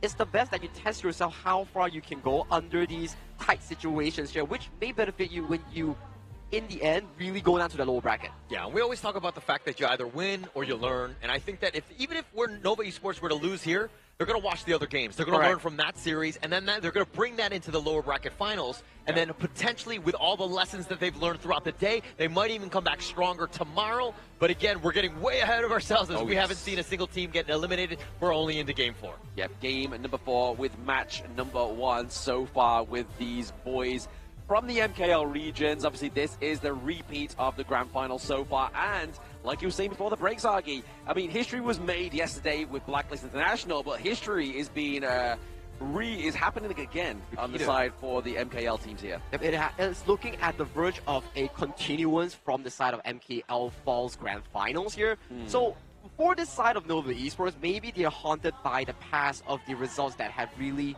put pressure on towards them. This has been a tough year for them so far, especially for Blackstreet Esports here, because they came into spring losing to Nova Esports. They went to KWC, not the best performance, and then they went to a roster reshuffle, and that's where they slowly but surely started finding excellence in this roster itself, which brought them KNC champion, which brings them right now 1 step almost to the grand finals. And that's why, you know, the Honor of Kings esports scene is ruthless. It's difficult, right? Because Nova Esports, to your point, they were riding high. They had figured out, you know, Blackstreet Esports at the time, but they came back. They retooled. They figured them out and are now looking to be the top dogs and taking the fight to Nova Esports. It's looking like the complete role reversal. Oh, absolutely. Definitely a role reversal here for the side of these 2 teams, because obviously, like you were saying, Nova Season 3 champions, then top 3 KWC. Blackstreet Esports didn't even make it out of the group stage. Like, they really blundered at KWC, and they have something to prove, and they have proved it so far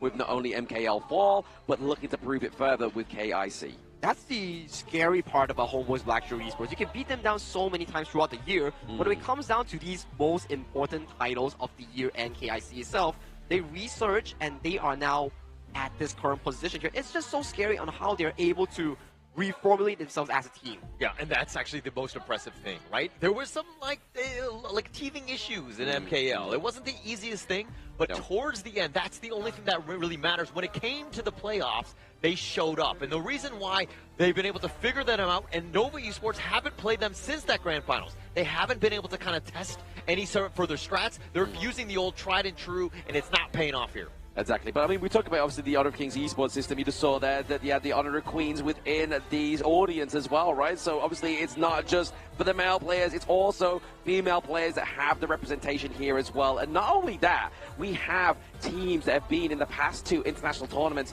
within the Open Series. These are community teams making it all the way to international stage. So there is a path for everyone in Honor of Kings esports. One word to really summarize what Blam has actually said: inclusivity in Honor of Kings.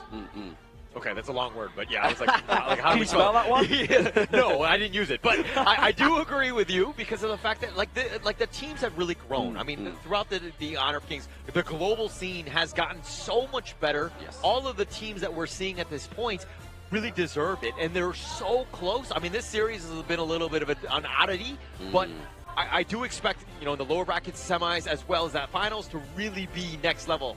I feel like lower bracket is definitely where all the heat comes in because it's added pressure on towards you. One series loss will just fix your position in KIC 2025 for the entire year itself here. So a lot of stakes will be on the bottom side itself, but right now, it also defers you. Are you going to the grand finals, or are you going to take a step into the depths of the lower finals itself? So it's a very peculiar situation. Whichever you win or lose, it sets you in a different path. Yeah, playing a little bit of devil's advocate here. Even if HBSE were to get the sweep and go into grand finals, they're going to be feeling very good. Correct. Flying high and all that. But at the same time, if they get, in a situation where the fight goes the distance, I mean, yeah, they did it against Blacklist International, but they're going to be reeling at that point. They need to ensure that they're not overconfident in the grand finals, assuming that we even get there. Yeah, I feel like Nova is not synonymous with the lower bracket. Like, that to me is a fever dream. I feel like I haven't woken up from last night's sleep, and now we're seeing Nova's nightmare,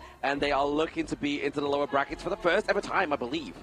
I think that is true so far. There wasn't a moment for Nova in this year itself to appear in the Nova bracket here. So that may be a realm that they are not so used to as well. I think they don't even know what the lower brackets is. They're like, oh, we just lose the winner bracket. We're just out of the tournament, right? Well, what do we do? I have never been there. I have no idea how to play against this one. But, jokes aside, I think Nova Esports, this is a tried and true. They need to test it out. Again, going into Game 4, it's not looking great, but try something. Yeah, just as you would coach a kid. Yeah, just do something, Just do anything. Just don't cry. Just don't cry. Just do something. And that's definitely what Nova needs to do in this game number 4. Because if not, this is match point here for HBSE. I think to start doing something, you have to first look at the draft here first. I think until this very last moment, there is no way that you actually allow the likes of the Athena to actually come in towards the draft. And you have to pick between your second van. Is it to lock away the Arlie or the Maestro from the side of HomeBois Back to Esports? Yeah, I think losing to Athena would be one of the most demoralizing losses. So I think that you still ban that out and let them play a little bit more standard lineup. Yeah, speaking of standard lineup, we've not seen a Diadea on either of these two teams, as we've just seen on the in the audience as well. So maybe Diadea comes through, maybe Dolia comes through for the side of HBSE, because they still can use it here. They haven't used that pick just yet.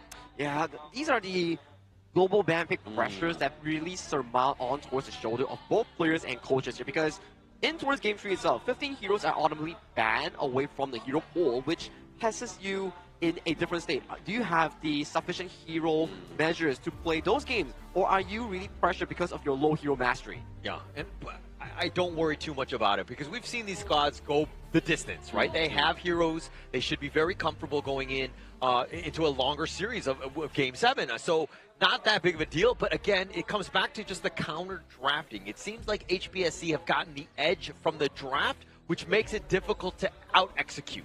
Yeah, exactly. Straight from the jump here is being HBSE from this word go of this series, and we're still waiting to get into the BP here, and now there we go. The British man calls for it. We get it right now, and HBSE are going to be on the blue side, and Nova on the reactive red. Is this reaction going to be enough to take them further into this best of 7? it will be very much needed and required coming in from the Nova Esports side here. But HomeBois Black-Shoe Esports, they want to end it right now. Oh, yeah. I mean, if you've been getting out-drafted the first 3 games, it's better to change things up, right? I think that be a little bit reactive. I mean, you don't need the prio picks because even when you do pick them, it doesn't seem like that's enough to really take it over the top and get that W. Seems like the trade-off between these top teams thus far is that they always have a reactive countermeasure when you are on the red side itself, which puts you into a comfortable situation. And talking about the idea that hasn't really been showing herself in the series itself, HomeBois Black-Shoe Esports banning Tigers and also the Bomb Weaver away from the side of Nova. They ban out the Athena here potentially, or did they ban out the Orgrim? Because Athena. this is now going to be potential Orgrim pickup for the side of HBSC. Coming. Ugh, do they give over the Athena here? Okay, that's an interesting one. I mean, they're definitely thinking long-term. Jihong again, or even Musan King, but they're giving it up. Here we go, the Athena. Wave the white flags, lads. Wave the white flags. No, we're joking. We're joking.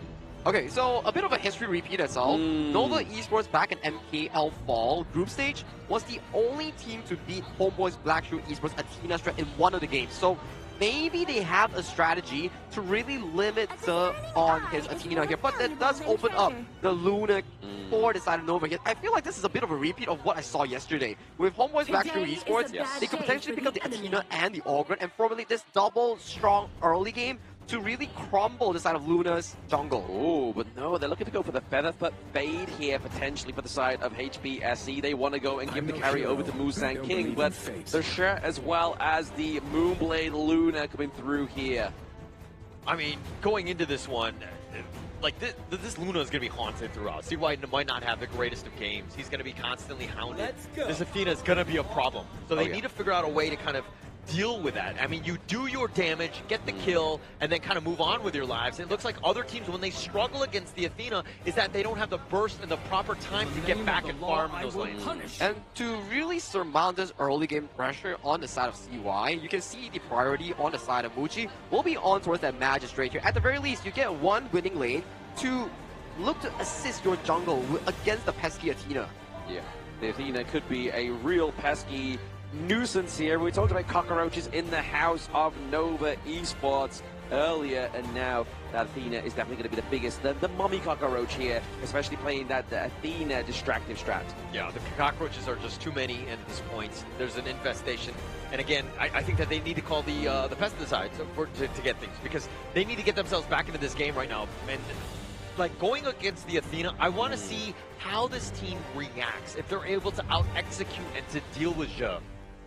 To out-execute and do it against Jour, we really have to see how they formulate that early game here. So far, the bans are quite interesting. It's really CY protective. They are looking a lot on this Luna, this Moonblade to carry themselves in this game 4. Hence, you can see the Kongming and also the Daji and also the Arlie. All these 3 picks are prime counters against the Moonblade. I mean, the gunslinger here, Marco Polo, I mean, he's going to do a lot of damage onto Nova's Lapu Lapu here, right? Waypit is going to be the target, but it's going to be the Mighty Conqueror for the side of HBSE, which is obviously in game number 1 for Nova. But then also, Lady Jen, Cascader here as well, the Destructor Deluge. We've seen some really big highlights from this hero. I mean, also with Jihong's play, right? I think Jihong has been next level in this entire series. I don't think he has an MVP, but the amount of impact that he's had in all of the games has just been so high. He's had so much control and made Nova's lives so difficult. I think the consistency coming in from HomeBois Black-Shoe Esports in this first game series here has been phenomenal. Very little miss-ups in those team fights, and they have consistently been delivering better team fight outputs compared to the side of Nova Esports here. Hence, my question is, what kind of clash bane will we see on this final pick coming in from Nova here? I mean, Nova are still yet to pick up Maiden Byron, but that was going to be the Iron Bloom here for the side of Nova Esports. We saw this came up. Oh, wait, no, okay. Never mind. Never mind. Atar Clash lane coming in from the side of Nova here. So, okay, my logic here, since you are against an Athena that will be damaging one part of the jungle, you pick up another Clash lane that's capable of bringing the Smite and jungle item and contest the Athena in your own jungle. Very much so. I mean, definitely, it's going to be a tanky one to obviously try and overcome, right? So the Arta here, the white anchor coming through for the side of Nova. I mean, this is the first time in like a series that this pick has come through twice, right? Like, obviously, we got the devastation blow with the synergy of the time bender, the Sunbin, but now it could be the potential difference maker here against the Athena. I mean, going into the team fights, I think the thought process that you're trying to divide the team as much as possible, right? Use that go ship to your advantage and to pick off people that are in your side, right? And prioritize that as much as possible. It will be interesting to see because we don't see Ata too much from the Clash lane. Yep. I think this is the first debut white anchor pick that we're getting towards the Clash lane. And interesting enough, this rare pick has came out in this best of 7 twice already. Yeah, that's definitely once in a blue moon, right? That we have seen the Ata pick come through here. But now it's time for Nova to pull out all the stops, right? They need to do something to get this dub onto the board. Yeah, they have to at this point. I mean, being down 0-3 and you're just going to lose a series 0-4, I think that they would be going out with a whimper. If anything, you want to roar back. I mean, take one game at a time. It's not going to be the easiest. We've seen this time and time again where HBSC have been able to figure them out. But just one game to get ourselves back into this series.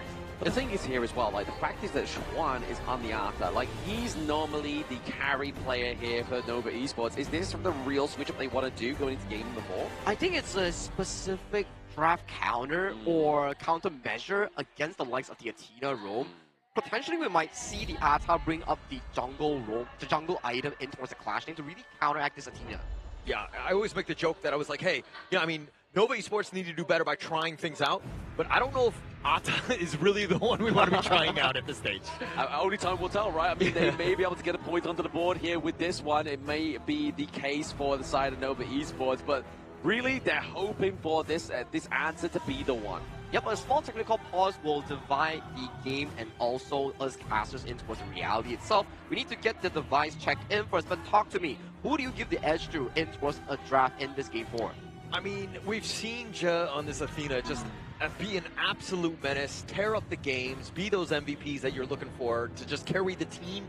I think that it's very difficult to go against from that. The data says that this is the team, this is the squad, this is their game.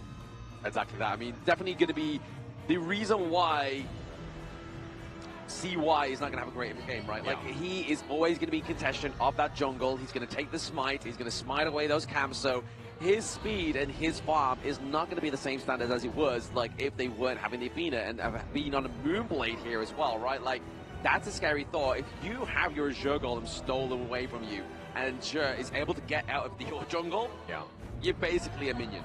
It's got to be frustrating for CY. This is the most disheartening thing is because it's like you rely on the jungler to do so much, especially early and mid when you're making rotations and just really take the fight to them.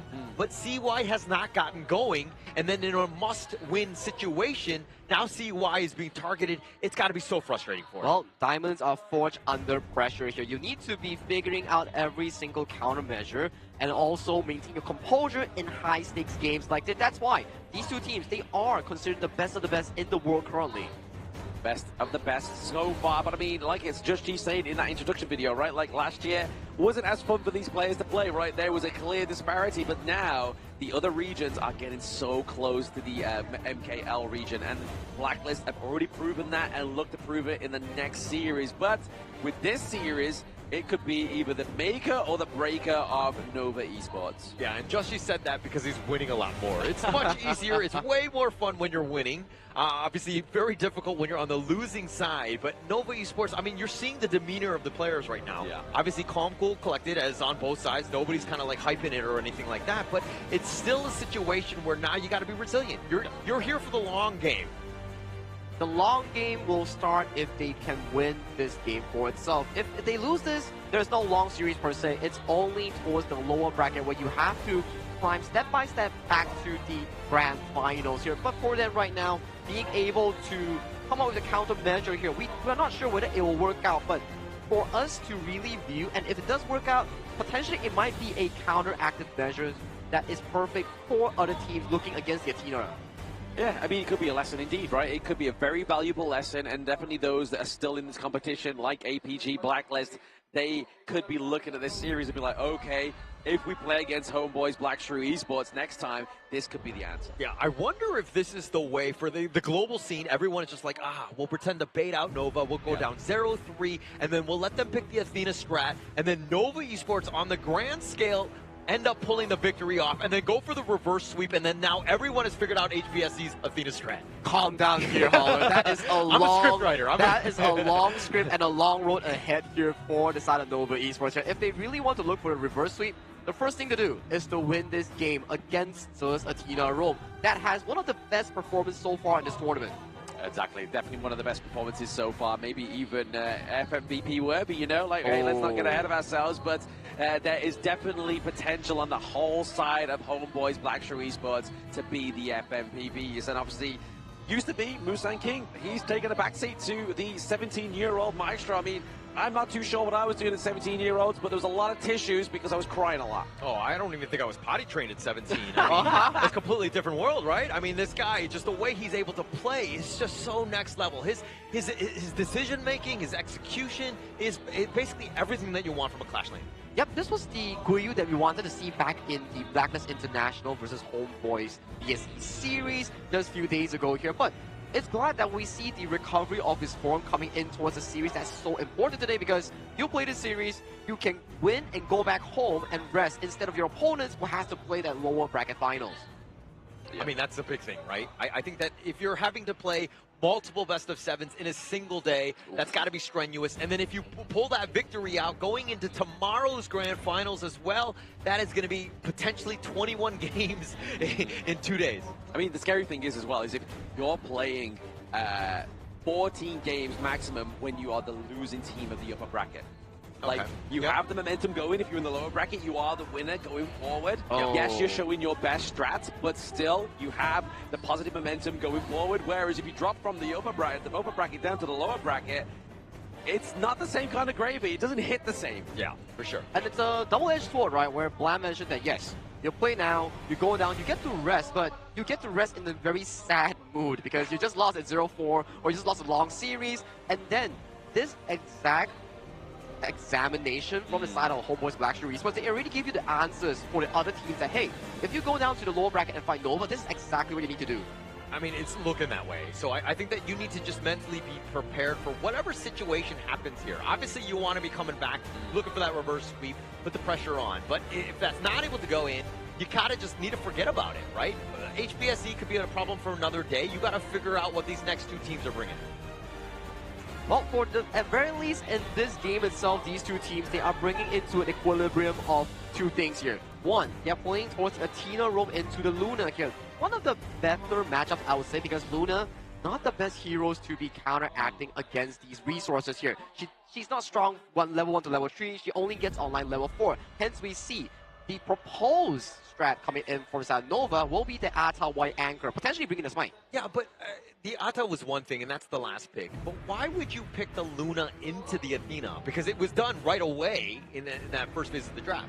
I feel like this question is really down towards Nova playing towards their comfort, and then also utilizing the Shi as a utility mage to give back the missed out farm towards the Luna itself. So when they pull the game towards the mid-game scenario, the Athena value will succumb to a lower priority here. But we won't be finished up with our technical pause here. This will be Game 4 of HomeBois Blackshrew Esports at the verge of winning the series 3-0 already against Nova Esports, finding signs of life back towards this series. Oh yeah, and we're getting Lapu with the smite here as well. Obviously looking for that double contestation of the smite. So hey, maybe that's the one way you come over the Athena, right? Like, hey, if they're smiting your camps, I'm going to smite yours too, because if you can smite, I can smite better. You need something to compete with that, right? It especially comes back to those the big neutrals and all that. But going into Game 4, elimination game, right? I mean, not elimination game, just a ticket to the lower bracket, and of course the grand finals going into this one. But again, I think that you need to look at it like an elimination game. Oh, absolutely. If you are Nova, you want to be playing like your hearts are on your sleeves right now,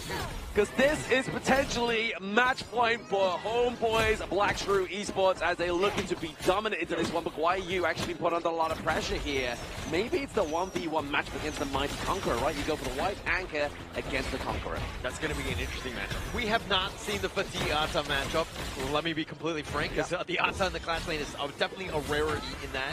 But I think that it's more of like the mid to late game. When those team fights are happening, how much impact these ghost ships are going to have. Yeah, but I mean, the Athena here with the smites already taking a lot of the camps away from the side of Nova Esports onto the red side, right? Like, they're just trying to go for the spike-tail beast here, just trying to get a lot of those resources through, but he may get lost in a bit of a hard place here between a place of a hard rock and a stone is going to be Jour, but he gets out alive. He gets out alive, and that's the biggest thing. But I like the fact that Nova Esports are like, okay, we got to stop chasing. We got to get back into our lane. Because most people get that tunnel vision, and they just focus on Jay the entire time. It's like, oh, we get we get 10 kills on him.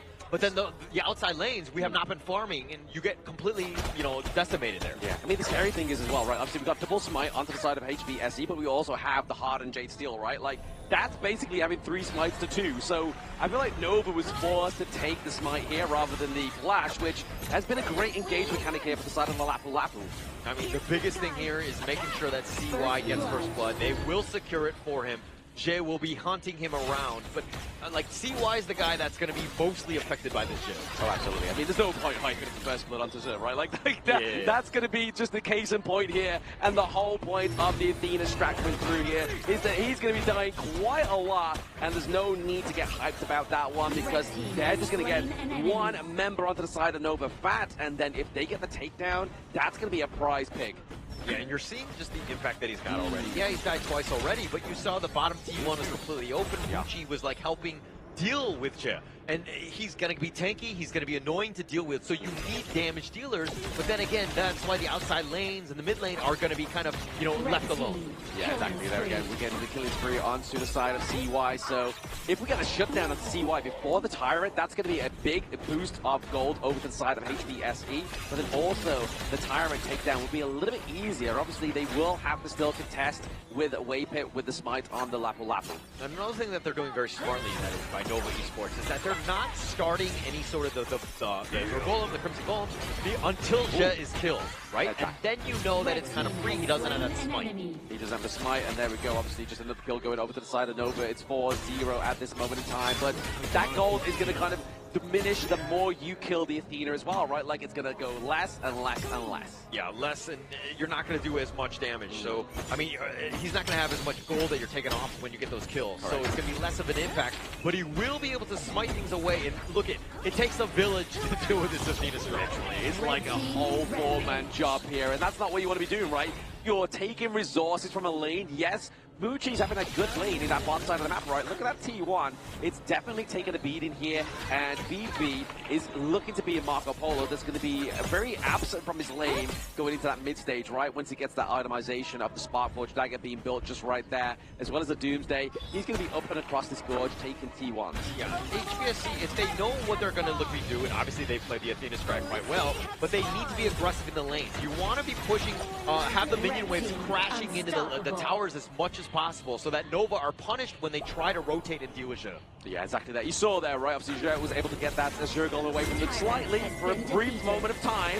They weren't able to get the Tyrant here, but obviously first Tyrant finally for the side of Nova Esports is going to be in this game number 5. Yeah, and the net worth lead has shifted ever so slightly, about 200 gold right now in favor of Nova Esports. So they've done a good job, and now they're being aggressive. And you're using that Luna for that extra mobility. Yeah, CY does steal away that Jour golem ever so slightly, but it's that Ardent Jade Steel not going to come out in time.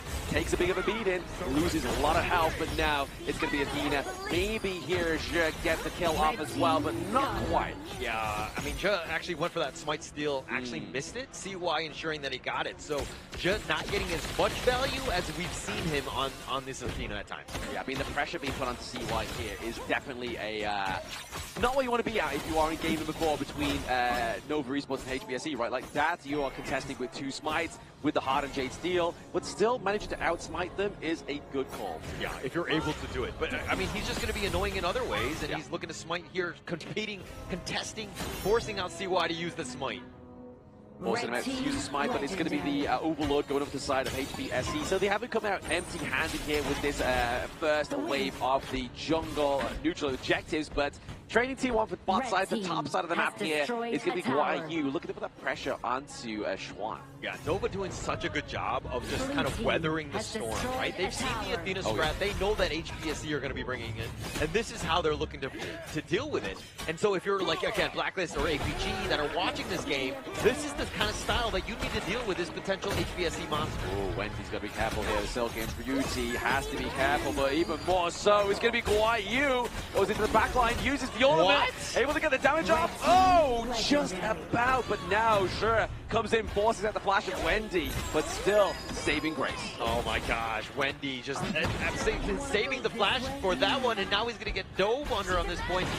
Wendy, what is he doing? He's trying to get the ultimate off, trying to get that last little bit of damage. Can he get that damage over time? Okay, so Wendy falls. This means there's going to be a trade for the T1 bot side, top side of the map as well. Okay, Wendy there, I felt like he should have kept running instead of just stopping. I know Joe definitely has the dashes, but you got to make him work for it a little bit, and just can't be free food just standing still on the side of the road, right? Yeah. So, but still, it's only the first kill that's gone the way of HBSE.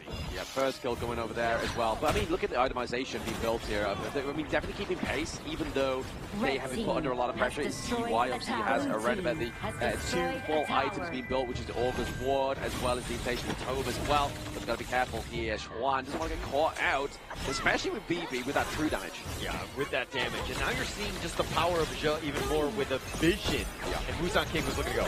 Yep, he's looking to dance around. CY gets the dunk onto Zahang as well before he can even drop the Destructive Deluge here. But down goes Zhe as well. So double kill going up to CY, looking to amass a lot of gold here. Not yet being shut down, which is still a good call here for the side of Nova. Yeah, Nova Esports, on the other hand, they understand where Zhe is looking to go, right? He's going for Wendy every single time because Wendy needs to stay alive, potentially controlling Busan King, VV, stopping those, Fever Barrages, all of that goodness, right? So he needs to stay alive. He does need to stay alive. Obviously, he does use the cleanse for them, but he gets the mark off the trade, the shutdown as well. So now you can see it. HBSE take a slight gold lead now to shut down the prize money, but CY being taken down here. It's now meaning that the damage is not going to come from elsewhere other than Mucci getting the takedown onto Zhe. But look at Wendy. He is so low. So low. He has to walk. He can't just recall from there because he knows that Zhe might be coming back from the grave. So it's a slow walk in that sense, but getting a couple kills, VV and Zhe both down for the count, which is going to be huge for Nova Esports. But if we're talking net worth, HBSE are still making this strat work as they had the lead. They do. They are obviously definitely putting a little bit of a halter to this Athena's just a monstrableness I've never seen up throughout the most of the game. Like obviously you saw there to try and go for a bit of a steal of that Tyrant there. Still not the Shadow Tyrant, still not 10 minutes. But that Hard and Jade steal is going to be that lifeline inside of HBSE. Yeah, and CY actually with a slight net worth lead over Busan King, understanding just how to out-farm right now, which is going to be key because all eyes will be on him as Busan King. Yeah, Busan King tries to go in here as well. CY now has the help of his teammates. Wendy actually gets the flash and actually gets the Silk imprint onto Zhe, which is not the target he was looking for. He was looking for the King himself. Yeah, he was trying to go for him, but Busan King just too light, too agile. He gets on out of this. I mean, this fade is going to be a problem come mid-game, especially when it's so close and you're fighting for those big neutrals later. The problem is, I think, here for the side of HBSE is Mucci actually playing a very good macro game. Okay, trying to use that pull into the lane there, but now CY gets a dunk on the 2, but Zhang actually gets the Destructive Deluge off, but it's not going to do enough damage. Backline access there for Guayu. He gets to take that on the way pit. Wendy as well. They'll look for a little bit more, but Mucci, he's been kept in a very good place. Cleans up Busan King. Maybe this is the opening for Nova. Yeah, absolutely huge for Mucci. I mean, the fact that he was able to just understand that Busan King was hitting that back line, Wendy looking to go down as well as Wave Pit on that one, but him just being like, okay, I need to focus him down, taking down that damage as much as possible, and now Nova with a sizable 1.5k net worth. Yeah, still, again, pretty decent for the time that we're in. We're about a 10-minute mark now without Shadow, Tyrant, and Overlord to come through here as well. Start to see Mucci try and make a good sure start here as well. But we do have, obviously, the Athena coming through here. Sure, does have the smite. They've got to be careful. Do they get the steal here? It doesn't look like it's going to be quite a potential because that Silk imprint is going to delete Guayu here. The Ghost Ship comes through, tries to separate Chef from the rest of the team. But maybe this is going to be a bit of a split push here for the side of HBSE. They're looking for that juicy mini wave top side of the map. 10 minutes and 30 seconds into this game, Nova Esports weather this Athena strat storm, right? Yes. They've actually turned the lead into their favor. If there's any other team that's looking, how do we stop HBSE's versus Athena strat, this is textbook. Yeah, oh, there is a Fever Barrage. It's going to be enough to get down Mucci. Oh, there it is. The Silk Imprint is going to stop Musan King in his tracks. Zahang and Shi have to defend the base. Oh man, both of those guys, Musan King and Vivi, just not on the same page. If they went in together, they would have gotten the wombo combo with that damage. But Vivi going in with that Fever Barrage, and then after he died, Musan King going in, it just, you could tell that they were just slightly off in this coordination. Yeah, coordination, communication, maybe just a little bit of a intercom here between these two teams. But CY definitely been showing how his prowess on this Moon Blade Luna for now. Obviously trying to get stuck onto Eva or Vivi at this moment in time, but just getting that T3 takedown into the bot side and mid lane map here is really going to open up the house of the homeboys. Yeah, taking what they wanted, those T3s, but now they're going to get gone on here. Che just continuing to just do what he's going to be doing, right? He's looking for those steals, and he actually takes that, but he gives it right off. Exactly, that's the problem, right? If you get the steal, you say give it right back. It's like, yes, you get the gold away from the camp, but you then give that, you give the buff straight back over to the enemy team. Yeah, and this is kind of where that Athena strat really starts to crumble a bit. He hasn't really been able to get too much value. Yes, he's got that kill onto like Wendy and things like that, but just overall, Nova Esports have been able to, again, deal with this Athena. Yeah, maybe HBSC's movement here is just get the macro play right up CC and a mini wave top bot side of the map there for themselves, but then top for here. Nova Esports looking to approach that final T3 here. Now they drop the Radiance as well. We see Musan King going in from the sidelines. Can he get enough damage onto Schwan or Eva Waypit? Muji looking pretty low, but he's just going to keep shredding that damage thanks to that lifesteal into Doomsday. Yeah, and sure, I mean, he's tanky enough. He was doing a decent amount of damage to Muji. Almost got it, but I mean, Nova just turned around. The rest of HBSC were really not there to kind of help support. It might have been suicide. Vivi, oh, he gets taken down. He's not having the best game here onto the Marco Polo. He is definitely being put into his tracks here, but now it's going to be Nova Esports with the comeback here potentially. They're trying to stop that Vanguard, and Guai Yu does it for now, but there is going to be a base race here for the side of Nova. They come back in game 4. Yeah, no sweep in mind.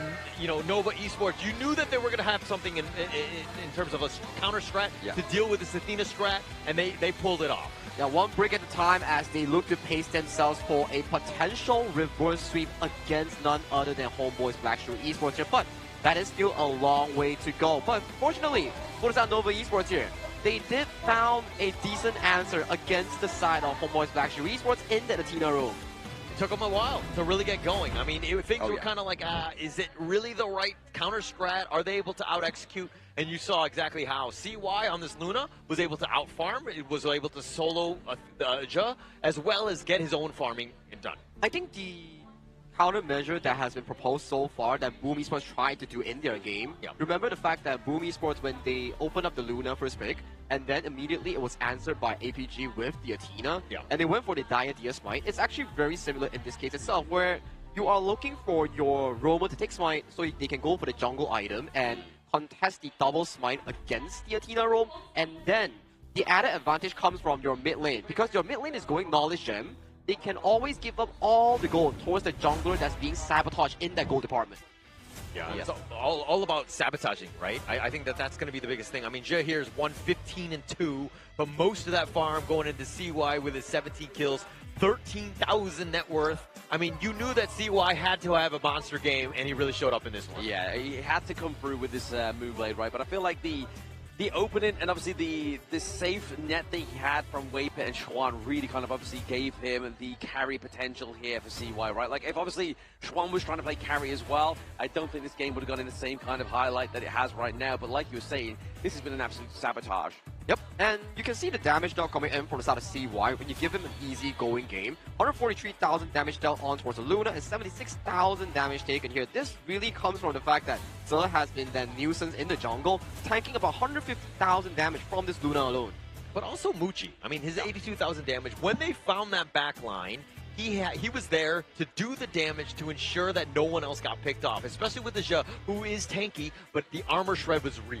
Yeah, absolutely real. I mean, Mamuchi on this pick was absolutely just dominated, but that's all, again, just propped up by that solid front line, right? Like, when you have the Magistrate come through the D-Ranger, you need to have that solid front line, and that's exactly what Lapu and Schwan was able to do here. But I mean, ever so slightly, it was just kind of like a very much a battle of, between good and evil within this gold chart. All right, who's actually evil in the end? Hey, it's completely perspective, okay? Oh, Subjective okay. perspective. I'm not putting claim on that. Stop putting my buddy on the spot here, Gene. I'm kidding here. No, I will tell you, it is definitely HP. No, I'm always for the underdog. You guys are always the underdog. So I do want to point out that in this game, like what Vlad mentioned here, the Magistrate on the hands of Muji, also an interesting build. It's not a tanky D-Ranger that we usually see. He's go up for the Doomsday into the critical chance D-Ranger here. So a stronger late game funneling for this marksman player here. And then the tipping point that we really need to point out was the fact that Muji found the decisive kill on towards the Fade Musang King. Yeah, and that's pretty much all you need in terms of the damage, right? But of course, it's got to be the MVP, showing up when he needed to. When the team needed you most, it was, of course, CY on this Luna. He was. It looks like he's going to be 17-1-7. Makes it very easy. Like 15 of those kills were on Jay. A little bit, buffed in that sense. But the 43% damage, that's where he truly shines. Yeah, finally having a smile on his face there. Obviously, he looked very stressed going into this last series, right? So now is Nova going to actually be a shining bright after the death of their star coming through after this game number 3-4 point going through for this team, right? But obviously that 43% damage dealt is absolutely monstrable. But you can see here into the highlights exactly how CY played the Moonblade. That is such quick footwork coming in from CY's Moonblade here. Immediately exacting the back line, getting Zihong, and then kiting towards Zhe. But this is the tipping point that we talk about here. Goalie is dead even here, but take a look at Waypick here. When Musang King jumped towards the top, found the side of Wendy here, but at the second one that we see here, he gets pulled down by Xuan from the wall, which allowed Muji to find that burning kill. I mean, if you saw that kill right there, it looks like Musang King got pulled into the fight because Jay was continuing on, and I felt like that was, I mean, Jay's going to die regardless, so Musang King probably should have got out of there. Just got to save yourself for the next day, but the biggest piece to me about this one is that fact that Nova Esports have finally been able to solve not only HBSC's Athena strat, but also them as a team and getting themselves one win in terms of the series. It's a very good confidence builder, especially for the Nova side, but it's still match point in hand for the side of HomeBois Luxury Esports here. One mistake that will be dealt towards the side of Nova Esports that could just be checkmate, and there you go to the lower bracket. All it takes is 1 point, right? One win onto the board, and that's the second win that you need here.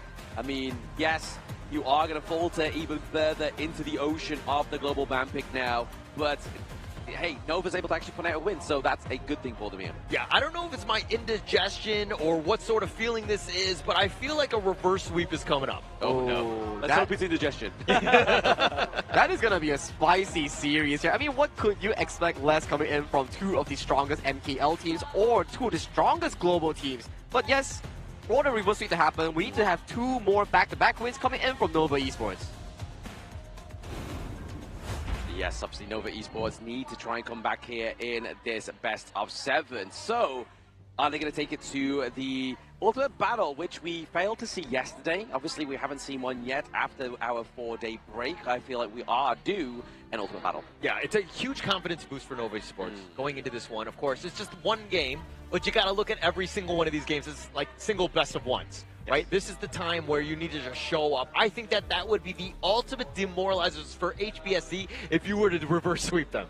And they lost on the true strat, the Athena roam that they prized themselves a lot here. So maybe it's starting to look like a momentum shift up coming in from the side of Nova Esports against their competitors here, which is HBSC here. But all that needs to be starting on the drafting as well. And so far, red side today, 100% win rate. Red side, best side, right? You're seeing exactly 100%. Oh, okay. Well, There blue tie, we go. okay. Blue Kind tie. of counteracting, okay, a little bit, but Blue tie. it just so happens to be in this series, red is fine. Let's see how the second series goes, but I think that it's, again, the counter draft has been key in up against these two teams. Oh, absolutely. First prio pick has not always won them the case, or even the match point.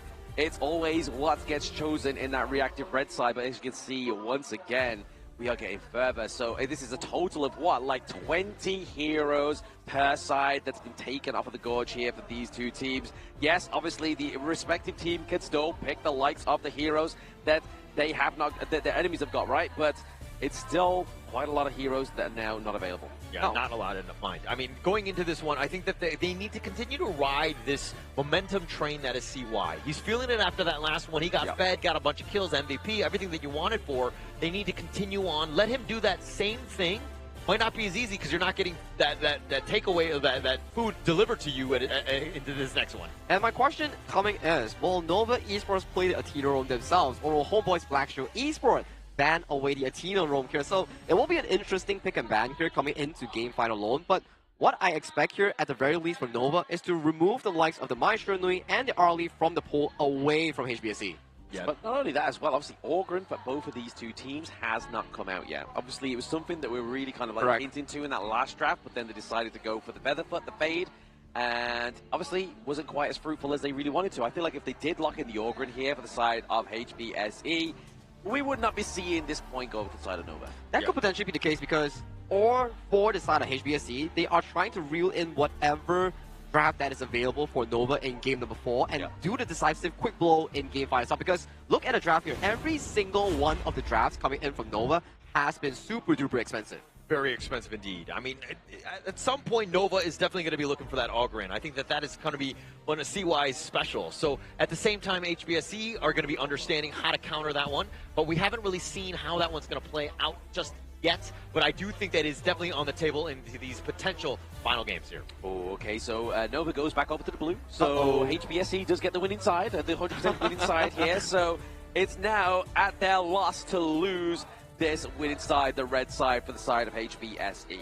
I think the blue side priority only lies on the fact that top Clash lane could pick up potentially like the Mayin or the Rose Fencer here. So these are the available options for the first pick here, or even the likes of the Orgren or Diadea. These are still the up and available picks that can be drafted for the side of Nova on their first pick. Yeah, and it's still very open, right? I mean, we were talking about expensive picks, but these guys still have their signature heroes very much available, right? And then the assassin-style junglers, those are, Fade on the other end. You have, the Xing. That you have a lot of potential power plays still available. A lot of power plays, a lot still at the helm of these two teams, but they have to draft the best spot, right? Obviously, especially if HomeBois don't want to go to an ultimate battle. I mean, yes, they have the better historical point that they've taken the victory on the only ultimate battle that we've had so far within the KIC 2025.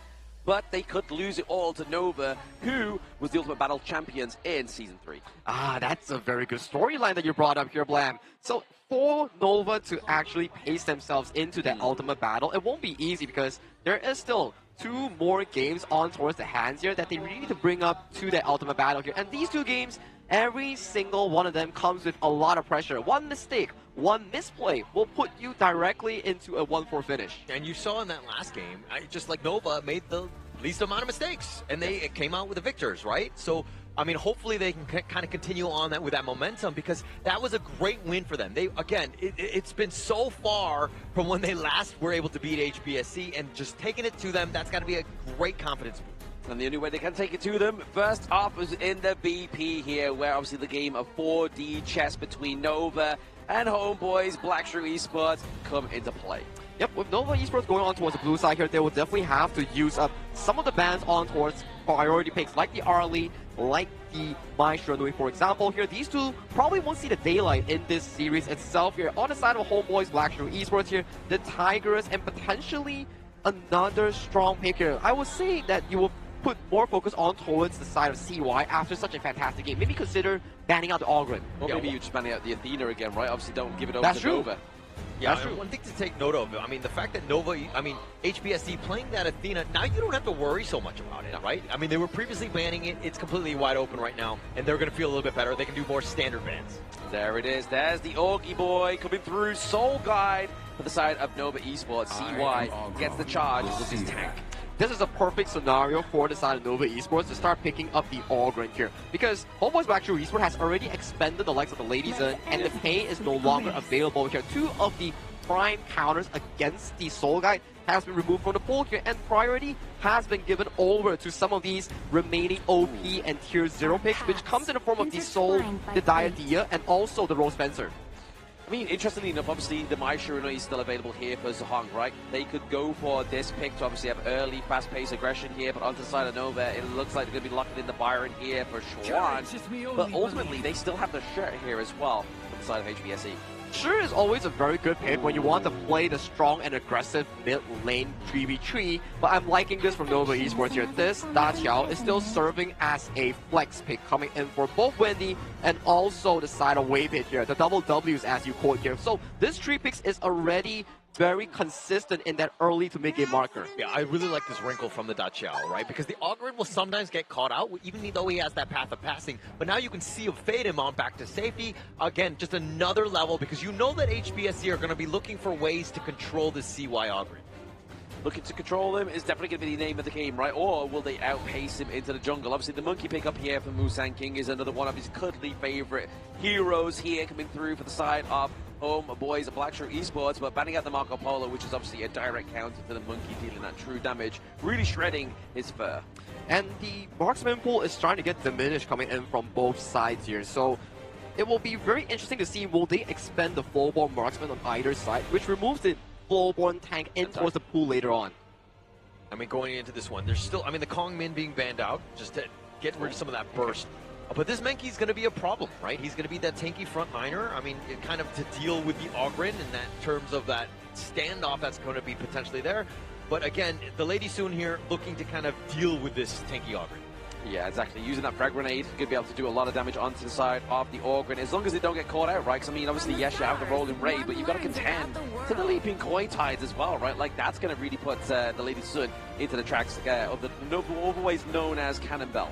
The main matchup that I really want to see is that this Da Xiao has to be played to a flawless perfection here. If you can continuously land those big ultimates, transfer your teammates from a cross map towards your side for those big team fights, that could potentially put Nova in a much more comfortable position. And there you have it, Woodland Ranger, a direct counter towards Lady Sun in towards the mid game has been locked in here. Although the laning play still favors Lady Sun, but if Bucci is able to survive this thanks to the help of the Da Xiao that's being funneled for the side of Waypit, this could look pretty decent for the side of Nova. Yeah, and I mean, it really kind of revolves around Waypit's play, right? That Sea of Fate, how many people is he able to save? Is Zia, who's very static, right? Not mobile at all. I mean, Wendy might have a tough time, but now that he's kind of has that get out of jail free card, you might have some options here. Yeah, the Lantern Light obviously being the Chow here as well. And then obviously we have the Smith and Blade. Gunna Mo coming through here for the side of HBSE. And we love a good Gunna Mo play. And definitely onto a player like Zahang, where he's going to be wanting to lead the charge and be the carry here as well, right? Like, you're going to see those big, crucial setups from Guayu on the Charlotte here, and then also the Dream Roams from Monkey also. It's going to enable such great setup for those couple blades. Yeah, it's a very strong triple core lineup here coming in for the side of HomeBois Blacklist Esports, but it comes with a cost that it is very late game centric here. If they cannot defend themselves against the Ogren early game invade, things could go really sour for the HBSE lineup. Do you think that they're more so late game than Nova's lineup with a Ogren, Gia, you know what I mean? Like, I mean, Kanso, you were to agree, like, it seems like they're kind of set in that late game. I feel like it's a 50-50 matchup here, because if we were to look into the direct matchup here, Woodland Ranger Consort U does get outranged by the side of the Gunna Mo, and the Ogren occasionally isn't able to tank those full freshly forged stack on towards him, and then you have the clash laners here. Byron gets outscaled by the Rose Fencer Charlotte here. So it's really down to a 50-50 how they play that early game, and the most important key part, that Nova isn't really winning in this series itself. Does Nova take the team fights? Yeah, but I'm going to answer your question with a question. Do you think that this draft is actually good enough, though, to deal with that HBSE lineup? I feel like it's a 50-50 between these two teams. I mean, get off the fence, man. It's really uncomfortable. For me, it's for the side of Nova Esports that they actually can draft with the remaining pool here. Hence, I do favor the Nova lineup if they can execute those team fights that we talk about here. But let's save the talk. Let's bring it to action for the players themselves. Exactly that. I mean, the fence has to be sat on, right? It used to be me, now it's Sagi, but now it's up to HBSE if they are going to be the ones to basically demolish this fence that we are sitting on to prove us wrong in this game number 5. I feel like we need to put a little barbed wire on this fence, right? It seems like too many guys are getting a little comfortable on it.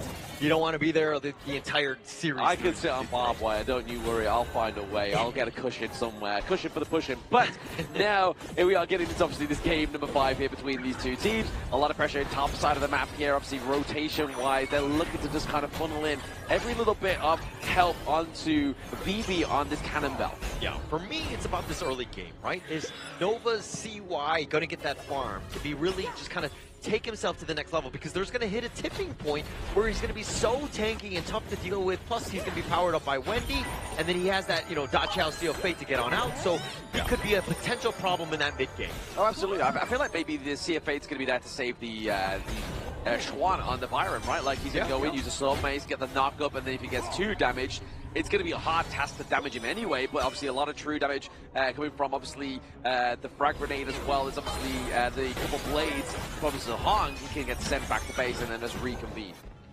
And for me, this Nova lineup, I mean, aside from the Gia Wendy, which is not his stock standard, but the CY Augurin, Chuan on his Byron, these are the tried and true. If they're going to have a chance in this series and this game, those are the guys that are going to be making the play. You definitely look at those 2 players to try and spearhead through another point here for Nova Esports, because if they don't, the House of Nova falls and crumbles into the lower brackets. But just seeing a bit of a fight and tip attack into the mid lane here, just trying to get that priority of the minion wave. Yeah, and Nova needs to do a better job of, again, understanding that your win condition revolves around CY. Get him as much farm as possible. YU not having a great little time there, a bit of a tip for tap, but more of a scratch battle Scar. YU running away from the pit.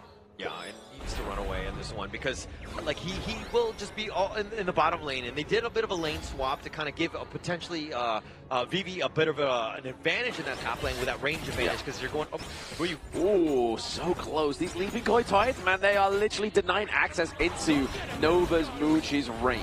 And look at how Schwan, right? He's got that force field suppression, been zoned away, and this is the lane matchup that VV's looking for, right? You have that pace, the range. Obviously, he's going to outscale the Byron melee.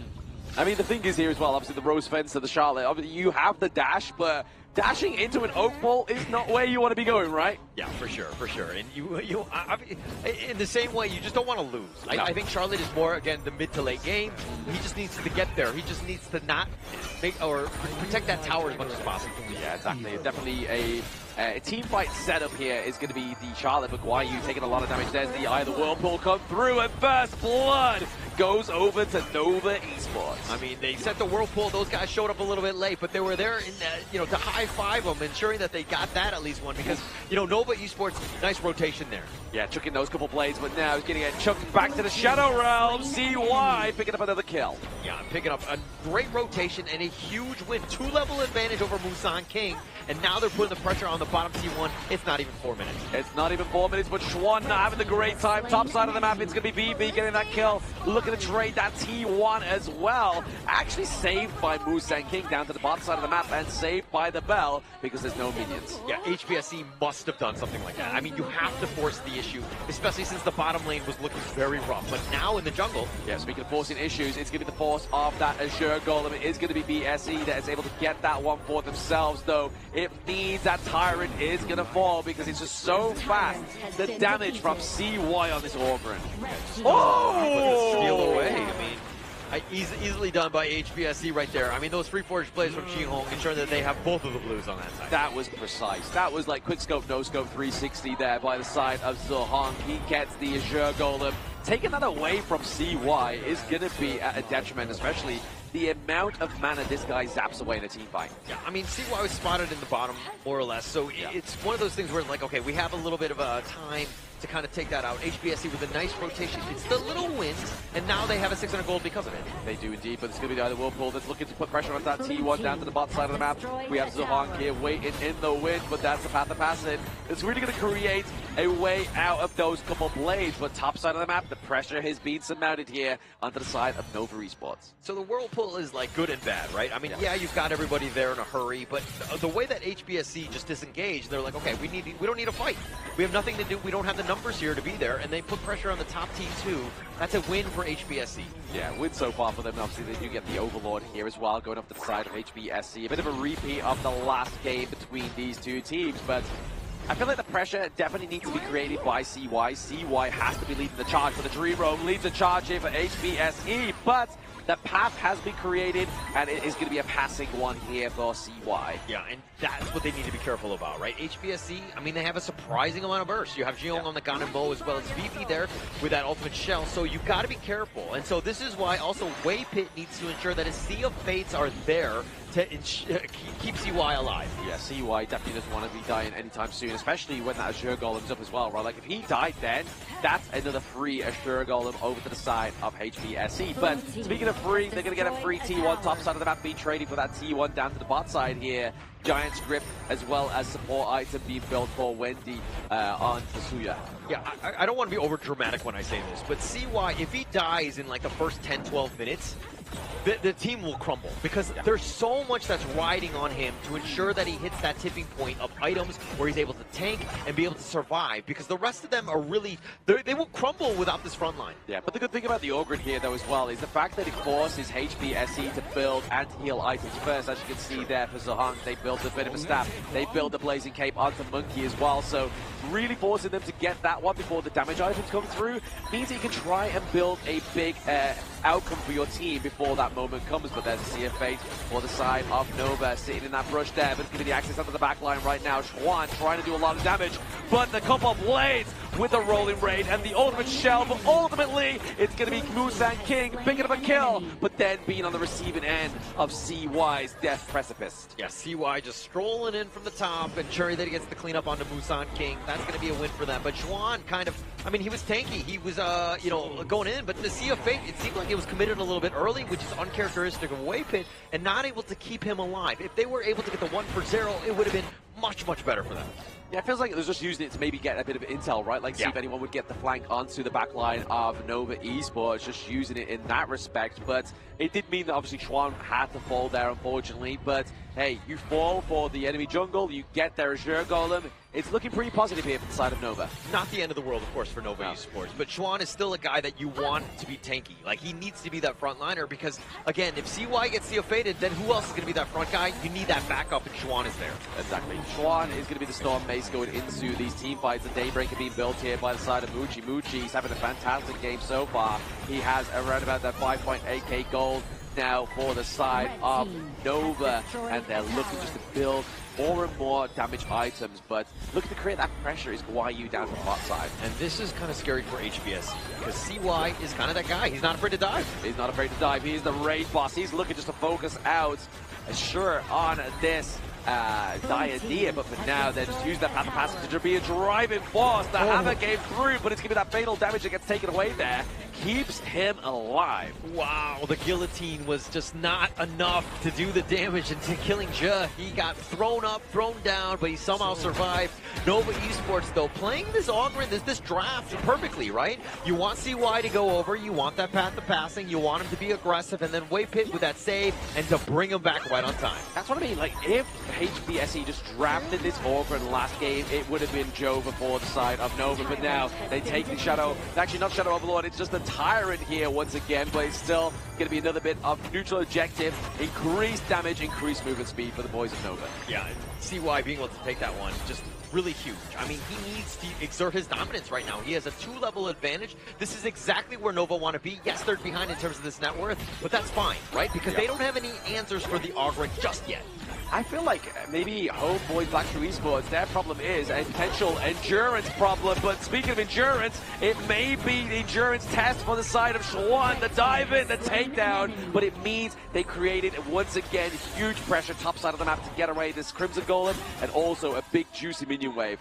Yeah, I mean, it took 3 members to take down Schwan, so that's not the worst thing. I mean, Nova, just ensure that you don't want to fight, but now the Shadow Tyrant is up at stake. This is a problem because, again, they're outmanned. They are outmanned and outnumbered here. They are left to play at a disadvantage. Universal Law being placed down here just to drive them away. And see why, once again, just getting that soak of damage. Can the couple plays come through? BB gets the steal. Now it's time to go in. We see Guayu take the charge to see if Fate is going to save CY, but can they get this T1 takedown into the mid lane? Whilst we have the absence of CY, he looks to get the path of pass in just to get the minion wave taken out. Yeah, I think, I mean, CY up in front, I was like, oh my god, why are they taking this fight? And I totally forgot that Dachao was there. Wave hit with the ultimate save, ensuring that CY stayed alive. If he were to be picked off there, that might have just completely shifted in favor of HBSC. But the fact that, again, HBSC has a 2.5k net worth lead, they're still playing well to get themselves into this. I feel like Nova Esports are just listening to the BGs, right? They're just staying alive. They've got the beat in their head. You're like, right, guys, we've got timers, we're clapping that beat, we're in sync, and that's all that matters. But speaking of which,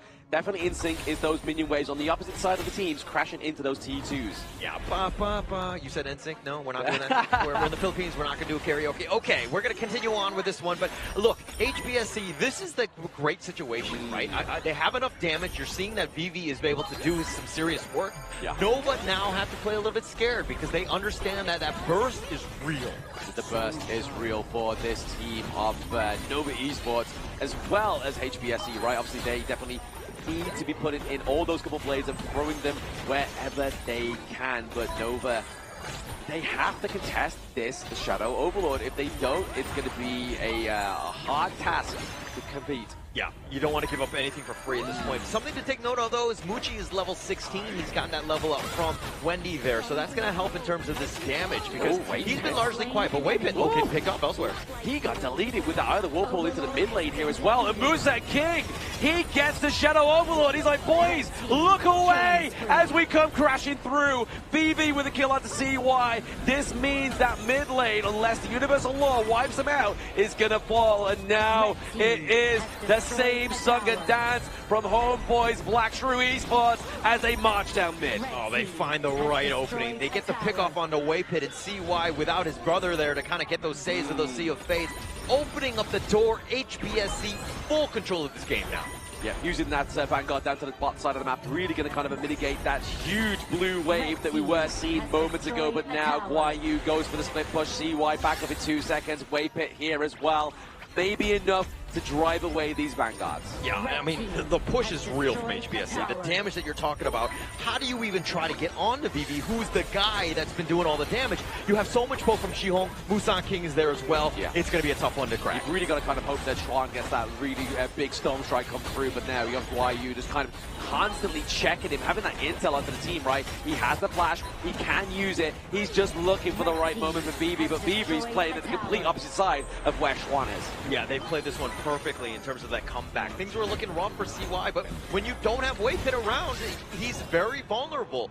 And HBSC have made him pay. Yes, you have the level advantage in terms of Wendy and Muji, both level 17 at this stage, but the net worth is shifted. It's going to be tough because you're taking so much damage. You're taking a lot of damage here as well. Now, obviously, we see a Iron Dome version of Nova Esports, right? They are looking to make sure they keep that T3 alive into the mid lane because right now, HBSC, as they kind of push further and further into this late game, it's going to get harder to contest this damage, especially if they go for this Shadow Tyrant. Yeah, Nova Esports, though, haven't really been able to kind of, I mean, aside from the saves, oh, but CY looking to go in. Oh, CY is definitely looking to try and go in and contest this one. He doesn't want to lose this at all, but they keep the Crimson Golem. It goes over the Waypit. Probably not the best hero to have this one, but it's still going to deny the side of HBSE that extra bit of damage for Guayu, as well as Chuan having a bit of a tip-tat into the mid lane, and definitely Wendy gets taken down by the Destined Encounter, and that's the name of this series. It is a Destined Encounter by the two MKL teams once again,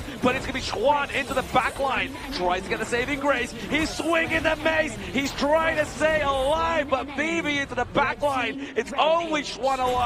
Minion wave into the mid lane. Dream Roam comes through, keeps him from going back to base. I mean, that was an absolute masterclass of how to initiate. HBSC looking to end.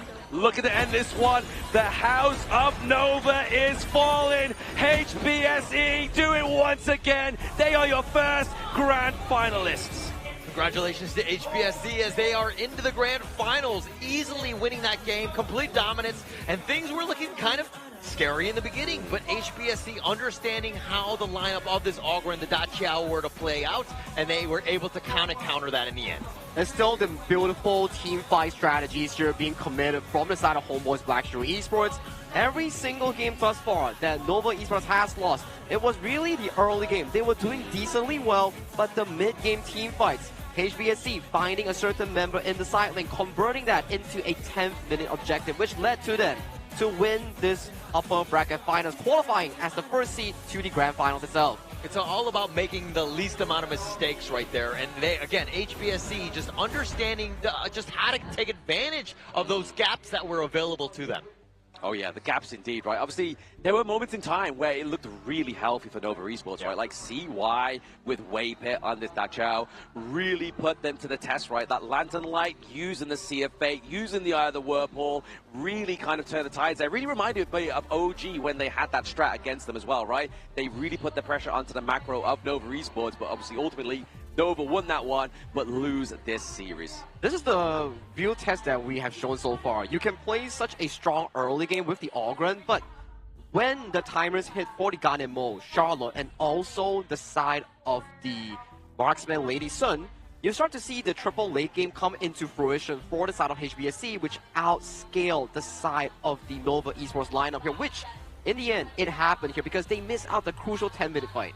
Yeah, just missed too many. I mean, like, the level advantage was a non-factor. It was all about the damage at the end of the day. And once VV hit that point, it was kind of like it doesn't matter where you were at. You're not able to sustain that damage. He just does way too much in the end. A lot of damage came through for the side of HBSE. But I mean, look at VV, man. No death run here for both the boys down to the bottom side of the map. It was Diadea, it was the Lady Sun, just sticking together. Sticking like glue meant that they could not be torn apart by the side of Nova. This specific setup coming in from the side of HomeBois Blackstream Esports, the Bond Weaver and also the Cannon Bell, they really did super well in limiting Schwan with the early game lane swap, and in the mid game they repeatedly captured Strand in towards the side lane, deeming the 10th minute mark a 4v5 essentially for the side of HomeBois Blackstream Esports. You can see the damage dealt coming in from VV on this Lady Sun. He's been phenomenal this series. Yeah, they had no way to get to that back line, right? I mean, you see the Augur, it's very linear. You know where it's coming from, and they just kind of work around it. And this lineup that you're seeing, I mean, the gold grab is completely in favor of them because of the way that they were able to just take those fights on.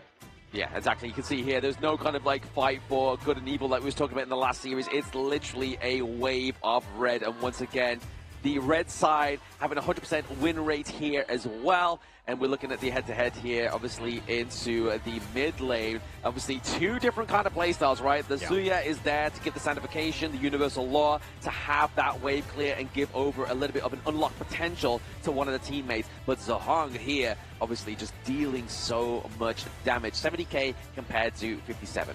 Yep, it's a knowledge gem mid-start that we talk about here, that you funnel all the single available resources in towards the hands of the Augur here. But if CY falls in those fights, the goal lead immediately explodes with this Zihong Ganemo being the sole factor here. But, of course, VV having a phenomenal game on that Lady Sun, well deserved of the MVP coming off this game number 5. Yeah, completely carried on that one. Just his farming efficiency was really, really great because that's what they needed. They needed that damage and with those items. And 31% of the team's damage, 402, was never really at any sort of risk because, again, if you're looking at the draft, Nova Esports had no way to find him.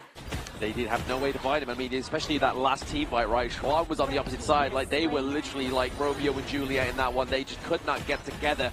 But now we see these highlights. Those couple blades really just put so much pressure onto Schwan here. Like, he was literally like deleted or pretty much like at death's doors before anything even else happened. And as of this point, CY already got outscaled by the triple damage dealers coming in for the side of HBSC, which in these team fights, it's very difficult for you to take on already here. CY with no real armor item here gets immediately taken down by the multitude of damages here, just landing on towards his Augur. And look at how they got that single kill, Wendy dying early, and they just turned it on, right? HBSC just going for the flank. Green light go, we have the numbers advantage. Guyu not afraid of dying. He does not care about KDA. It's all about the victory. It's definitely all about the victory here, especially when it gets you into a grand final spot, right? Like, we have our first grand finalist of the KIC 2025, and we've now kind of already start to show that that's 5 players potentially worth of this MVP skin. Wow, that's the thing, right? If you see the entire performance coming in of this upper bracket finals, HBSC really proved this fight that Nova is kryptonite. For HBSC, they really counteract against Nova every single draft that they propose in the first 3 games. I mean, going into this one, we're going to see in that Blacklist International versus APG. Blacklist has been the closest to taking down HBSC. I think they need to make the miracle run to potentially go into the grand Imagine finals. that. They're just basically ticking off the boxes, right? If they get APG and then get Nova, they get the rematch and try and tick off the 3rd and final MKL team. That's such a great story. And then to talk about storyline as well, Blacklist International taking on Alpha Gaming, MKL's 3rd seed. Then you take on Nova Esports, MKL 2nd seed, and then the grand finals taking on MKL 1st seed. And this cementing yourself as the best region in the world. That's an absolutely insane storyline that Blacklist International could potentially pull out of their pocket. Couldn't have written a better script, right? I mean, exactly in the order that they're going. I mean, it's not even like 2-3-1. It was like 3-2-1. Let's go. Let's take them down one team at a time. Well, with that in mind, Nova Esports did suffer a loss against HomeBois Black Shoe Esports in the upper bracket finals here, but we do want to hear from the HBSC players. Butters and Mara do take away the interview on the stage.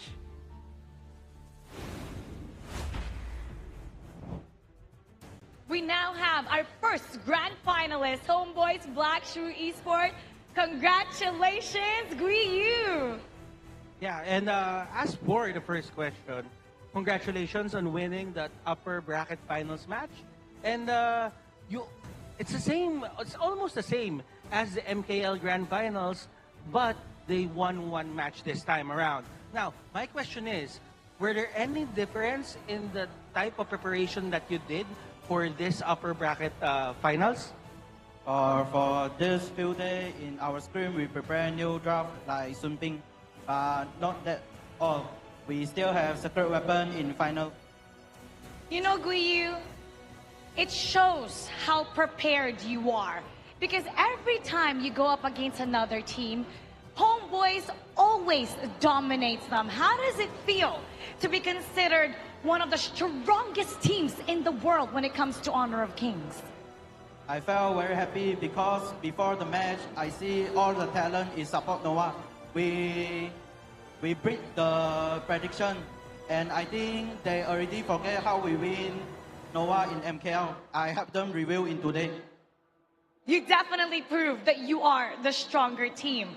Now, if you were to predict who you would face in the grand finals, who would that be, or who do you want to go up against? No have any special team I want to against. Just see them fight first. I think that was very amazing. He doesn't care whoever He doesn't care. gets He doesn't in have grand finals. any predictions.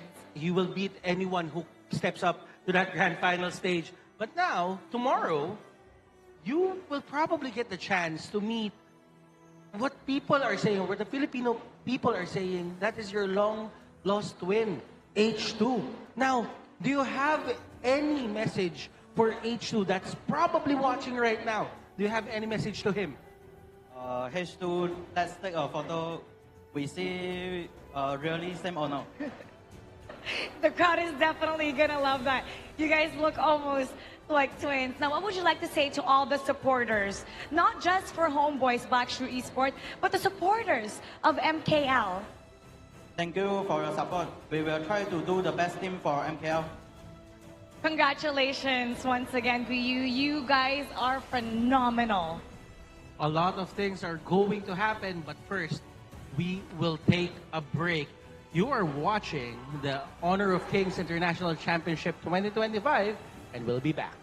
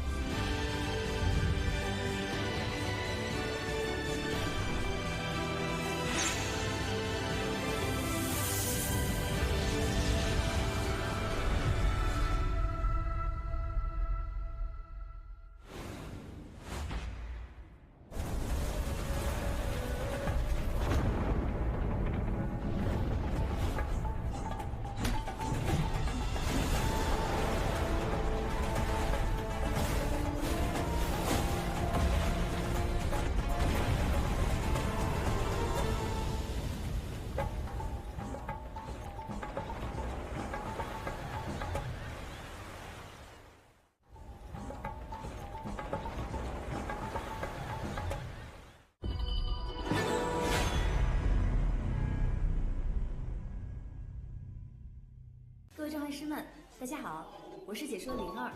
Hey everyone, this is Jipu. Hello， 大家好，我是成都一超的 Cat。Hi everyone, I'm Bai. Hi guys, my name is Shafiq Aiman. 大家好，我是 No Player。很开心再次能够回到 KIC 的舞台。很开心再次回到 KIC。 I'm really happy to share that I will be attending the KIC 2025. 这次我将以一个新的身份参与在菲律宾的 KIC 表演赛。And I'm very happy to join KIC 2025 this time. And I'm really happy to share that I'll be going to the Philippines for KIC 2025.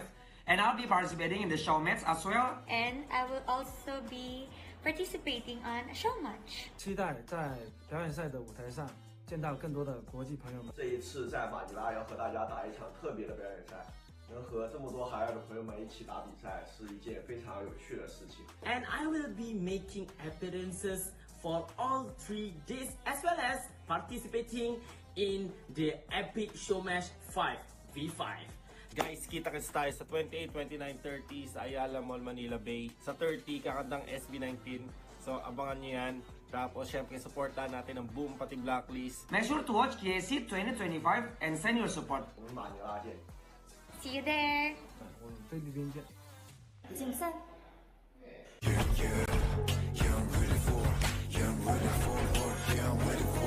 Putting in the top grind, all my squad is pop talent. No words are needed for trust, we got the confidence. Better step it up, be ready all the time. Now, take a breath. You know, take this go to the next, you gon' pay the price.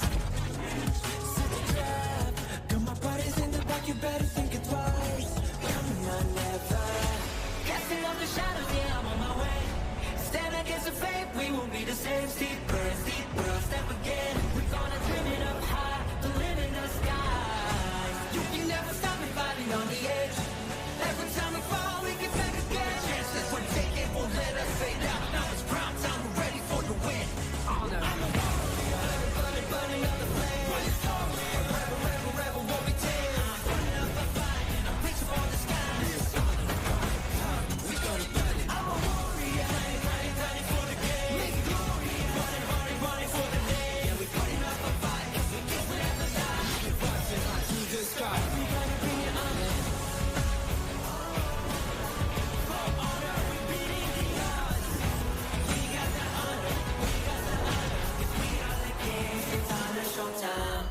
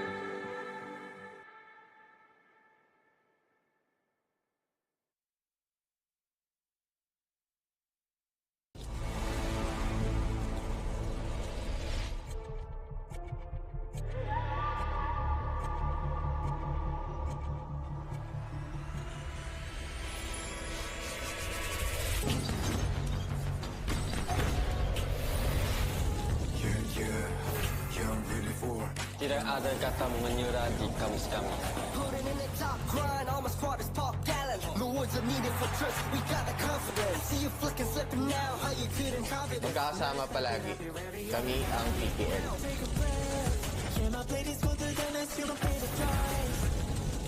Já caminhamos uma longa jornada nos campos de batalha de Honor of Kings. Casting off the shot, my body on the edge.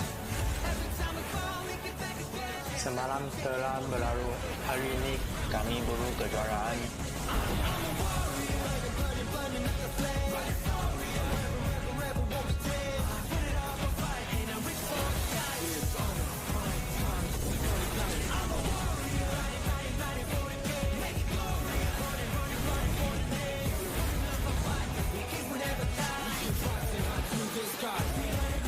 Finding illusion as well.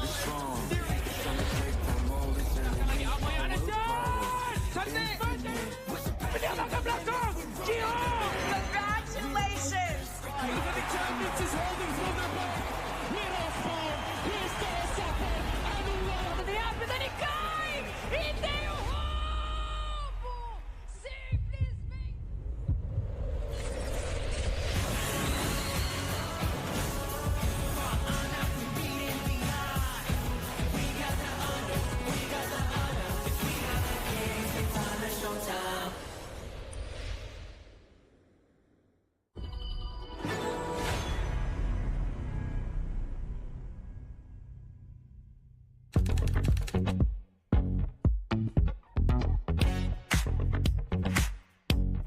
Hi guys, I'm just a jungler from Blacklist International and welcome to my vlog.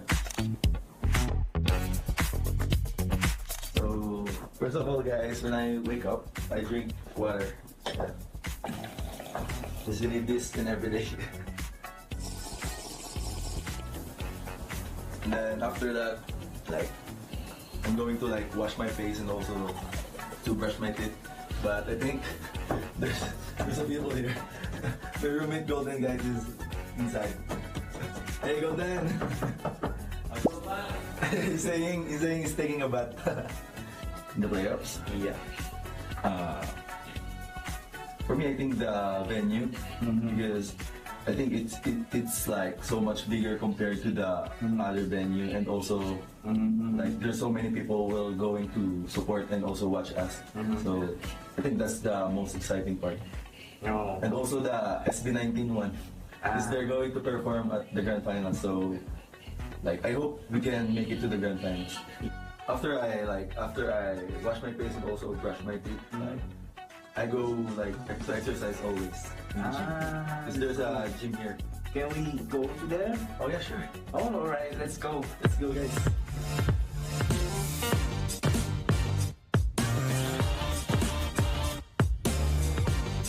In this gym guys, you can connect to the speaker. I love the speaker compared to the headphones or AirPods.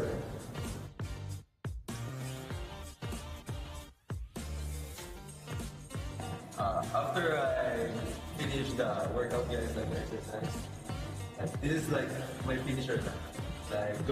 Walking into the shirt. It's more fun to play right now because the competitiveness of the tournament is getting closer and closer compared to last year. Because last year is Malaysia is here, all the regions is here. But I think right now maybe like this or maybe equal. So guys, I'm done. So I think I need to prepare and go back to my room because we have a media day for HOK. This my teammate also guys. Hello. Hey bro. I think this one is Golden Kite guys. You think so? I'm going to take a bath guys. Bye. Let's go guys to the media day.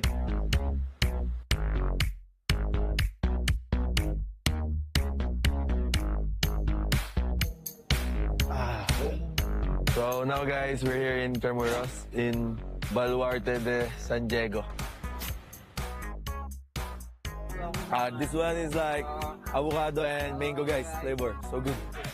Should try.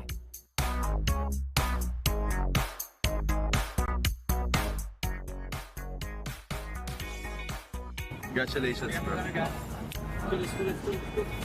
Bro, Chami. Next time, Chami will be like that after 2 years. After 2 years? Hey.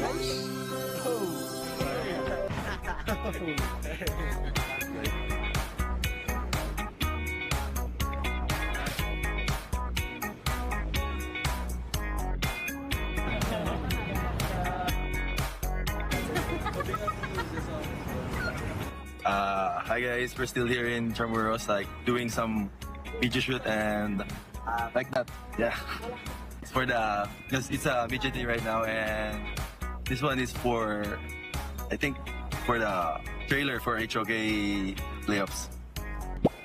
For me, I think Nova, because Nova's playstyle is really good.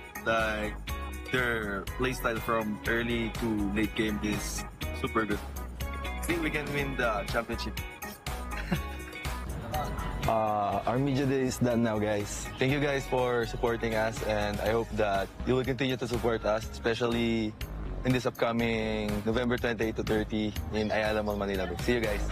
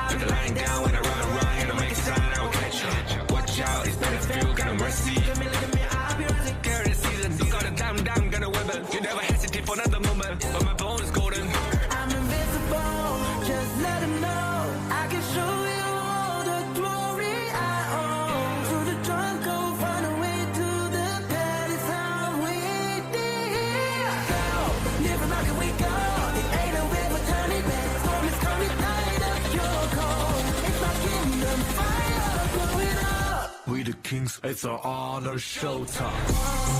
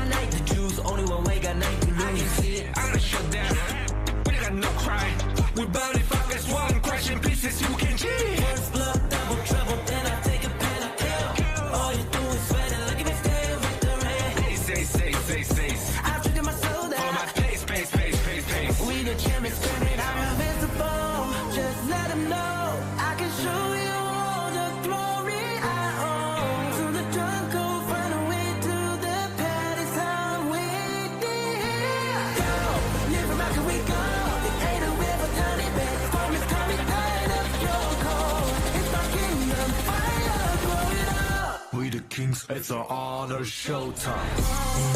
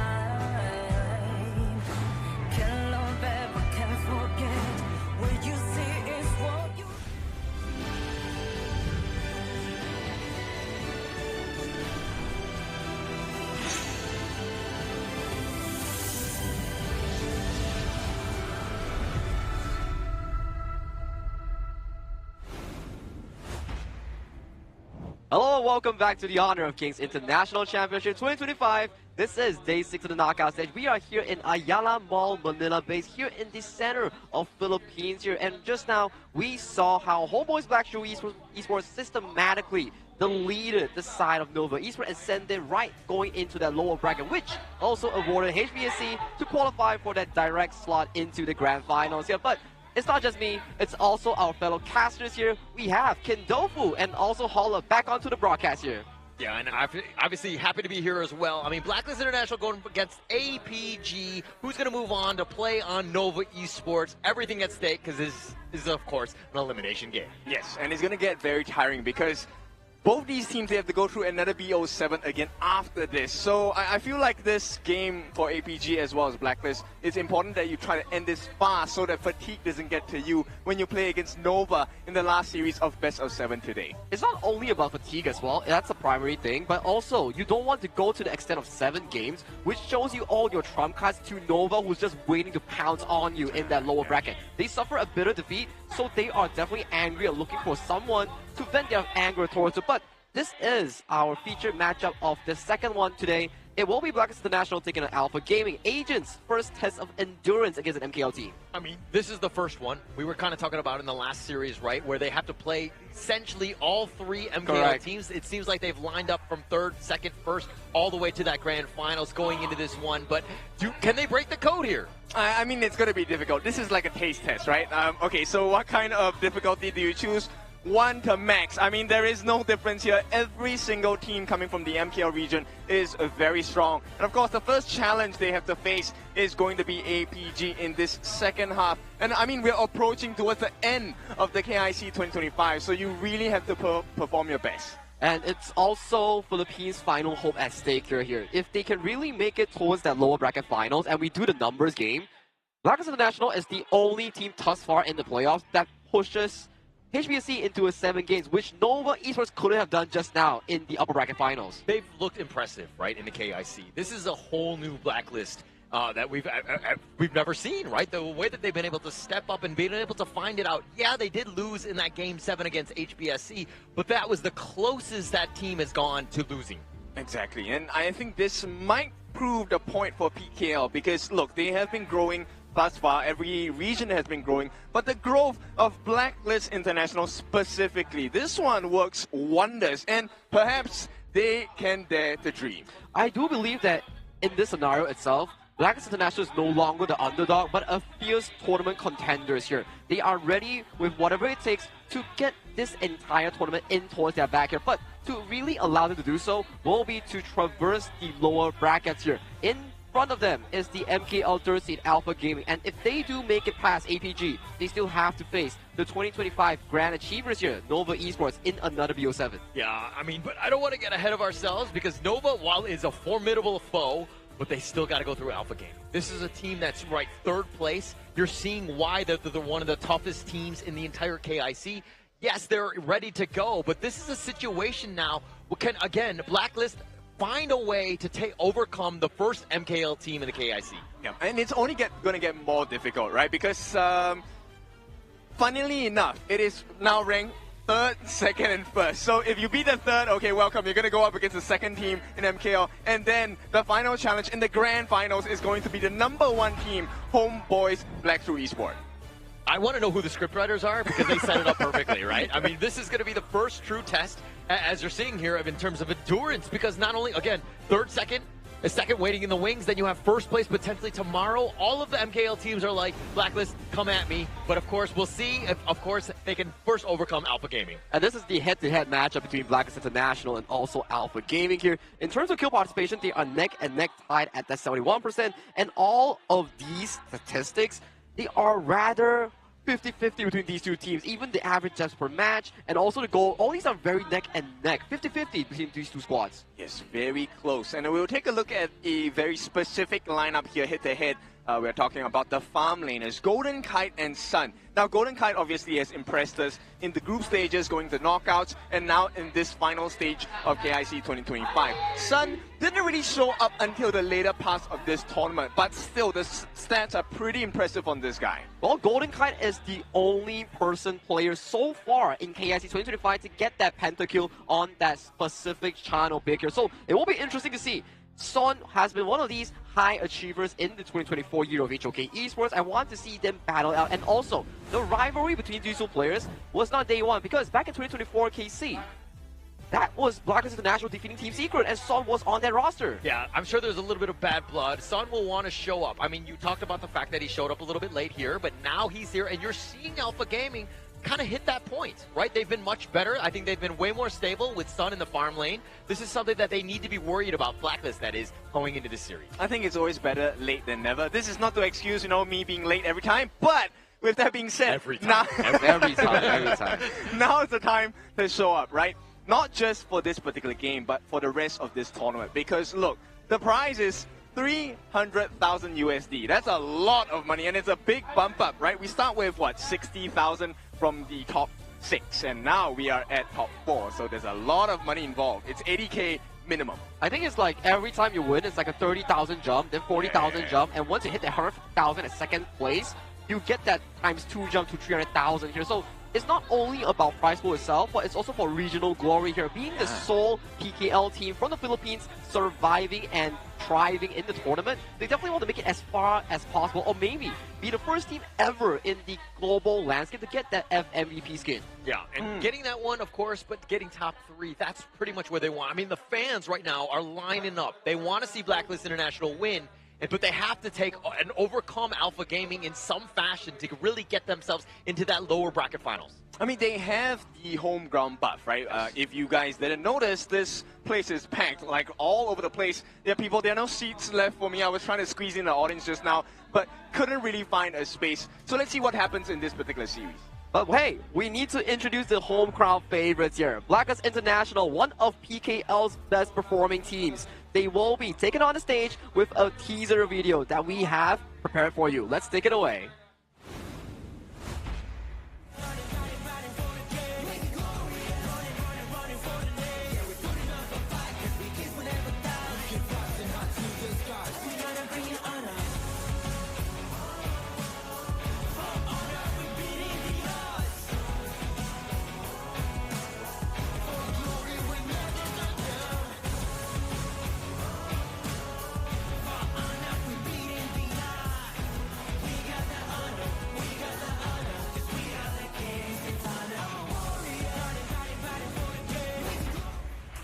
We start in the Clash lane. It will be the infamous, the #1, Chemi1!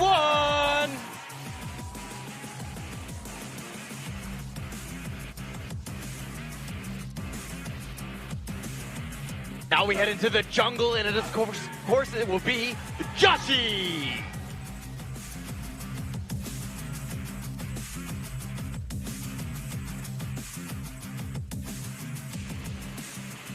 Into the mid lane, we now go with Dragon.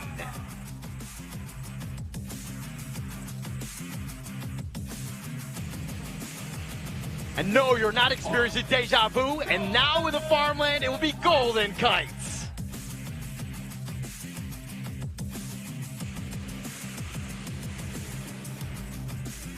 And the roam, the man with the plan, it will be none other than Chaz.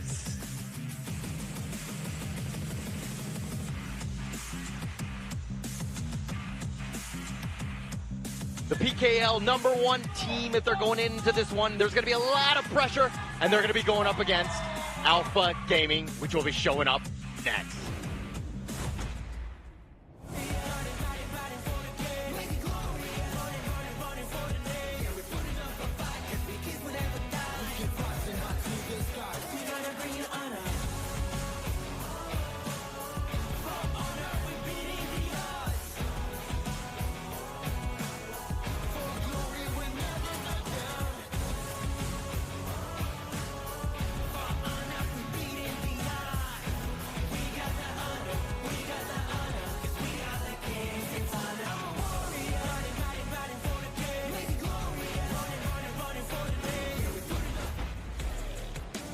Now let's take a look at the clash lane. It's going to be Alpha Gaming Xiang.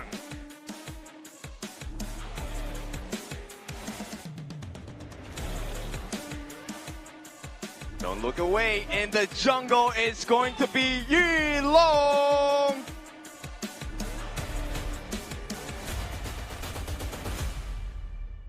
Let's go to mid now. It's going to be Shishan.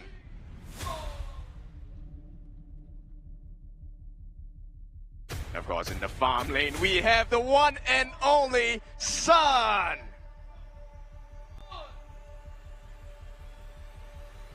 And to complete everything, it is the sword himself, Saber.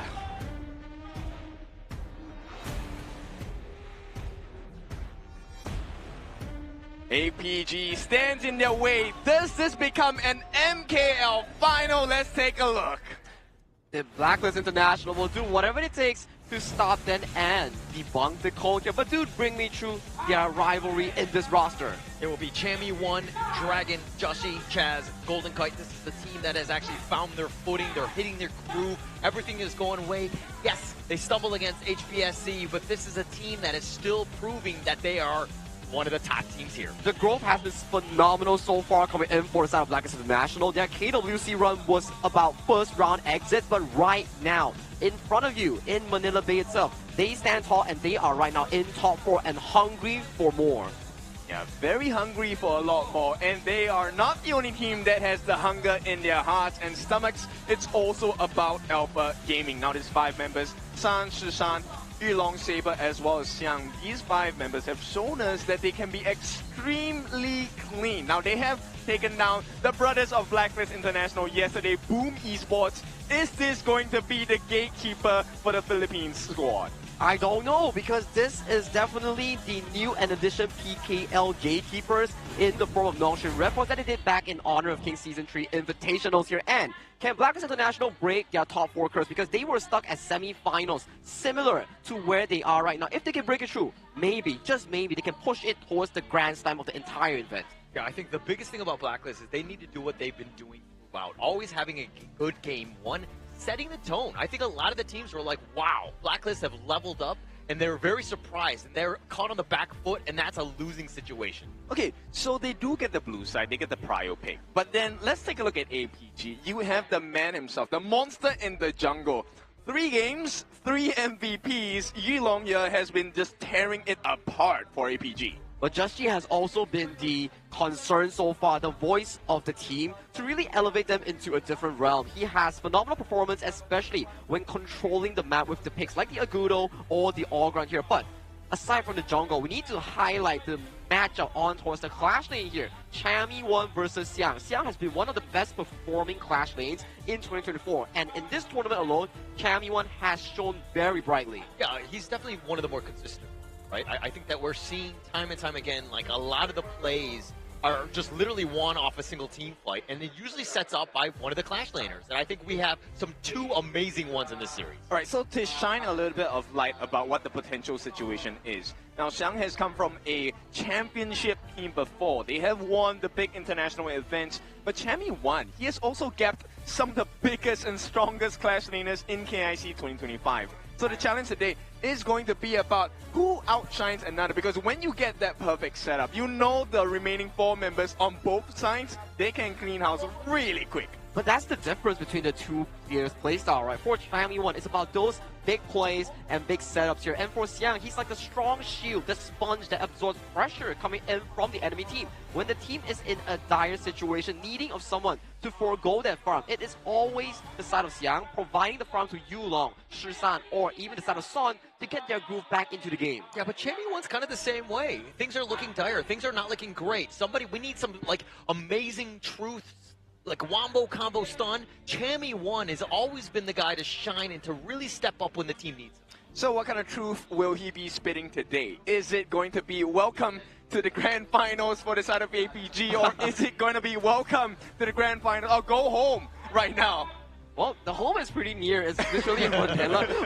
But all jokes aside here, they will do whatever it takes to forbid the grand finals of MKL of re-happening here in Manila itself. Here they have a lot of things on the line here for these two teams. At the very least, for Blacklist International here, the first thing to do is to solve the puzzle. In their eyes, it's Alpha Gaming, the team that sent their brothers home in yesterday's match. Yeah, I think that they're going to be doing a little bit of a revenge tour. I think it starts obviously with this first team in Alpha Gaming ahead of them, but Blacklist International, the storyline could not be any better. We know what the other teams are going to be in terms of where they are. Nova's waiting in the wings. We see HBSC all the way in the grand finals. Yes, this is going to be one of the toughest roads ahead of them, but the chance to make history here at the KIC, oh my gosh, it could be chef's kiss. Exactly. So this is kind of like, you know what, the expectation is I'm going to open a book, I'm going to read like 5 pages. But right now, Blacklist, they are going to be in such an engaging position that you might just finish the whole novel in one shot. That's the dream scenario, right? Blacklist runs through all the MKL teams, gets the biggest win of KIC 2025, and they bring PKL as the #1 region. That is such a beautiful storyline that could potentially happen with how they are currently in the standings in the lower bracket here. Taking down APG, then towards Nova, then potentially the HBSC rematch here. That is definitely something all the Filipino fans want to see on the grand stage right now. But you have to do it with actions here. And what better way of starting the action than to jump into game #1's VP, starting off with Blacklist International, taking the blue side, and Alpha Gaming on the red side with a 100% win rate today. It's been very good. It's been very, I mean, it comes back to the draft. I mean, we know that both of these teams, I mean, the coaches are really going to be digging deep because it's all about that edge. You saw it in the first series about just having a slight edge in terms of the counter picks. It's super helpful and it really gets your team over the top. Yes, and one main difference you notice about this KIC 2025 in comparison to all the other events was that previously if you ban something, it's more of like, okay, this person cannot play any more heroes, it's going to be an easier game. Right? Pretty crazy, and add that on with a Kongming. This Kongming should be going to the jungle for Joshi. It will be going to the jungle here, and especially when we talk about the Kongming, Shi, and also the Tina here, this is directly a funnel strategy here. The Athena will take Smite, the Shi will buy the Knowledge Gem, and then Kongming on the hands of Joshi will be beneficial with all the farm in towards his pockets here. Yeah, one thing to take note of though is that when you saw Nova Esports counter HBSC's Athena is that they had a lot of heroes that were really tanky. Where Jour was not able to get that solo kill off of them. Wendy was a little bit low, but I mean, that was like the main target. But they did a good job by fortifying and making sure that their heroes were tanky enough to deal with this one-on-one. Yeah, so I like this particular pick, right? The Changfei, the Beast, has been very effective. And, you know, talking about tanking through the damage, that's definitely going to be a problem for Chaz. Let's see what else this APG offers. The final 2 bans going to be focused on the clash lane. As we talked about it, Chami 1, a big problem coming from the side of Blacklist International for APG. What are they going to pick to try and stop this growth of Blacklist? And that's 5 clash lane bans between both Xiang and Chami 1 here. With APG having the final pick in the last pick here on the red side, they do give more advantage towards the side of Xiang to get that counteract pick after Blacklist gets limited in this clash lane pool. Yeah, and if we're looking at this, it looks like the Flowboard Marksman Sunsa to kind of round out this draft. Again, I'm not a huge fan of Sunsa, you know that, but I think that it has played because you need some sort of counter initiation. If anything, we're going to rely on Chami 1 to really make some of these plays. You know, for the rare occasion, I agree with you for this one. I feel like Blacklist International don't have enough tankiness, right? And if this strategy fails in the early game, it is almost over. And APG, they're going to add on to that difficulty. Yes, you have the Changfei, the Beast, but now we have the Night Plume as well. Ambrosia with the double lives. How much damage can you deal on the side of Blacklist International to try and break that crystal? Because Blacklist International in this stage itself, yes, how much damage can you do? It comes from how fast this mastermind on towards the hands of Joshi is able to look for those resources, make sure that he gets the power spike as soon as possible here. Then the snowball starts when you start taking these advantageous fights in towards the mid lane. Make sure that you win out these skirmishes, steal away the jungle camps, strive aside of pay the Tigers on the hands of Yulong away from these resources. So right now I feel like APG is kind of like the forbidden fruit, right? You have the shred coming in from Blacklist International. So if they shred down the skin, peel their defenses off, and then you get the taste, the juicy victory coming in from the side of Blacklist International. Yeah, but Blacklist International, I mean, this is a squad that, I mean, with the Kongmin, you have that burst. It seems largely like they're able to mitigate a lot of that, especially when you have the Ambrosia there. But this is looking to be a squishy lineup. All eyes right now on Chaz. How much impact is he going to have on with this Athena? For the Athena, at the very least, the early game, you will want to steal away multiple camps from the enemy jungle here. Make sure Yulong doesn't get that level 4 as early as possible here. So it gives you a simultaneous edge towards the side of Just to get that level 4 power spike and start himself getting going the farming tempo here. But there is also a concern. Sure, you enter my jungle. Have it, Chaz. I'll just enter the calming that's weak at level 1. That's true. Right now, I think the scariest thing is the punishment coming from APG is actually very valid because they have 3 very big chase downs. They have the Mai, they have the Pei, and they also have the Ambrosia. These 3 heroes can actually catch Chaz out really quickly, and even if you steal the buff, taking the life away of Chaz is going to be very valuable for APG, at least at the early parts. Well, execution is always what we talk about here in Honor of Kings Esports here, and right now, we are at top 4 closing to the finale of the HOKKIC. I'm very excited to see which of these teams can best each other in this tournament. I think it's going to be super interesting. I mean, the draft from the APG side, kind of stock standard, right? Especially when you're talking about a Pei, somebody who wants to be a little bit of fast pace and just really take up with a tempo, but then now you're seeing the Athena. How does this put a wrench in the wheel, so to speak, of this APG lineup? And also, to add on to that difficult equation is, how does Joshi get that finishing blow? We all know about his ultimate, right? The winning strategy. It's a huge, big burst. It follows you target side like a heat-seeking missile. But if the side of APG gets a little too tanky, then Joshi is effectively silent for the entire game. Yeah. Now, this brings back to the question here. Where is the setup coming in from Blacklist International? It will come in 2 forms. 1, Dragon on towards the Silk Weaver Shi. Number 2, the Seafarer and Sun Tzu on the hands of Chami 1. These 2 are the primary sources of crowd control to allow the 2 carries on the teams of Blacklist International, the Mastermind, the Golden Kites, Flowborn Marksman. These 2 picks are the late game carries here. So it's really down to perspective here. If Dragon and Chami 1 doesn't perform, this team crumbles fast. Yeah, and crumbling, which is definitely going to be a problem. But Blacklist, this is kind of not that most of expensive lineups, right?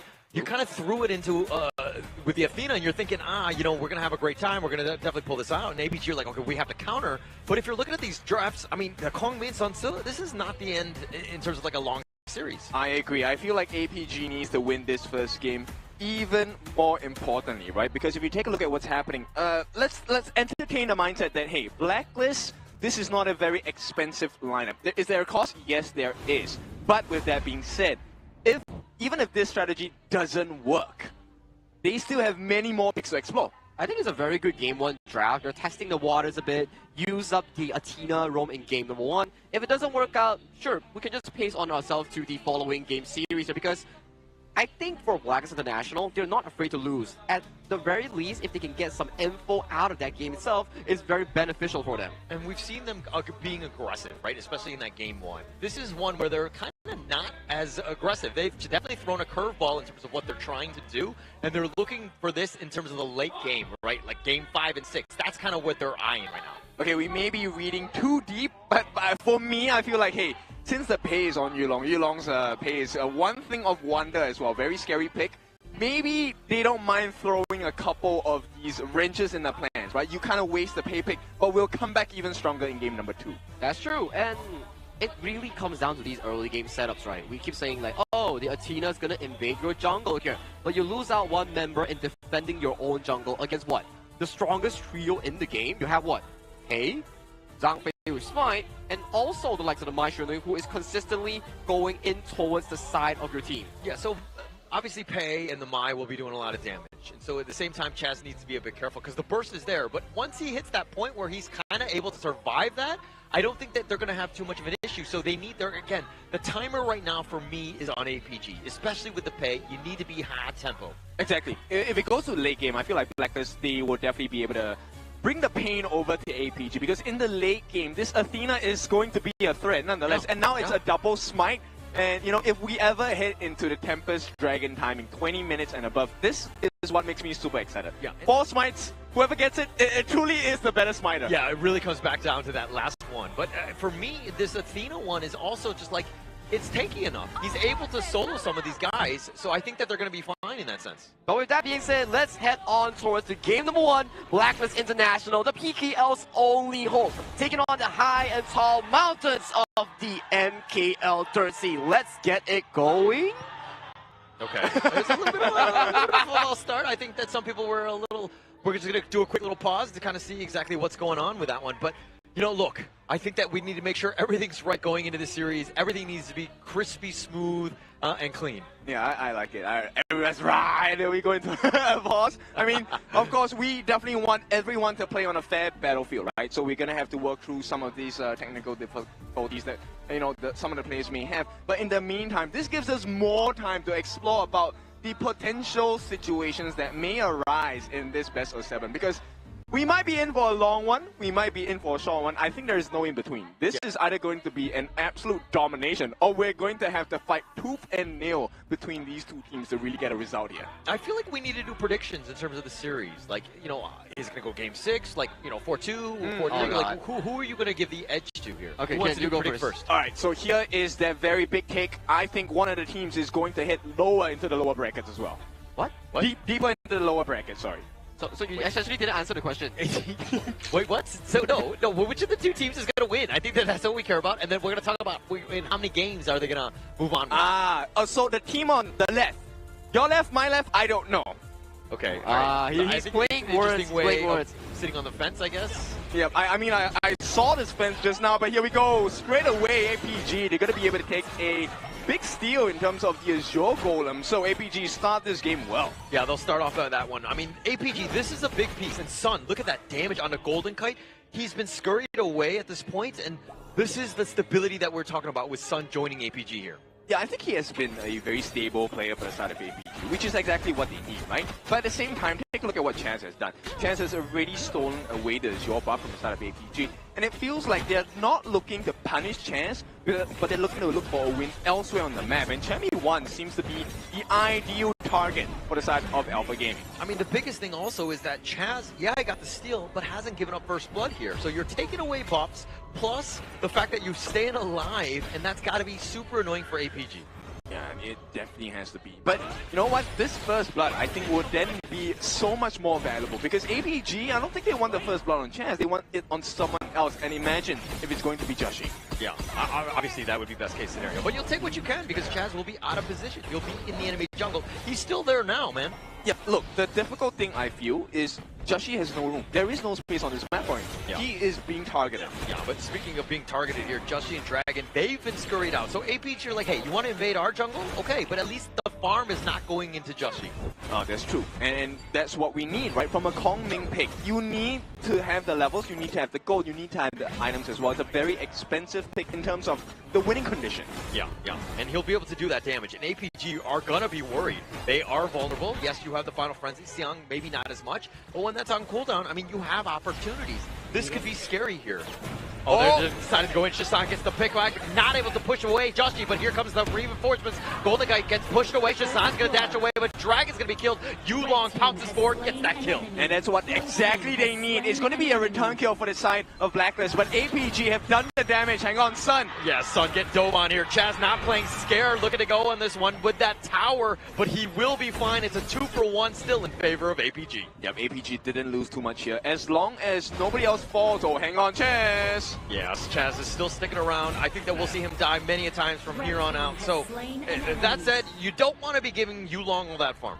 Yeah, for sure. I mean, Yulong getting farm is already a problem. This guy has had almost every single MVP that Alpha Gaming has in the number of games. So this is a very scary stat to have. Now, at this point, they do have a slight lead in terms of gold. But the biggest thing here is, what do you do with that gold? Can you take a turret? Can you take more offensive objectives across the map? I mean, you're going to want to. And so you're going to have to find the numbers advantage. And look at what APG are doing. They know that the Athena's in their jungle, but they don't care. They'll let them go. I mean, yeah, you farm as much as you can. It's not going to be as fast as what they do. APG right now are like, hey, let's use our numbers advantage in the lanes itself. That's true. I mean, coaches have told us about this particular pick for Athena. I mean, it's either or. So if you leave her alone, she gets the free farm. But right now, looks like even though they're free farming on the side of Chance, that has very little value for Blacklist International. And look at another buff, that blue buff that's going to be taken away from Joshi. yet again. They know that timer is there, but at the same time, Blacklist are like, hey, you're going to take mine, I'm going to take yours. Yeah, biggest challenge here is going to be the 4-minute mark. This is where the first timer of the game. Although set sail actually connecting on. It looks like the shields are going to be there with Leaping Savior. The Silky Imprint not able to connect onto this one. They find Shasan with the winning strategy. That's going to be huge. And now Chaz is on the back line, finding 4 members there. Chaz with those shields, he will be there, but APG getting away. All right, so they actually get it. So APG trade that Tyrant, put that life of Susan in the mid here. Is it going to be worth it? I think at this point it still is. But take a look at the fun that Golden Kite has had access to. He is just melting Sun down at this point. Yeah, doing a great job. That Aerostorm is doing some work, and Golden Kite with a slightly 200 gold over Sun. And then, I mean, APG looking to invade as much as possible. They've got the pullback, but not enough. It looks like the red buff will be picked up by Yulong. The craziest part is actually Joshi is keeping pace with Yulong, even with all the buff steals happening. Right now, APG looking to punish Chance. I don't think this is going to be too much value here. I mean, Chance should be able to get it. We'll start running out and take a look at that. Yeah, in the bottom lane, they find him. The Dragon is just way too low, but the winning strategy snipes out Yulong. So making a pay, and Sun gets picked off as well, but they lose the bottom T1. I don't think that's a big matter. Yulong now has no buffs, and there's no more buffs coming back for the next few seconds. Yeah, and actually that's going to be a big one, right? I mean, you take the tower for that. You're looking to trade Chammy 1, looking like he's going to AFK. Yeah, I thought he was looking to bait him out more than anything else. I was looking, okay, where are the rest of the Blacklist members? They were nowhere near, and now, of course, this is where we have to go for a pause because I think we might have to explore that situation. But let's talk about it here. The pacing on APG is so fast, but Blacklist is catching up. And we talked about the funnel.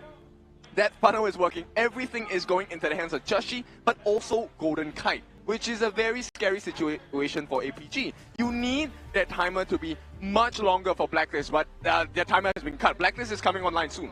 Oh yeah, with the notice of how Joshi is able to scavenge all these kills towards the cross map and Golden Kite getting the lead over towards Sun, these two late game monsters will be coming up and available even shortly, especially at the 10th-minute mark here. So it's not the greatest of the news for the side of Alpha Gaming, considering their draft is very snowball reliant.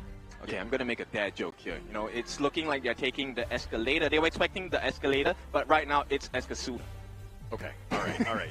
I get it. But, I mean, this is a situation also. I mean, we're talking about speed and pace, right? APG, we're definitely going to play fast. But Blacklist, their lineup is kind of able to do this. I mean, they're able to kind of counter the plays as well. I mean, you have Kongmin with Joshi, who's doing a lot of damage already.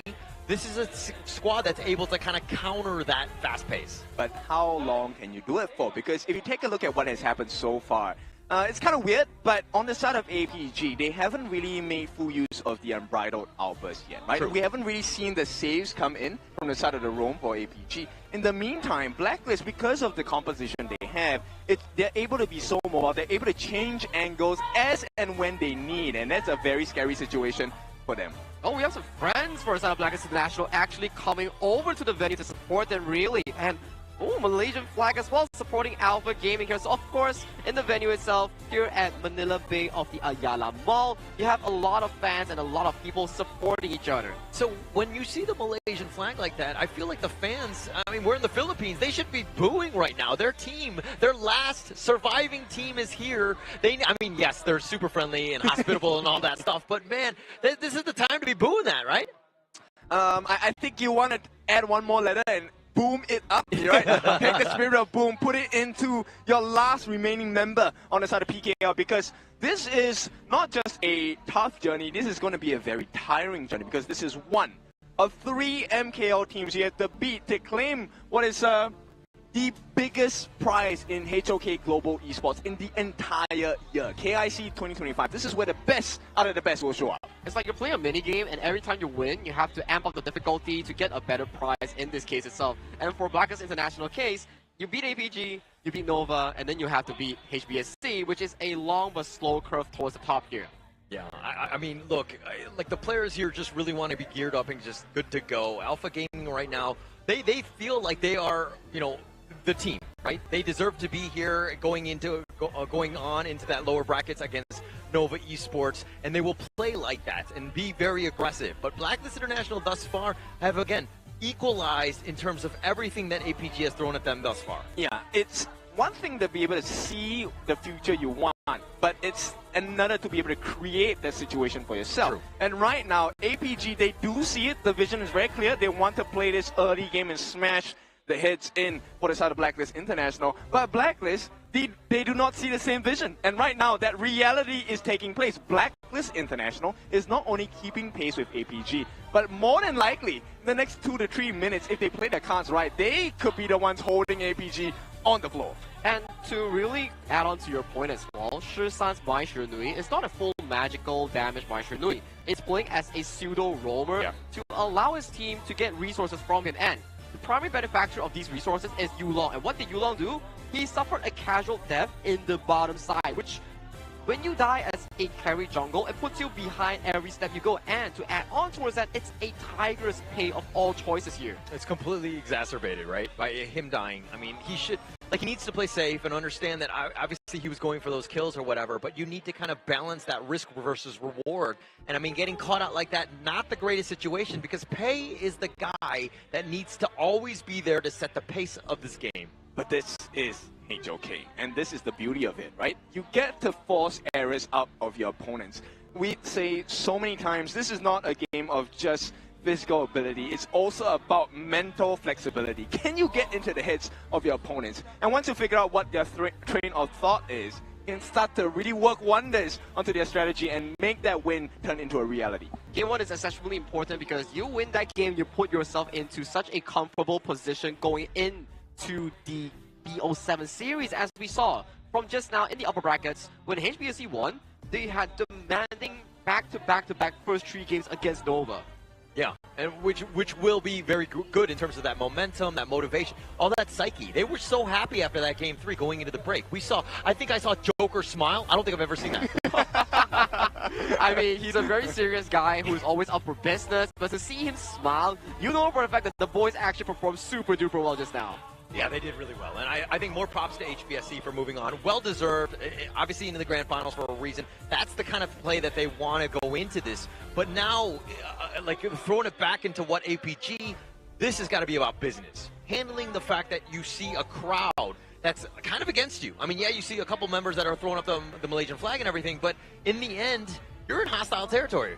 Oh, you definitely are, and this is where you really want to keep your composure, your calm and composure self, because it is the ultimate requirement. To be successful in HOK, you need to not only be calm, you need to be cold, you need to be calculated, you need to know what is next. That is true here. Calm, collected, composed, the 3 C's that we need in a tournament setting here. And also, for these players here, I do think that they have what it takes here. You made it this far. We started all the way 2 weeks before. 16 teams going into 4 different groups, and then they battle it out in the knockout stage and make it as far as towards the top 4 here. Today, we decide who amongst these 4 teams make it to the Grand Finals. I think the coolest thing about this particular situation, right, is also that we get to really see how fast you learn, how fast you adapt. And that is the mark of a champion, right? It's not about, hey, I'm the strongest, I can get big games. It's about how do you adjust your strategy, how do you adjust your mindset when you're met with different problems. And these are not problems that you will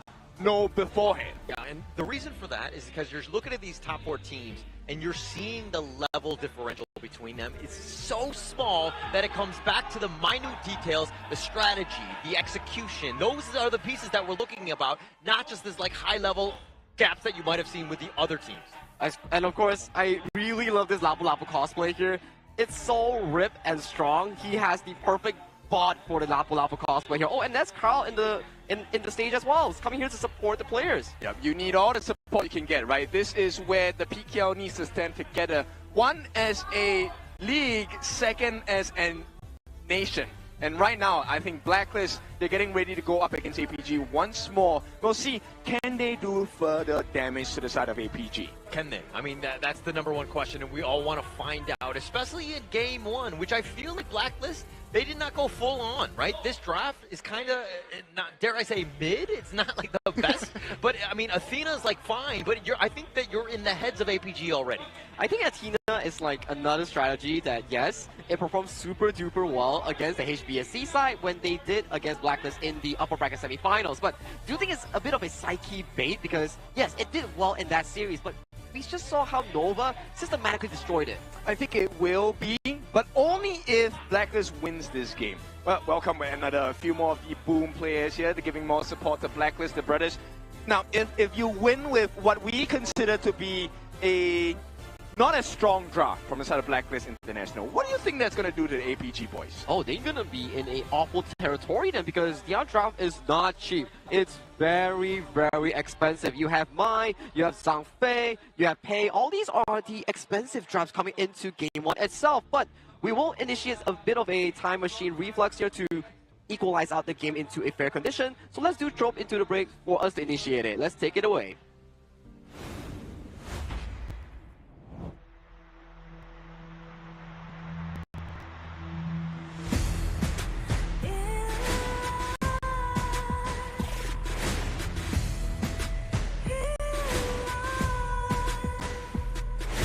What's a life without its worth? Compromising with what hurts inside. When you let fear decide your fate, you don't choose which path to take in life. In life, I'm finally letting go of everything that still holds me. I'm against the loss, but I won't give up, 'cause it's my time to shine. Steady in the spotlight, can no one let me down. Destiny is calling high. I'm not afraid to fight for everything I love. Victory is on my side.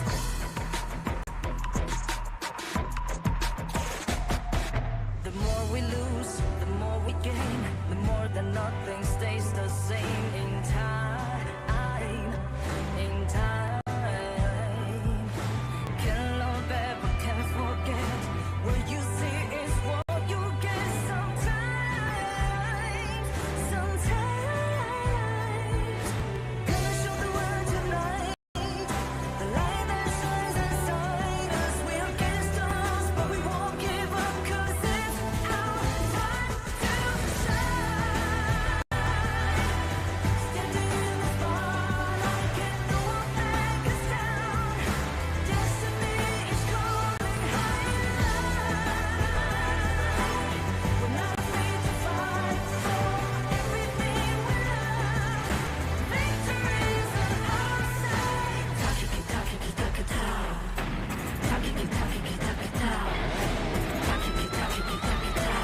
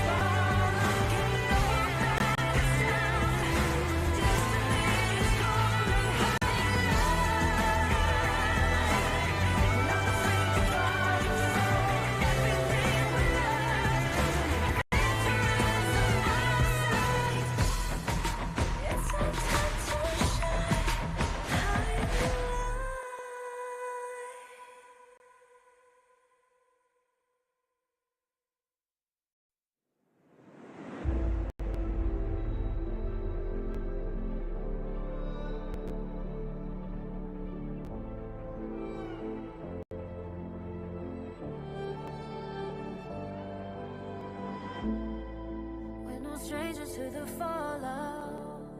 It's what got us here. Ever changing, some chameleon. Blood, sweat, and tears. We'll never make it if we fall to everything that brings us down. If the comeback is now. Blood, sweat, and tears. Fight for what we want. 'Cause it matters a lot. Every day, put in work. Sweat and tears. Nothing comes overnight.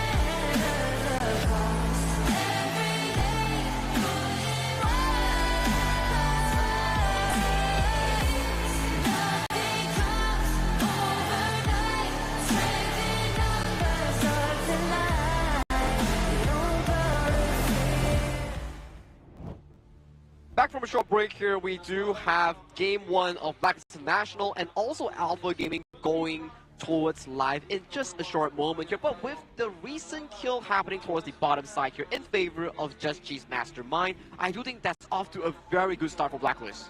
A great start indeed. I mean, that's kind of what you wanted. They got that kill, really setting themselves up for that success, right? Because again, every single time you kill Yu Long, which is the guy that really needs to stay alive and just be farming, you're doing your team a great service. You're buying a lot of time, right? You're delaying the game and you're fulfilling your win condition, which is for Blacklist International. Let's go to the late game. Let's make this Athena a true problem, right? There's two stages to this problem. First one being, okay, I'm going to steal everything from your side of the map. Now, once that happens, in the late game, he's going to be in a situation where he can abuse that anti-CC ability. He's going to die on the backlines as well. Yeah, at what minute mark, though, do you think that if Blacklist just survive or go even, they're going to be fine in this game? Blacklist International, I think it's definitely 10 to 12 minutes when you see 3 to 4 items coming into both Golden Kite and also the side of Just G. That's where the goal button is initiated here. The problem is, all these initiations needs to be initiated by the side of 2 players from Blacklist. Number 1, Chammy 1. Number 2, Shi, the Silk Weaver on the hands of the twin brother, which is Dragon. Yeah, they're going to have to set things up, right? I think that will be key. Even for myself, I feel like Chaz, even on this Athena, once he gets those couple of items, he's already kind of tanky. He's able to slice and dice through these squishy heroes on the side of APG. Okay, but even though that stands true as well, if you take a look at the side of Alpha Gaming as well, they do have that reverse condition, and that's going to come out to the Zhangfei, the beast, right? Yeah. If they can land a perfect Unbridled Outburst, they should be able to heavily dive the backlines because they're really squishy on the side of Blacklist International. But if they miss the dive, I think it's the graveyard. Straight to the graveyard, you're going to have a tombstone erected straight away. I feel like that's a very good point if the Mai Shiranui is going for a magical build. Because this Mai Shiranui, as we know so far, went for the roamer item start to compensate back most of the farm towards Yu Long here. And Yu Long's pay has suffered 1 death in towards the bottom side, which halted his farming tempo heavily. And we know a Fed pay and a pay that has died, the difference is very big. Yeah, it's definitely very big. I mean, I think going into this one, even with like Shisan, I mean, you're talking about the fact that like Mai has to be making those plays. But I think that early, this is it's on, you know, Shisan as well as Yu Long to be making those plays, getting some sort of pickoffs and getting them a further lead. Because right now, it's looking a little equal. It's also looking like they're heading back into the game. I think we might be ready soon. But you know what? We'll tease you for a little bit more, right? And I mean, with that situation, now the last scene we saw was the fact that Chammy 1 got taken down. But I think that is not going to be the case anymore. Let's see, is there any difference once we go back into the Gorge? Yeah, it does look like the players are getting underway as they've actually picked up their phones, and then we'll be able to play this one. But as we load this one up, I mean, a little bit of a tech pause. Apologies to all of our viewers right now as we go into this, but we want to make sure that everything is Gucci, everything is running smooth as possible, because again, everything is at stake. Winner of this one moves on into the lower bracket finals. Loser goes home. Yeah. I want to see who is the hunter, who is the hunted. Does that situation change? Let's head back into the Gorge, and that situation has been reset. Yeah, it looks like it, just to kind of keep everyone in the loop, what's going on. 5 to 4 in terms of those kills, but only 6 minutes into this one. APG right now with only a 100-goal lead. You definitely wanted way more than that, especially since you got the pay. Yeah, you definitely need to have the lead. But right now, I mean, Shishan's doing a good job of making sure he's getting the pokes in, right? This is, if you can't get the kills, it's okay. Just at least batter them down. Yeah, and batter them out, put a little bit of damage on. I mean, even putting pressure on this bottom T2 is going to go gravy for APG. But Golden Kite, wow, with a sliver of life, just barely surviving there. That was a little close. You want to make sure that Golden Kite does not stop farming as well, right? He now plays the same role as Yu Long. As long as the two of them keep farming, there is a big chance of a turnaround and maybe swinging the momentum over to the side, because right now we are dead even. Yeah, and look at how Chaz has actually been on his side of the river in the, you know, before the 10-minute mark. Is he playing this Athena wrong here? I think it's about getting more information, right? And knowing that now APG knows how to make that punish happen, I think it's better to play safe. They do take the T1 at the top side, so this is going to be very important for Blacklist to find a trade elsewhere in the map. Yeah, they lost the top T1, so APG again just ensuring that they continue to just grow with that lead ever so slightly at this point. But APG again, now that Sabers, you know, the potential for that umbrella outburst, for that team fight winning combo.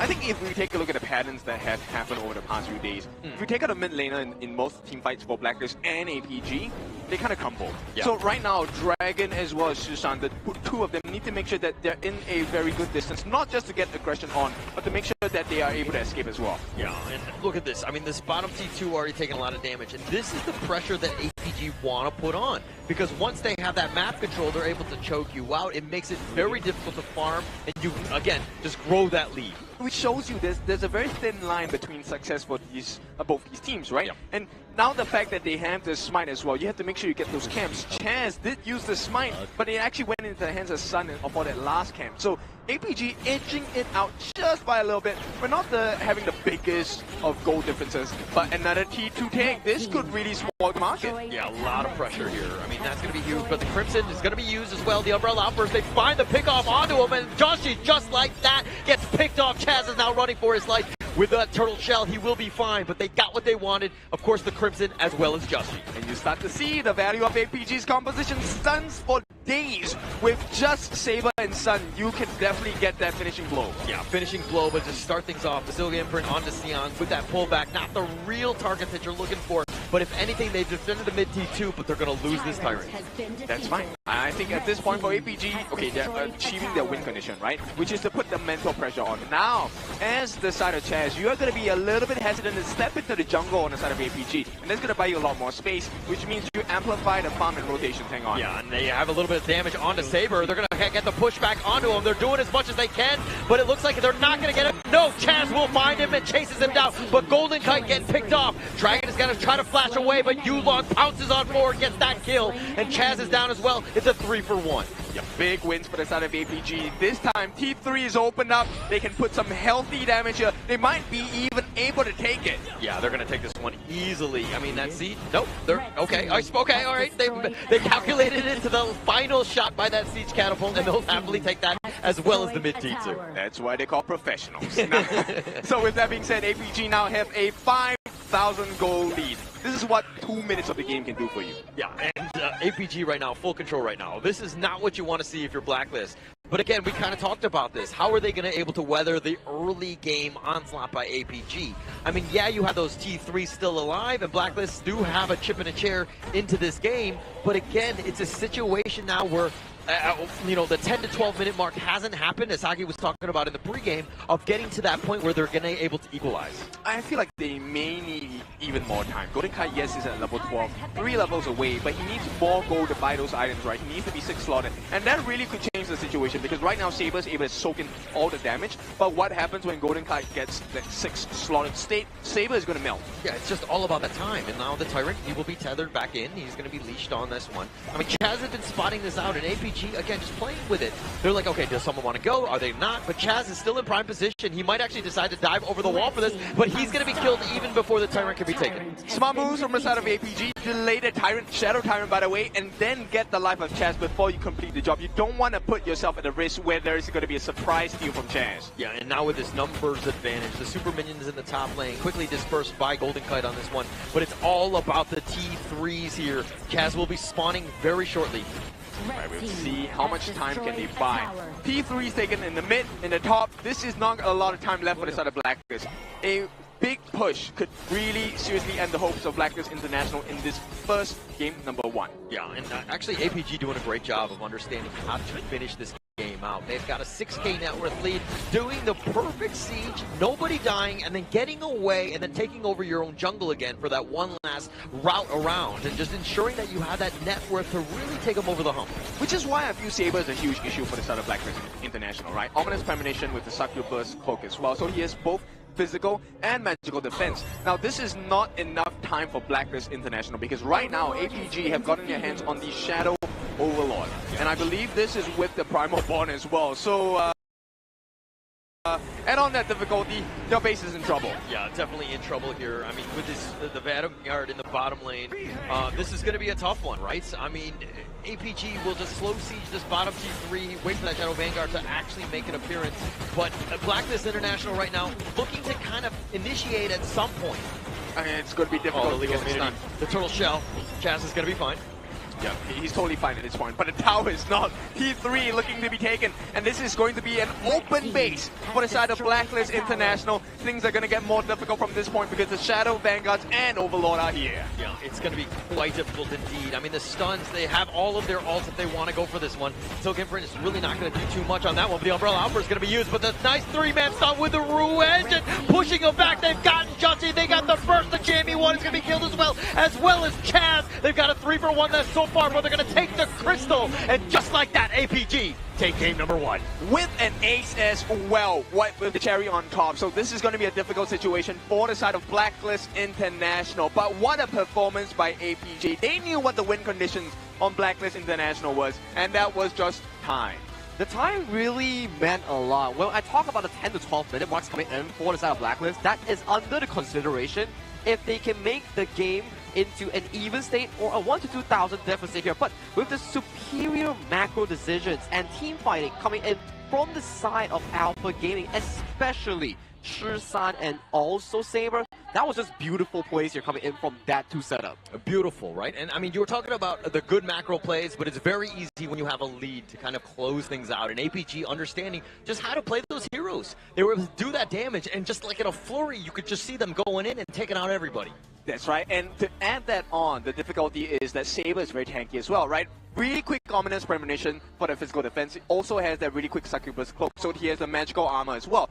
Now, if you can't get past Saber, that's already one problem you have to solve. But what happens when the guy you can't break jumps at you instead? And with the Unbridled Albus, that was like the icing on the cake for the side of APG to take the game. I think that was also a very important point that we really missed out in that game alone. Yes, Justchi and also Golden Kai, they were really fed on those hyper late game carries here, but if you're always on the reactive end and the enemies don't miss their engage like how Shisan and Saber was doing on those crazy picks, then you are always in a position where you are the fish on a chopping block waiting to be decimated. Yeah, it was just a matter of time, right? I think APG, once you had that lead, it was pretty much all she wrote on that sense, because they were just too squishy. Blacklist International is like, yeah, you might get some of those items, and we're looking at Golden Kite with like 9K, I mean 10K from Justchi, but the other end, you're talking about Yulong with 12K, Xiang with 10K, and then Sun with 9,000. So just like the complete net worth was just way too much damage. And I don't think the side of Blacklist International, they played the Athena roam to a full potential, because this is the first time I've seen Athena only having 5 dips. Usually we'll see like what, 14, 15, and then you continuously steal away the jungle monsters and then send yourself in towards the enemy's mouths with a 20 gold bounty. That's the usual playstyle. I like the way that APG viewed this game, because it's a very different game set and the mindset they have, right? So instead of going for the kills, they were very bent on making sure that we'll take the towers instead. We'll play the macro game, right? Because your towers don't come back. My buffs will. And even as long as we hold a similar or even a small gold advantage, we can turn this whole situation around. And once you see T3s drop, there is no more game to be had. Yeah, and going back to Athena here, it's kind of like the perfect strategy against it. It's like, don't give the bully any sort of power. Don't give him any sort of attention. Just completely ignore him. And you saw Chaz was like, hey, guys. And he's trying to bully everybody, but nobody wants to play with him. And he was just like, oh, I'm so lonely. I'm just going to go back to my side of the river.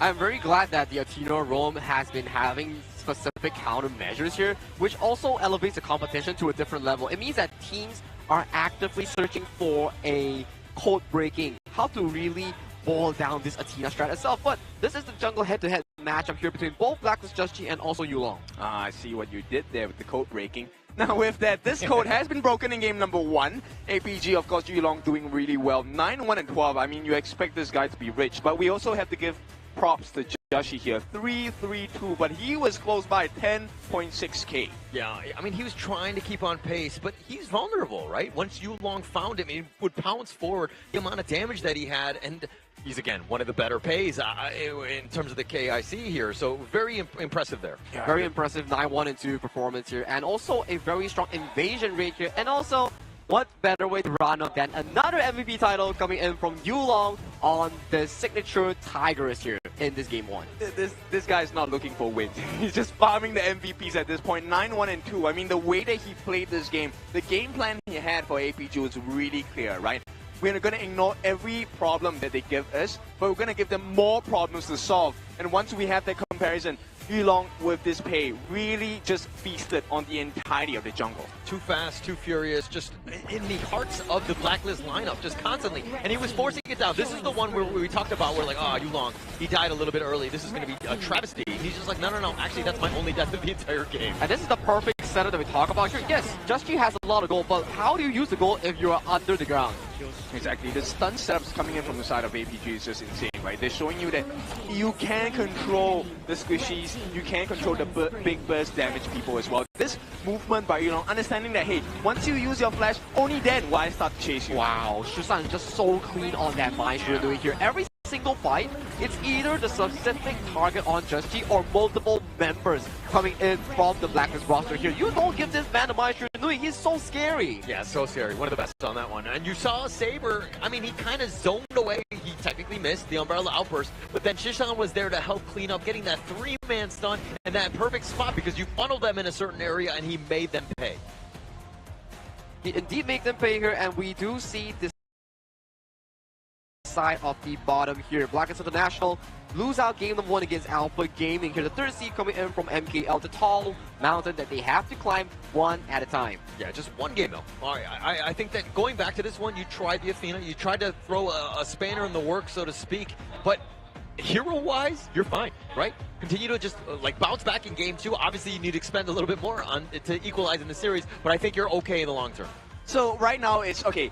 Blacklist, they understand that APG are looking like a mechanic in game number 1. Right now, they have to start figuring out, okay, what other problems can we throw to the side of Alpha Gaming? And are there certain win conditions that we can try to force upon Alpha Gaming and make their life a little bit more difficult? That's going to start with the bans and pick on game number 2, right? This is where I think the difference will be made. I think to put Cham1 on a much more secondary engaged role, that will be much more required coming in for the side of Blacklist International, and then put Chaz on the primary playmaking role. I think that has been the success story for the side of Blacklist in most of their games, especially against HomeBois Blackshoe Esports. This is a Dharma game, right? I always say that he's always got 100% on his Dharma. Cham1 that is, because he's just so good. This is the time where you need to kind of reveal that and just turn the tides, equalize in this series. And if you want to learn a lot more, you have to follow us on social media. Make sure you learn from the best of the best. And of course, be experimental with that as well. All you have to do is to give us a follow. We have multiple platforms. You will also be rewarded if you follow all of our various social media accounts. Now, with that being said, I think there is a lot to follow through for today. I mean, game number 1 has just ended. APG now lead the series 1-0, but as we all know, this is a best of 7. It's a long journey. It is a long journey, but with the long journey being pointed out in this BO7 itself, for the side of Blacklist International, you do not land on the correct step. However, for Alpha Gaming, they put on the right step in towards a long series right now. You will feel definitely more comfortable and energetic, especially the team morale definitely ups right now. Yeah, I mean, Blacklist International are like, hey, this is my home. How do you know where the steps are, right? Like, this is kind of a little creepy, right? I need to ensure that I make the right steps. And I think Blacklist International, this is the perfect time. We've seen this time and time again where they, at least at the KIC, Blacklist International have been able to kind of, you know, step up when they face that adversity. I think it's right now is a race, right? So everyone is looking for the key to open the door to the next stage of KIC 2025. Obviously, both of these teams want to approach and reach that grand final stage, of which HomeBois Blackshoe Esports is already waiting. Now, this is going to be a long journey because this is not the only best of 7 they'll play today. Right after this, whoever wins, they're going to be facing against Nova, another giant monster. Number 2 in MKL. Let's see. I mean, I have some big expectations of Blacklist International today, but APG proving to be the stronger foe for this particular moment. Now, two perspectives here, Ken. In the Blacklist International versus HomeBois Blackshoe Esports upper bracket semi-final series, the same thing happened. They dropped game 1. It's more of an experimental, try the waters. That's the stuff that we're talking about. Now, point number 2. If you're Alpha Gaming and you are in this situation, you think about, okay, I have to fight Nova next. So let's smash it and go for 4-0. I think that would be like, that's something that they're thinking about, right? Because the easier, they don't have to go through like a game 7 and be mentally taxed and kind of go through these emotions. Obviously, that's what they want, right? Just to end the series and just kind of move on with their lives. But you know, at the same time, Blacklist are like, no, we are far from there. Don't even think about the door. You need to deal with me. Yeah, I think you really need to take one step at a time.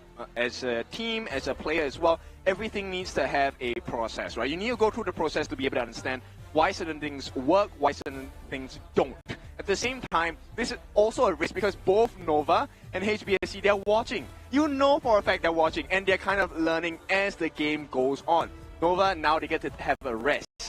They will only get like a very short rest for whoever wins this particular series, but yeah. I don't know if you saw, but there were some of the Nova players here that were just right in front of us, and they were having ice cream. Oh. And I always look at that as like, hey, when you have a team, you only get ice cream when you win. Right? So I'm a little confused with this situation because they lost this one. They have to play another series, but they're having ice cream a little early. Now, that's the perspective issue here. What if the ice cream is to heal their broken hearts from the upper bracket series? You can only have so much ice cream. Okay. Yeah, that's true. But hey, I do think that if we bring it back to the game itself, in Game 1, you already expended Athena that has been largely banned out throughout the entire course of the tournament here. Didn't find a win itself. So right now, do you take the Athena ban moving down the line as Blacklist International? I don't think you need to, right? Not to say the APG don't know how to play it, but you know, as APG, they have shown you their quality. They don't need to play it. Yeah, I think that it's the same way, as long as you're playing fast and furious, kind of like the way APG did to counter the Blacklist Athena, I think that they should be okay, because it's one of those things where if you play it, you know the counter as well. Exactly. So I do want to see whether Blacklist International can do the same exact thing that APG has put up against them. With Blacklist International picking on towards the blue side, the priority picks are still very vastly available. You have the Luna, you have the Arlie, you have the Long, you have all these different picks that are strong enough to bring you the game win. Yeah, and you know what? Going back into the same side again proves that they have a game plan on the side of Blacklist International, right? They know exactly what they're supposed to be doing. They have a game plan. And I expect this to be a very strong draft coming out from the side of Blacklist International. But APG, you never count them out. Never count them out. I mean, you never really, like, everyone has been able to kind of just continue to fight. And we're seeing just why the MKL teams are so good. It's because when they face any sort of, like, you know, adversity, they've been able to step up and they have the counter for it. There's nothing that really catches them off. I think that's the thing that we talk about, right? The adaptation that they do in the tournament itself. Can Blacklist International evolve as fast as these MKL teams? If they can really go as far as towards the grand finals or winning the entire thing. But first things first, Alpha Gaming is before you and they are one-up you in this BO7.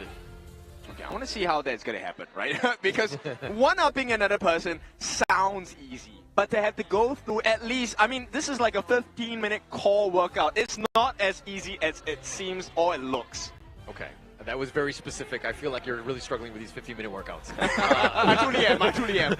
But I think you build a little bit of the core first, so like 5 minutes at a time, and then you slowly build up to it. So 15 minutes is not going to be a problem. We'll talk about that one later. But going into this one, I think that APG right now, you put the pedal to the metal, right? You want to go home, you want to move on. Today could potentially be a long day. You want to shorten it as much as possible. That's true here, and with that, we will go into game number 2's draft, featuring Blacklist International selecting the blue side and Alpha Gaming. Once again, going on towards the reactive red here, and so far, it has been the same story here. Red side, 100% win rate in the first and second series. So, are we looking at okay, we have been in this situation so many times. Are we looking at a Luna coming in for the Jashi jungler again? I believe if you do want to go towards a Luna, you have to really consider about the Athena ban here. Yes, Nova Esports did allow the Athena to go over to that HBSC, and then they played super duper well, but that's under the correct mindset that you have trained for that countermeasure.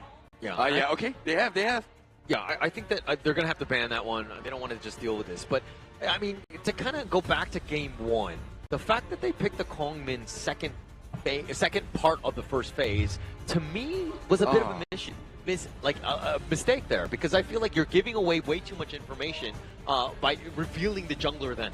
But I think at this point of the competition, I'm pretty sure both teams have already done their homework. You know what the potential picks are, right? Right now it's really, like I said, choose your problem. And Blacklist, they have not used this yesterday, but there's a potential of a Dolia Yangjian or a Dolia Nersa combination. So C-Singer with a Trilight, C-Singer with a Tunecaster, C-Singer with a Wild Spark, all these are available options here. But coming into the side of Alpha Gaming here, they do what exactly HomeBois Blackstreet Esports has shown us in that game 1 itself. Take away the Yangjin, serve it as a flex. Take away the U1, serve it as a flex. And then you see Blacklist International, what do you answer with?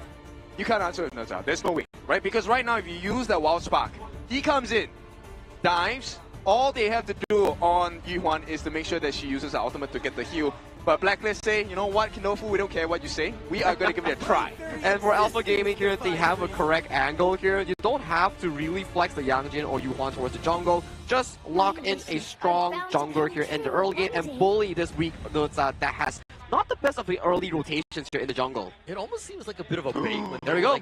They let it go. But if they're going to go with the Ogren to kind of counter, it's like, hey, you want to get to the back line? Okay, fine, but deal with this raid boss. The backline is Yangjin. And then, that's going to be a very tough situation because we've seen this in the previous series.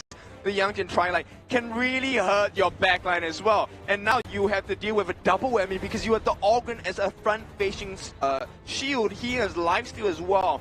Now the question is, how much damage does this Jashi Nutsa do towards the backline of APG? That's only if he can get out of the jungle alive, because right now you have such a strong early game setup coming in from the Soul Guide Ogren here.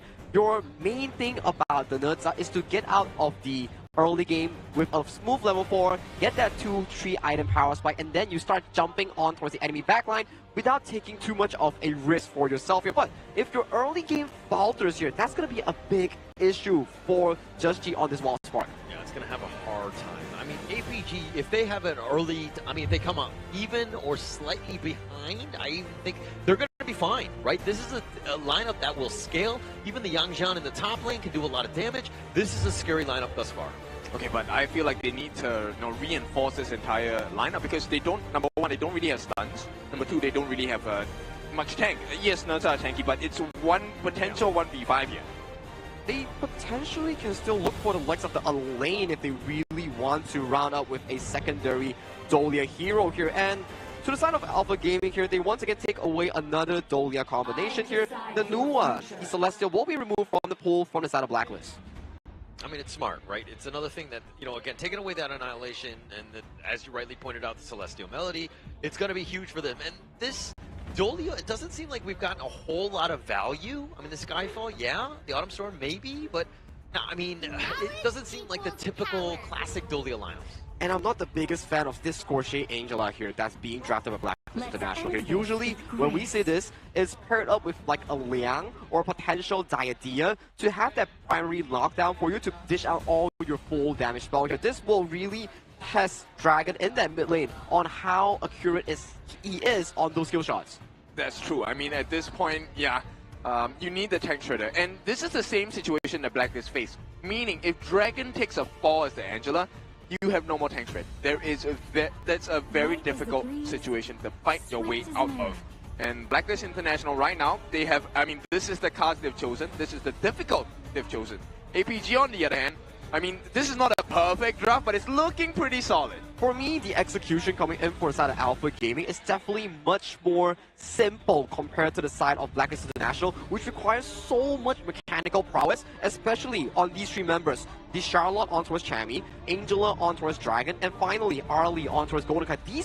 This is an insanely difficult draft to execute. Yeah, very good point there, Misaki. I mean, the biggest thing, if we're looking at like player skill, all things being equal, it really comes back to just who can play a simpler lineup and to really take advantage of it. And this APG draft, it looks simple and it's very easy of what they're trying to do, and they might pull out the victory because of it. Okay, look, whether you like it or not, it's still going to be difficult, right? So why not pick something you enjoy and do your best with it, right? So I feel like Blacklist, this is a very comfortable lineup for them. They're familiar with this setup. Let's see if they can make it work, because if APG gets their way, they are going to be halfway through this series already. Well, in esports itself, if your comfort is able to win you games, then you define the meta in your own terms here. That is the pinnacle of how strong a team could actually be, but they need to prove it in this game to itself. This is going to be it. I mean, Blacklist International, I don't think that this draft is really... I mean, if they're able to execute, they're going to be fine. But I do have some reservations on this one. I think that it's a much harder one. Dealing with this Yulong Ogren is not something that you really want to be doing in a game 2. You sound like a disappointed dad when your side just That side was real, man. That side was real. But it's okay. I do believe with how much Blacklist International has evolved towards this tournament, they might have some cards up their sleeve, especially in terms of the execution. They have shown signs of improvement, especially if you were to compare Blacklist in KWC and Blacklist in KIC, that gap has been enormous so far. Yeah, we'll see. I mean, if Blacklist wins this game, I'm pretty sure they're going to come up here and ask you, are you proud now, Hauler? We're going to have to find out, of course, as we go into this one. I mean, we know the teams, well, the players, the heroes, and everything they're going into this one. Game 2, Blacklist International down 0-1. Can they bounce back? Well, it's all about the code 0-1. That is part of a coding process as well. Let's see if Blacklist can figure out what to do in this game number 2. I hope that, you know, Coach TG is like next level and understands what this draft is going to look at me do, because I'm looking at this one just straight up in a vacuum.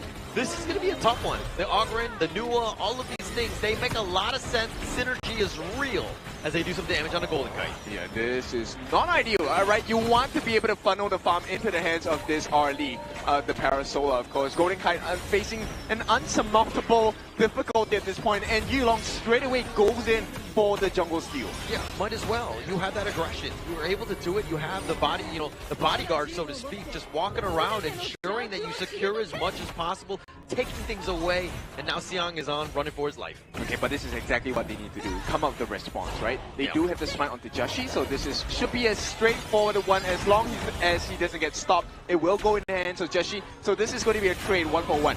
Yeah, but Golden Kite in a bad spot. Yulong on the chase tag, gets the Seer State. That's going to be first blood. Now Chaz is about half-life. Yulong continuing on with that death precipice. Chaz is in a bad spot, been pushed away, but he will continue to chase under the top T1. No, he's not going to go. He makes it out, and there is a potential. Chammy 1 did get the return kill, so that's going to be a 1-for-1 trade in terms of kills across the board. Now, the big question here is, okay, now that APG have gone on for themselves a very, very small lead, what else can they do with it? Because if there's no more answers, Blacklist, if they can take the space right, they have the upper hand in terms of jungle rotation. Yeah, if we're looking at timers though, Blacklist International, I mean, when you have that Arlie and Golden Kite doing some work, Sun actually flashing away, and he will recall right under the tower. Yeah, this is exactly what you need to see, playing to the absolute limits. We are at the final trenches of KIC 2025. You have to be at your best. You have to push every single limit. It's all about the centimeters, the inches, whatever metric system you're using at this point, because again, it's the small things, right? If he was able to do just a little bit more, finding Sun, that would have been huge, but still, Blacklist International in this game, I mean, really taking the fight to IPG. Which is what we want to see, right? Blacklist is not the easiest lane for the side of Chammy 1 as well, right? The healing factor of the ultimate on the side of Xiang is definitely going to be a little bit hard to handle for this Charlotte on Chammy 1. In the meantime, you can see there is a lot of long-range poke coming in from Shishan. That may be the game changer here. Yeah, if he's able to catch you out.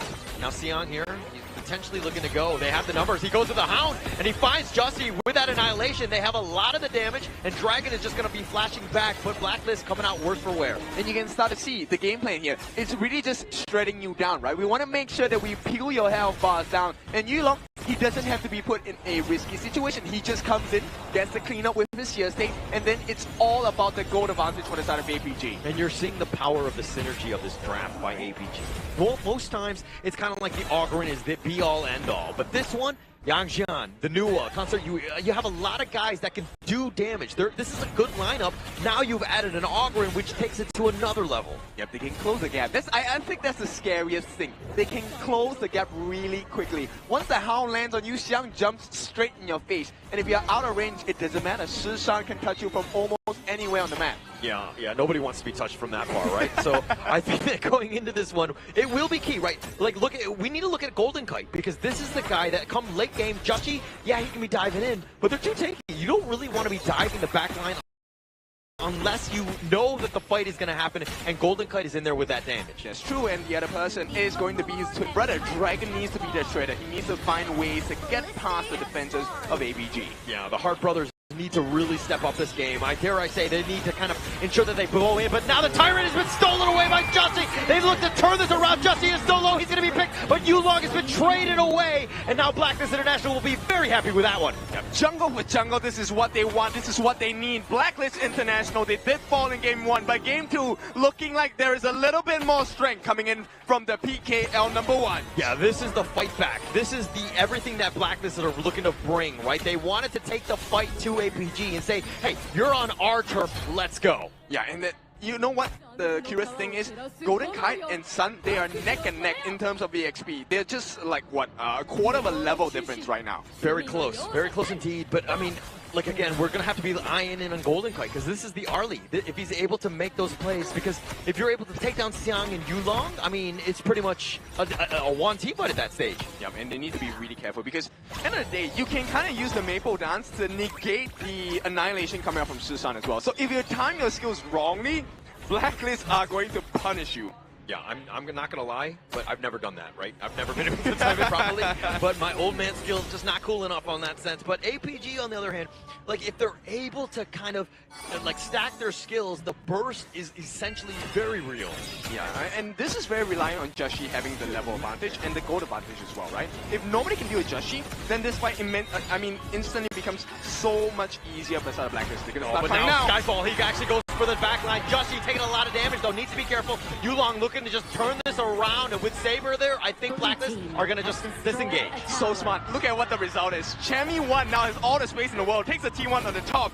Xiang does come in for the response, but Chammy 1 can escape. He does not care about this. Right now it's about pulling attention away from the side of APG. Blacklist, this is the macro gameplay that we need. Yeah, once again, they're diving. It was looking to go in. Skyfall used yet again. Finding Sun, the unending sorrow has been used on this one. Joshi taking some tower shots, and Chammy 1 is now joined with that teleport. Yulong is now here with that Death Precipice. Finding Chaz, gets the pick off onto that one. And now APG have actually got what they wanted, which is that single kill and defended the tower. No, but it's fine. On the side of Blacklist International, giving away the life of Chaz for what? Look at the damage. It's more than half the health of the T1 turret at the bottom side, which means you're opening up the map so much more for the side of Blacklist International. Yeah, but roam lives do matter, okay? I mean, you're trading away for just tower damage, not the end-all, be-all. I mean, if they took it down, it would have been huge, but now look at Xiang taking away the Azure Golem. Okay, but at least they know about it, right? Yeah. So Blacklist, they have some information now. They also have the timer. What can they do with this, right? But on the other side, APG, this is exactly what they need to be doing. Making sure that they're pulling Blacklist all across the map as well. Taking away important buffs because Joshi does need the cooldown reduction. He does need the mana regeneration as well. You need that, especially to fight. I mean, both of the blues right now in favor of APG. Them understanding that, hey, if we take it away, Joshi's going to have a much harder time. He's not able to kind of just cycle his spells, get that jungle efficiency going. And the biggest part, Xiang has it as well, right? So, like you mentioned before, which means the number of hounds he can drop is going to be a little bit more important. Xiang now being jumped on. Yeah, jumped on, but he's going to hound back to safety, and here come the reinforcements from APG. The reaction time from APG and being able to defend the towers has been key. Yeah, and it's all about Blacklist trying to burn out the resources on the side of APG. Hasn't really found too much success after they burn important skills like Saber's ultimates just yet. So for now, I would give the advantage to APG, but only for this moment. Yeah, just, I mean, the net worth says otherwise, but I get your point that you're kind of feeling APG really getting themselves in this game. As long as they're just slightly losing at the 10-12 minute mark, I think that they're going to be fine. And this is just, you know, simmering, right? Yeah. The pot is boiling right now. We will take a look. The 10-minute mark is where things will start to boil over. And now Saber taking a decent amount, doing a little bit of face checking. Yulong has showed up, and Blacklist are like, no, we're not gonna go anywhere nearby. Yeah, it's not going to be an easy one. The Black Dragon might come in and bite them from the back, if you know what I mean. But on this side, Blacklist holding off and staving off the aggression of APG for now, and they're keeping close to 1,000 goal lead. Yeah, they're doing well. I mean, they're growing the lead, which is finding the micro plays. And Chammy 1 finding Yulong with that Skyfall, decides to go right on top of him, but with that power gradation, the push back onto him, but the Conductor of Souls is not going to be enough, and Yulong has been slain. There's going to be a big kill right now at the 8-minute and 40-second mark. May not have been the best timer for the side of Blacklist, but still, a kill's a kill. You got down the biggest tank. And look like they want to go for this one, but Xiang with the Heaven and Earth, he's going to just be backing off on this one, but he's going to be chased by Justy, forcing it down, and Justy's done a great job of targeting people. Yep. If he gets this one, it's going to be even more painful because he needs that blue buff. Unfortunately, will not get it. Not going to get this one on this one. But Chammy. Son taking this one. But Chammy 1, this is his split push is real, using all of that space, taking that out. Now they've been thrown to the top lane. They're going to take the Tyrant for free. They're so smart. You can see their eyes, but you don't see their vision. And this is exactly why Blacklist has improved so much. The evolution is not done yet. Yeah, and they're feinting like the jabs, but they're actually going for the right hooks because an APG right now on the defensive, they're being very reactive, being pulled all over the map. Oh, How long has it been since we've seen Yulong being put in such a difficult position? APG though, they can definitely come back. It is just a 1,500 goalie going to the side of Blacklist International. If they can stop Chammy from getting these split pushes off and stop getting distracted by the Blacklist International lineup, I think APG, they will find a way back into this. Yeah, we haven't seen Yulong getting pulled around like this as much as, I mean, as like this game, right? Yeah. He's been very reactive and he's kind of slow. The Augurin is not the fastest of people. Yeah, you have the path of passing, but the Blacklist team has just been, you know, like they've been dictating the pace of this game and where the fights are happening. And this is the 10-minute mark. They're pulling them in. Once again, look at what Chammy1 is doing. It's all a bait to pull them in so that Chammy1 can get the split push. Now, Xiang is going to be forced to pull away. But hey, there is a different game plan. They want to dive wings. Yeah, they actually find Chammy1. But Heaven and Earth mode has been committed by Xiang here. Now they've pulled elsewhere. APG now looking to go on top, but they have the Skyfall. They find Xiang. And now Jushy understanding that they don't really have the damage, and now they might look to turn this. It looks like the emergence from Shishan has shown up, but they backside. Yulong is a little bit on the lower end, and now Blacklist will disengage. Yeah, look, this pulling game, right? It's so intense. APG, they know they have to respond. At the same time, this also puts Blacklist in a position. They can kind of force the Shadow Overlord. They don't know about it outside of APG. Yeah, they don't really know. I mean, Chaz is there, but they picked that one up, the Overlord, and now they start the Tyrant, but this might be a little too late. Here comes the Skyfall. No, he's going to abort mission and not go for that full mode. It's all about making sure that they don't start this Tyrant, and right now, APG are falling prey. They are getting hunted. Yeah, they're getting hunted. And again, this is the thing where you can use the Skyfall, abort mission, not actually commit for that, and use the Celestial Melody. Now you got it again. Okay, so we answer the question. How much has Blacklist improved? They have improved a lot. APG, they were looking so dominant in game number 1, but now you can see game number 2, there is some response coming in from Blacklist International. Yeah, this is a brand new Blacklist International team, right? Showing up at the right time, the right moment, the KIC in the Philippines, on their home turf, and going in, and they're getting pulled all over the place in the sense of APG with that Skyfall potentially going in, taking the bottom T2. It's the fake out. I've never seen a Skyfall being Smart. used in this particular way, right? They normally just commit, and take a look at the damage. Golden Kite already melting Saber down by quite a bit. Top Another lane, one. they find Xiang, they want to just push him back with that smite, completely pushing him away, and now Blacklist International doing a great job again with this, the Joshi Neza. You don't look at the dive, you look at what else. Where are the other members on the side of Black? Joshi, Joshi did say we might have dove in too deep. He gets slain on that one. He stuck around and found out. And now APG have a little bit of a man advantage. But they did take the T1 in the mid. And if we take across the map of Blacklist, every single turret is still up. It's 9 towers to work through. Yeah, look at the Vanguard at the bottom lane. Xiang is actually going to have to rotate. This is APG. They're trying to fight this with only 4 members. Potential steal could potentially happen on this one. Golden Kite, he's getting gone on, taking a decent amount. He gets picked off. Sun actually gets that one. But now Yulong taking a decent amount. The Conductor Soul's not going to do any much.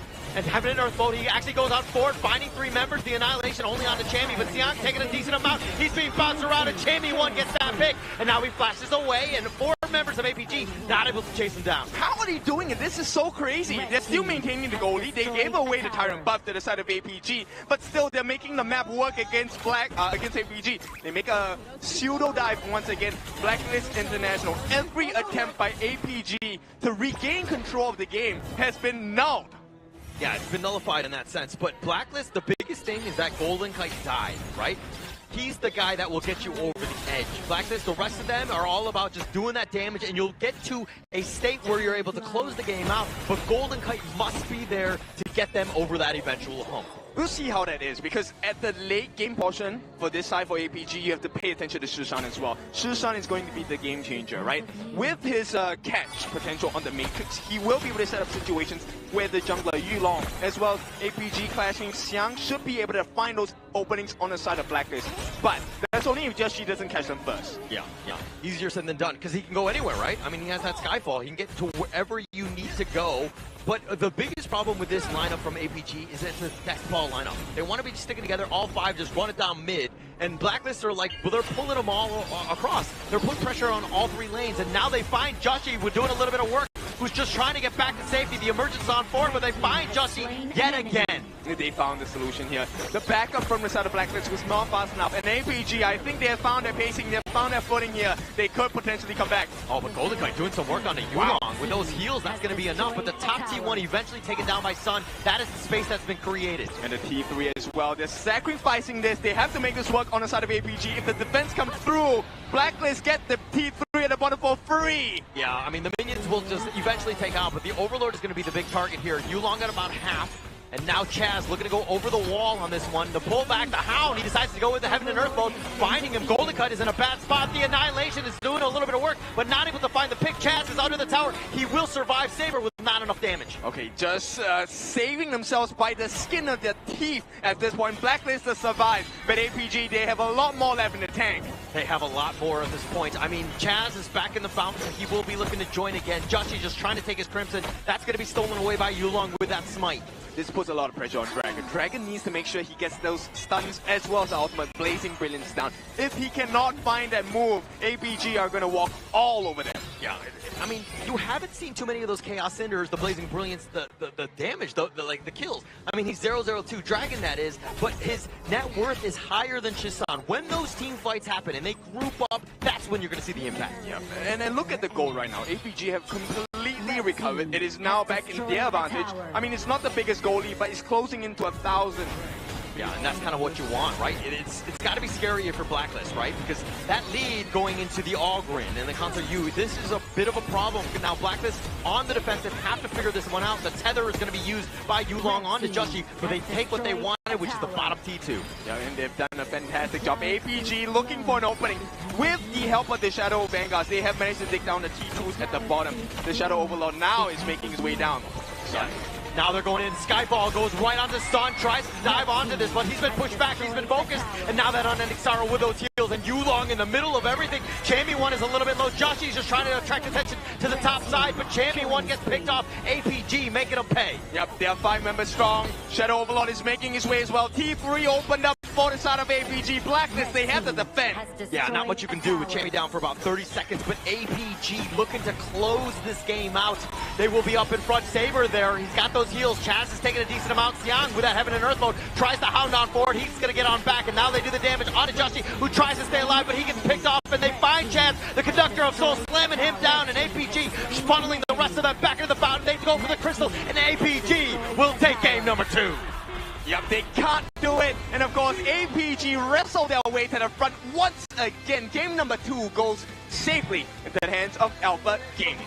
Just, they were able to weather the early storm and then to kind of get themselves back into this one. Blacklist International, again, with this Neza pick, was just really not able to kind of overcome the draft. But almost, I mean, almost done, right? But almost is not enough, especially in esports, especially in KIC 2025. It was looking pretty good for the side of Blacklist International, especially in that early game. But the ability for the side of Alpha Gaming finding Just G back-to-back really brought the game back into their own hands.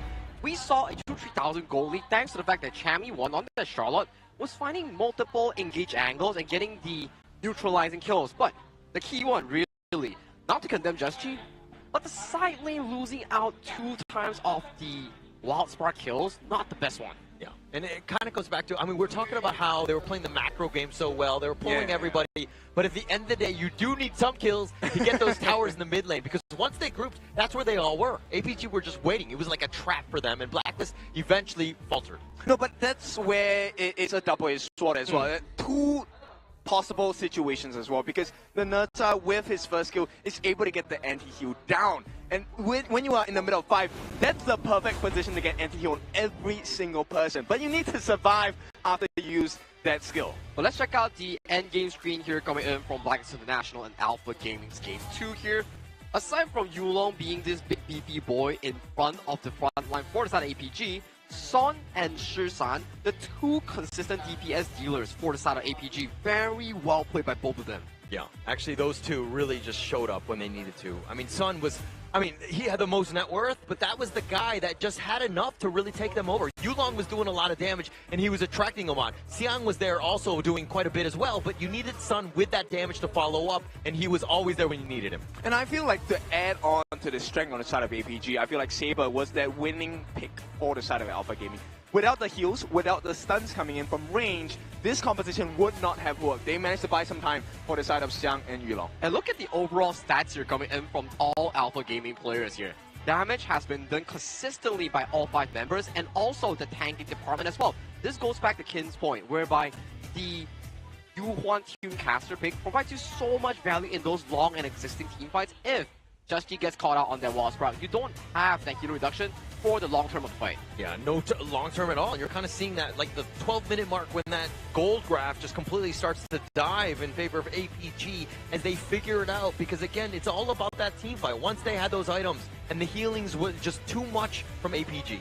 Yeah, we'll take a look at the 1v1 situation here. And this is a lane that I'm super curious about, the Clash lane. Because we saw how effective both Clash laners were, but they came at different times. Xiang was waiting for that super late game where he could recover back into the lane, but also in the teamfight department. That's true, where Xiang in all these team fights, his role and Chami1's role is very different. Chami is looking for those backline flanks, but Xiang is actively looking for the engage on towards the Arlie or on towards the likes of Singer Dolia, and he was always in the eyes of everyone in that game itself, where he provided a lot of value in damaging those backline targets. All right, but the MVP of this one has got to be none other than Sun, as he was just had an amazing game. He was like 3-0 and 5. That's what I was going to say.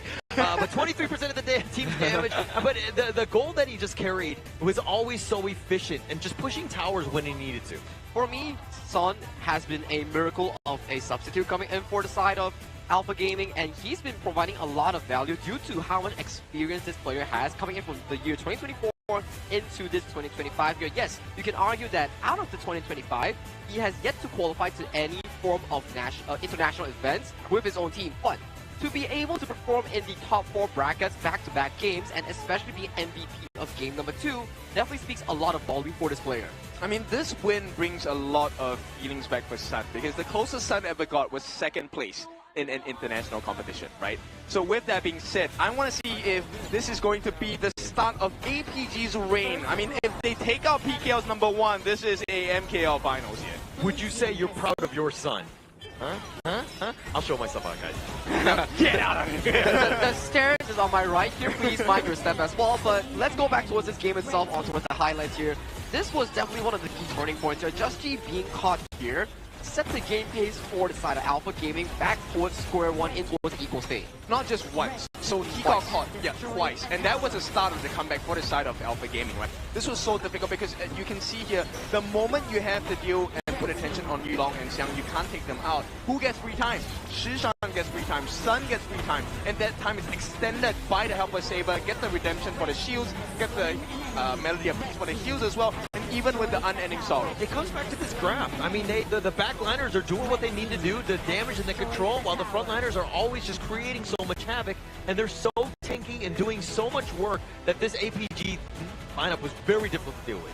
For me, Blacklist International Draft, yes, it works out if you play a perfect game, but under the condition of such a high-stake DO7, to play a perfect game, it's a very difficult task to do. Hence, right now we see in the match 12 lower bracket here between Blacklist and APG currently sitting on a comfortable 2-0 lead. First to 4 wins.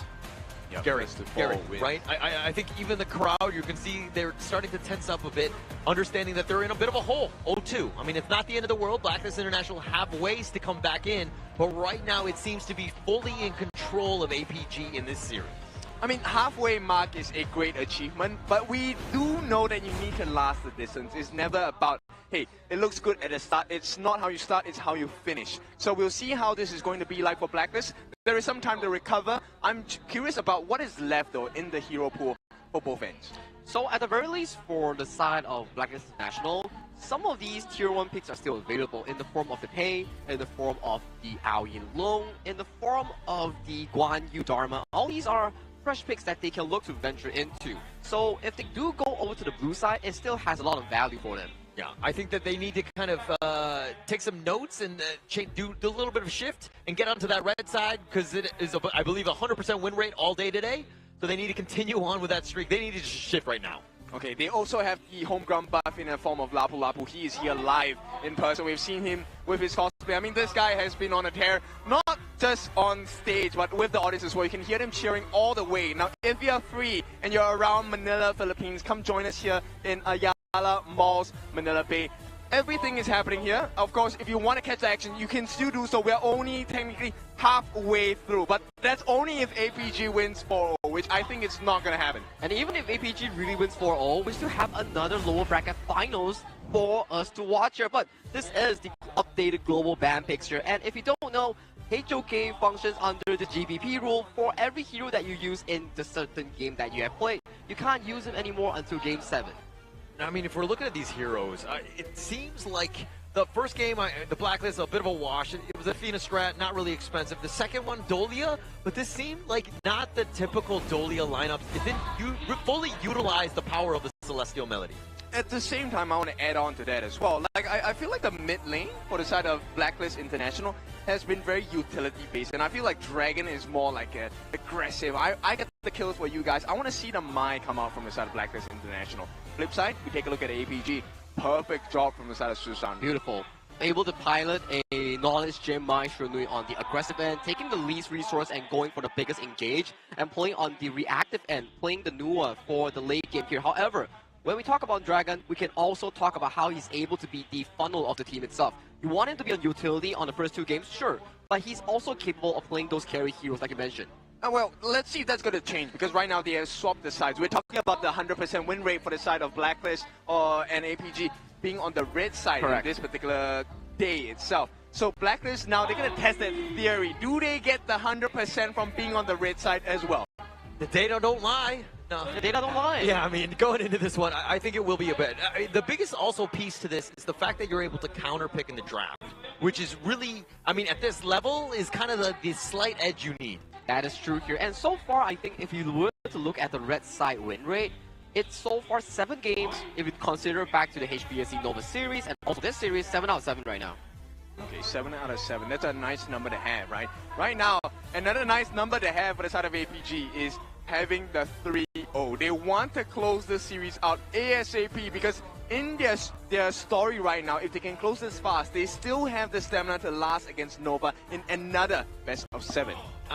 Like we were talking about this before, if APG were able to 4-0 and just kind of move on, that would be best case scenario for them. Because again, Nova are well rested. You know, they had their ice cream. They're going to be very good to go in that last series of the day. But I think going into the same points, Blacklist right now, this is a must-win game. You go down 0-3, you're pretty much out. That's true here. So for the side of Blacklist International, Game 1, Game 2 draft, not the most well seen thus far. If we can really put into a consideration in Game 3, they draft the standard Agudo Dirinjia, maybe that will put them back on towards the board in this series itself before going into the Game 3 break. That's true. I mean, the Agudo has not been used by both ends, which kind of cancels out the potential of an Algrim pick for the side of Blacklist as well. Now, that's going to be a very scary notion, because it feels like if we take a look through the lenses of APG, I think they have an edge in terms of the BP here. Definitely an edge. I mean, that draft, it's just the way that they were able, I mean, they had an edge going into every single game, right?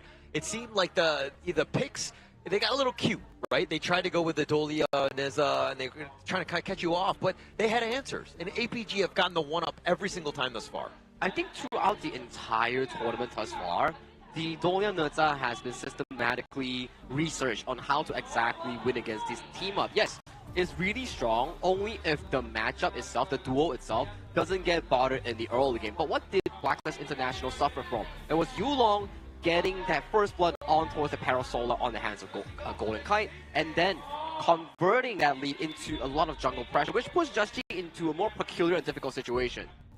So I think at this point it's more of time. I feel like every game so far, Game 1, Game 2, it's all about time. Blacklist is running out of time. Correct. Yeah, which is unfortunate for them, right? Like, they made it to the final, the second to last day, which is great. But I think that at this point, yeah, you want more than top 4 at this point. You have an opportunity. You cannot give up. It comes back to this draft. What does TG have in terms of like the tricks in his hat? Because he needs to use it right now to really one-up them into the series. Yeah, we need to dive into the minds of the coaches, because right now I think both teams, coaches have been pouring their all into the drafts. You can see the difference. Even the slightest difference now has made the world's changed. I mean, the reality has been completely different from what they expected, at least for Blacklist International. Now, if we revisit back to the success story coming in from Blacklist International in the lower bracket run against Present Minds, in the upper bracket run versus HBSC, the way that they win games is really through strong river control and that 3v3 brawl around the mid lane here. If they can go back to that draft that they always play around, potentially the Agudo, potentially the good setup coming in from Chaz, maybe that's their keyway into the series itself. Yeah, it's a good idea. Or, I mean, the other way is to kind of just go with tempo, maybe like a pay style, just really kind of just go with tempo and just like take the fight to them, because you need to fight back right now. I think that APG right now are super happy and they just want to close the series out as quickly as possible. I like the idea of the pay, but let's see what Blacklist does, because right now they do have the option to pick up the pay, and they know about this, right? They are not going to allow the Athena to come through for the side of APG as well. APG, do you take out the pay? Now, APG has the option, okay, you take out the pay, you take out the other picks here, fine. But my concern over here for the side of Blacklist International, do you ban Luna or the Arlie here? Both are deadly heroes that could be used for the side of Alpha Gaming. Yeah, I agree. I mean, especially after the year-long performance in Game 1, Game 2, giving him a Luna now or even giving him a Jing is going to be a big problem. But they feel like Sun is a bigger problem. Yeah, definitely something that you want to target. But I mean, because at the same time, you might ban on some of the junglers, but you're kind of hurting yourself as well. Okay, so if we were to dive deep into Blacklist International's history, when they see a Luna, they will oftentimes pick up the likes of a Daji, full damage Ogrun, and potentially even a Diadea. Okay. I like the answers for that, right? But we have seen how players can use that strategy against you, right? The Luna never shows himself herself in front of the Daji. And Blacklist, you wanted to brawl, we'll give the brawler to the best brawler in this space, and that's going to be Champion 1. Alright, I don't know why we're drafting or even playing this game. You know, Champion 1 has gotten his Dharma. This game is over. Right? They just won. This is done. Now, to break over your belief on the 100% Champion 1 victory, in Game 7 itself, Champion 1 did get the Dharma, but he has lost in that game against HBSC. Look at you throwing facts at me, okay? Like, look, buddy. I mean, it came down to the ultimate battle, and Athena trumps the Dharma Champion 1, okay? That is true. Well, okay, let's see if Blacklist International is able to continue that Dharma for Champion 1 in a Game 7 before series here. And for the pickup here coming in from Alpha Gaming, that's a lot of setup. Both the Revive Datu and also the War Saint. Yes, a very effective setup as well. Like if Xiang does not find success, Saber will. Someone on the side of APG with this draft will be able to find a chink in the armor, a gap that Blacklist International cannot cover. And right now, that window is getting a little tighter. I mean, look at this lineup. Ogryn, Loom, Dharma. This is as heavy as it gets. Blacklist International, extremely expensive. If they lose this one, they kind of deserve to, because these are definitely the heroes that they're super comfortable on. They're very strong. They're meta. This is a all-in lineup by Blacklist thus far. I would say it's a very well-comprised lineup compared to Game 1 and Game 2 itself. So they are finally coming into their normal senses to really draft around these strong skirmish teamfight compositions that really benefit them against TM and also HBSC in the upper and lower here. And you can start to see the priority that we talk about here. Diadea being locked away, and for the side of Blacklist International, all the strong heroes that are good against Ogryn removed from the pool. So if you're APG, why don't you just go for the split push strat, right? We know Luna is very good at doing the split push as well. They could potentially pick out Marco. There's so much setup for the side of APG to save or set. So the split push is a good idea. You kind of saw that in the last game. That was what Blacklist were trying to do, but at some point you get caught. So you need more mobility, maybe like a Da Chao or somebody who can get you on out of there to get you safely in, out of the way. But to this specific point, the split push game, right? But how do you split push if the side of Blacklist International is looking to box and fight you for every single resources here? You can see the combination here, Yixing and also Dharma here. Laid on the board and everywhere, all 4 squares, those are walls for you to play if you're Champion 1. Did Blacklist use the Beast already? Not yet. So the Beast is the answer here, right, Blacklist? This is the final pick? Potentially available pickup here if they do want to look for even more of engaged tools here for the side of Blacklist International here.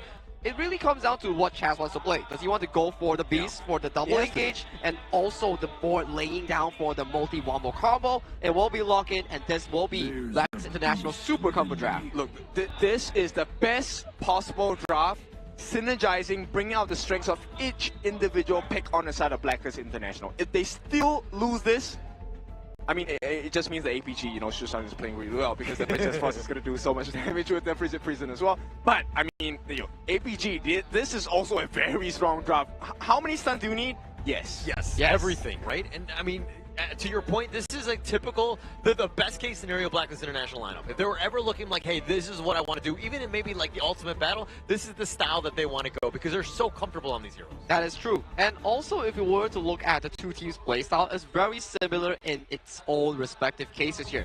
For the style of Blacklist International, you want to play around Boardmaster's ultimate here. Lay down the board, allow Chammy on the Marshall one come in with those fancy big engages and also the Beast Chest of Vital Outburst. On the flip side, towards the side of the APG lineup, you have the Guan Yu, you have Lapu Lapu. Also, big setups capable of changing the tide here. It really comes down to the point, who gets the better setup for that team? I think this might be the most normal game between the two teams, right? This is the most stock standard draft. The amount of setups available for both teams is insane. And if you get the setup, you should not miss.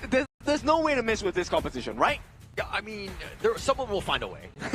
I think that someone will. I mean, there will be mistakes that ever happen, but it comes back to who makes the least number of mistakes as we go into the draft. I really like Blacklist. I think that this is their strength going into this, but APG definitely. If they're able to out-execute, if you have Yulong with this Luna, it could be a huge problem. It definitely is going to be a huge problem because the stuns coming in, they will stun you for at least 1.5 seconds. So right now, Blacklist, APG, who's cleaner and who's more calm? Yeah, I think it really comes back to that execution when they're able to get it. But at the same time, if Yulong is able to fly free and just get his farm, it's going to be a huge issue for Blacklist International because Golden Kite, Dragon, both very vulnerable. Yeah, this one, I think it depends, right? If Dragon catches him on the board, there is a chance that Yulong does not make it out. But then there's a safe condition from the side of Xiang as well, right? Xiang can actually set as well as help escape from the clutches of Blacklist International. Yeah, and Blacklist International here, I mean, there's got to be so much pressure on them. Down 0-2. You lose this, you're down 0-3 from the home crowd.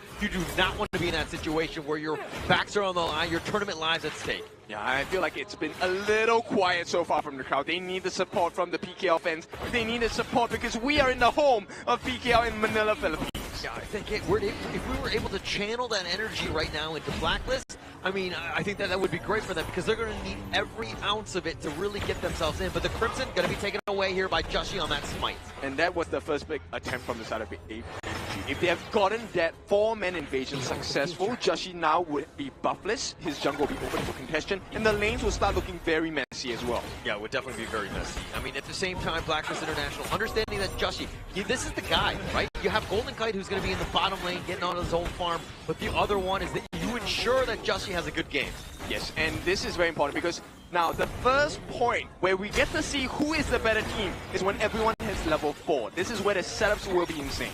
Yeah, and looks like you're going to see Saber on this Lapu Lapu, just one of those heroes that provides so much. The latest hero that's been released for the Honor of Kings, the global app on this one. And this is a guy that he's the national hero of the PKL.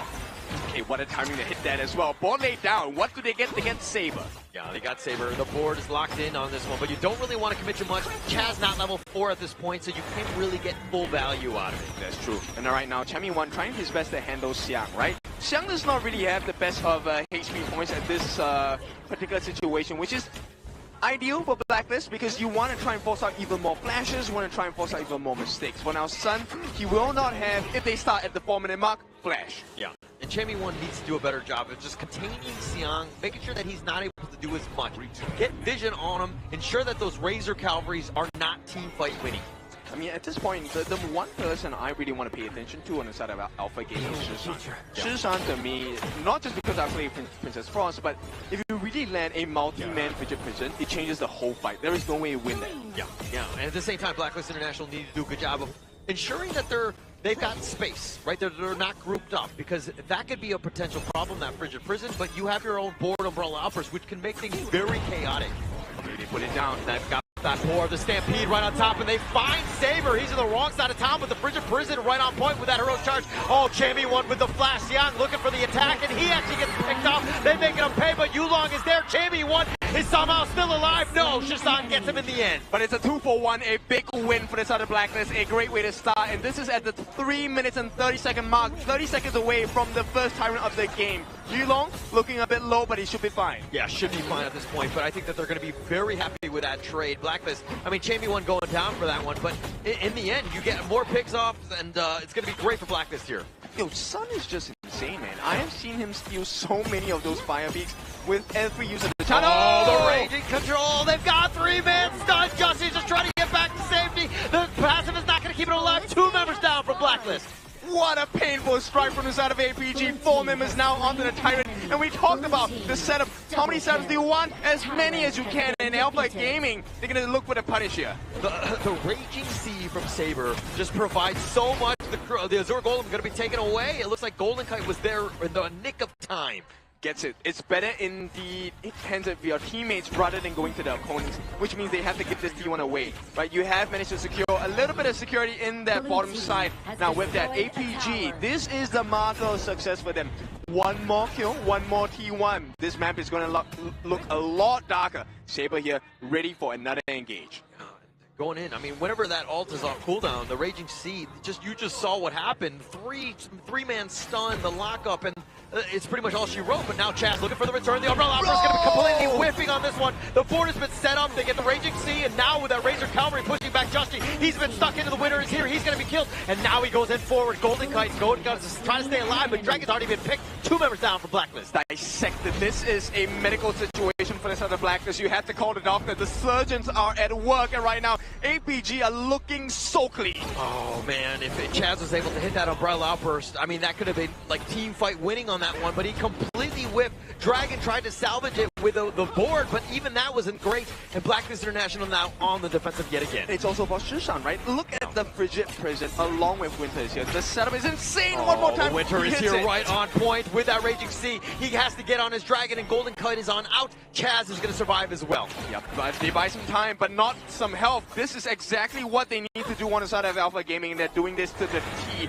Blacklist International. It's all about Yulong now. If he forces his way in the back, they're trying to go for the steal, but he actually stuck around and he got picked off. Justy making him pay. Okay, but Jamie1 took the Azure Golem. Not the ideal situation, but better in the hands of Black than in Alpha. Yeah, I think that they'll be okay with it. I mean, Justy's just like, hey, at the end of the day, we got the kills, so not the worst. But Sun, he's been doing this all series, right? He's been just taking the towers and just making his way on out. Yeah, good job. Are you winning, Sun? Yes, you are. He's doing a great job. I mean, he's been really stepping up in this series, which is what they really needed. They needed that consistency from the farm lane, and Sun has really stepped up. And okay, so here is the silver lining for this side of Blacklist International in terms of farm. Golden Kite is matching. He does have the Crimson buff in his hands as well. Right now, itemization, it is looking pretty neck and neck.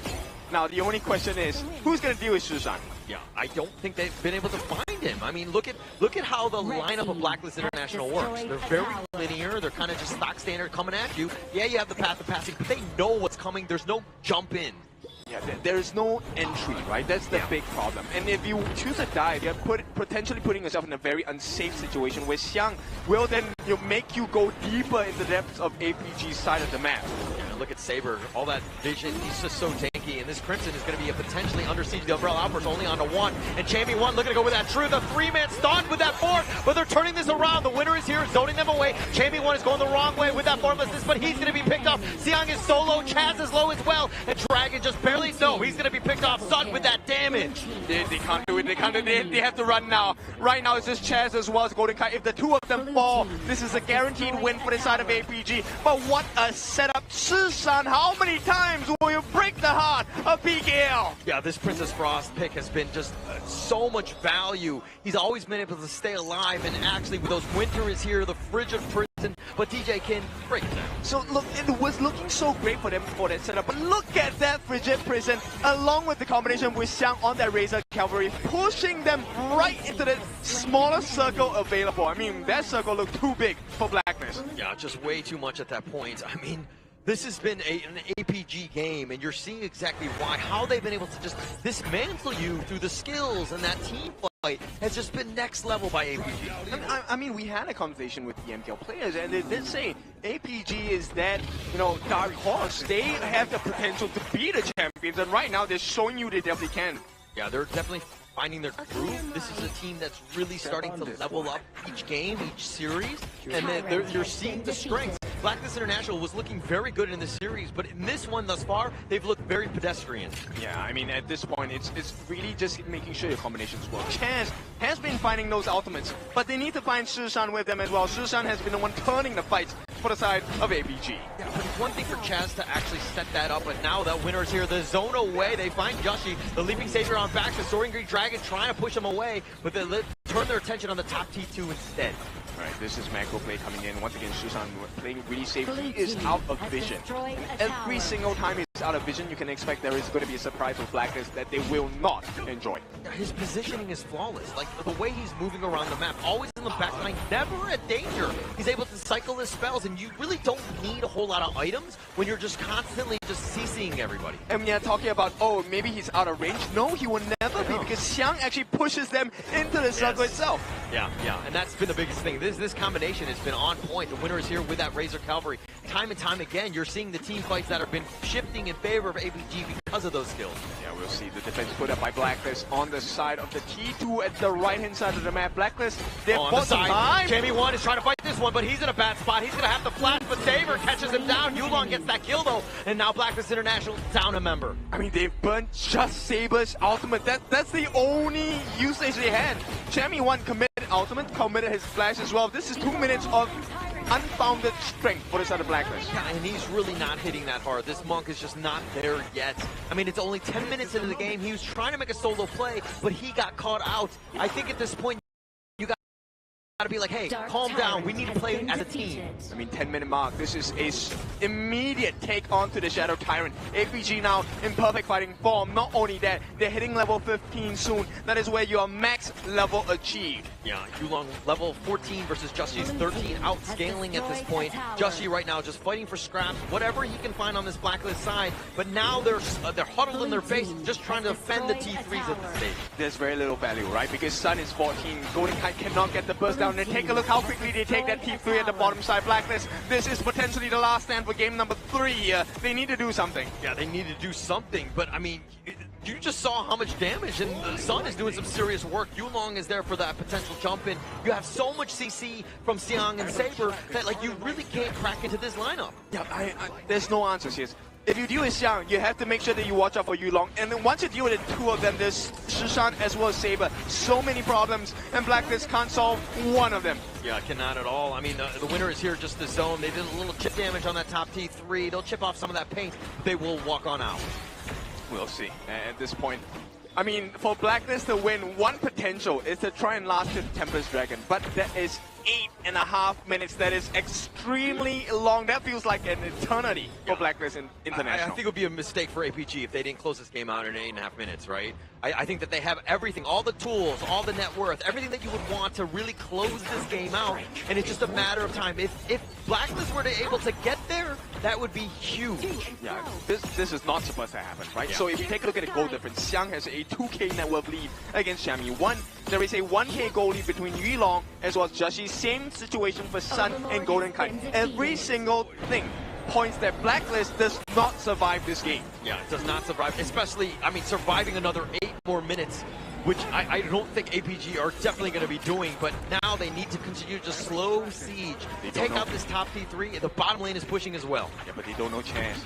He's hiding behind them. There is a potential! Oh, the Umbrella Uppers, another whiff, and he just needs to get back to base just because of shame, right, at this point, but now they find him. Infinite Vastness, Yulong is going to have to just do a decent amount, but Joshi's already been picked up. They've got the space for the top T3, now APG looking to close this one. They survived their first onslaught, so they will get rid of the minions. But here comes the true problem. Shadow Overlords, Shadow Vanguards. Can Blacklist International last this test? I mean, without Joshi for about 15 seconds, that too is an eternity. The Razor Cavalry on board when the winter is here, and it's just too much. APG is a take game number 3. What a big performance coming in from the MKL number 3.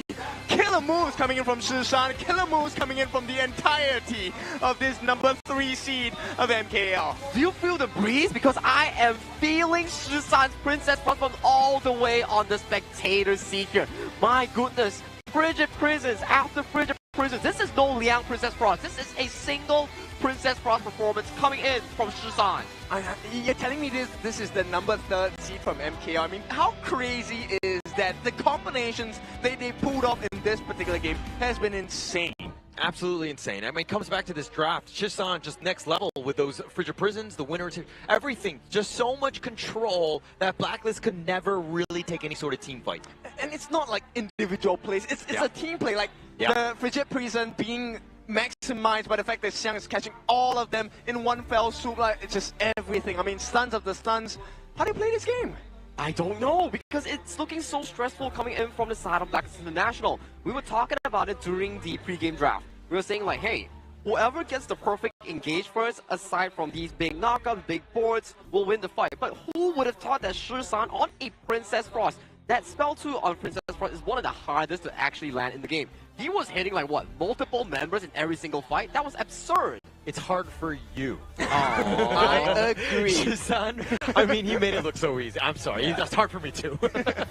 What? No, it's actually not that hard, right? But the thing is, you need good teammates. No. And that was premium HOK. Now, Kin, you're playing with Grandmaster players. They're playing with pro players. No, the difference is kind of huge. Okay, understand, but there's a reason why I'm not on the stage, right? It's to make sure that people know that there is a big difference. So, talking about the differences, let's go into the stats page, because this one is going to be a complete different story on both ends. I feel like it's absolute domination here coming in from the side of Alpha Gaming.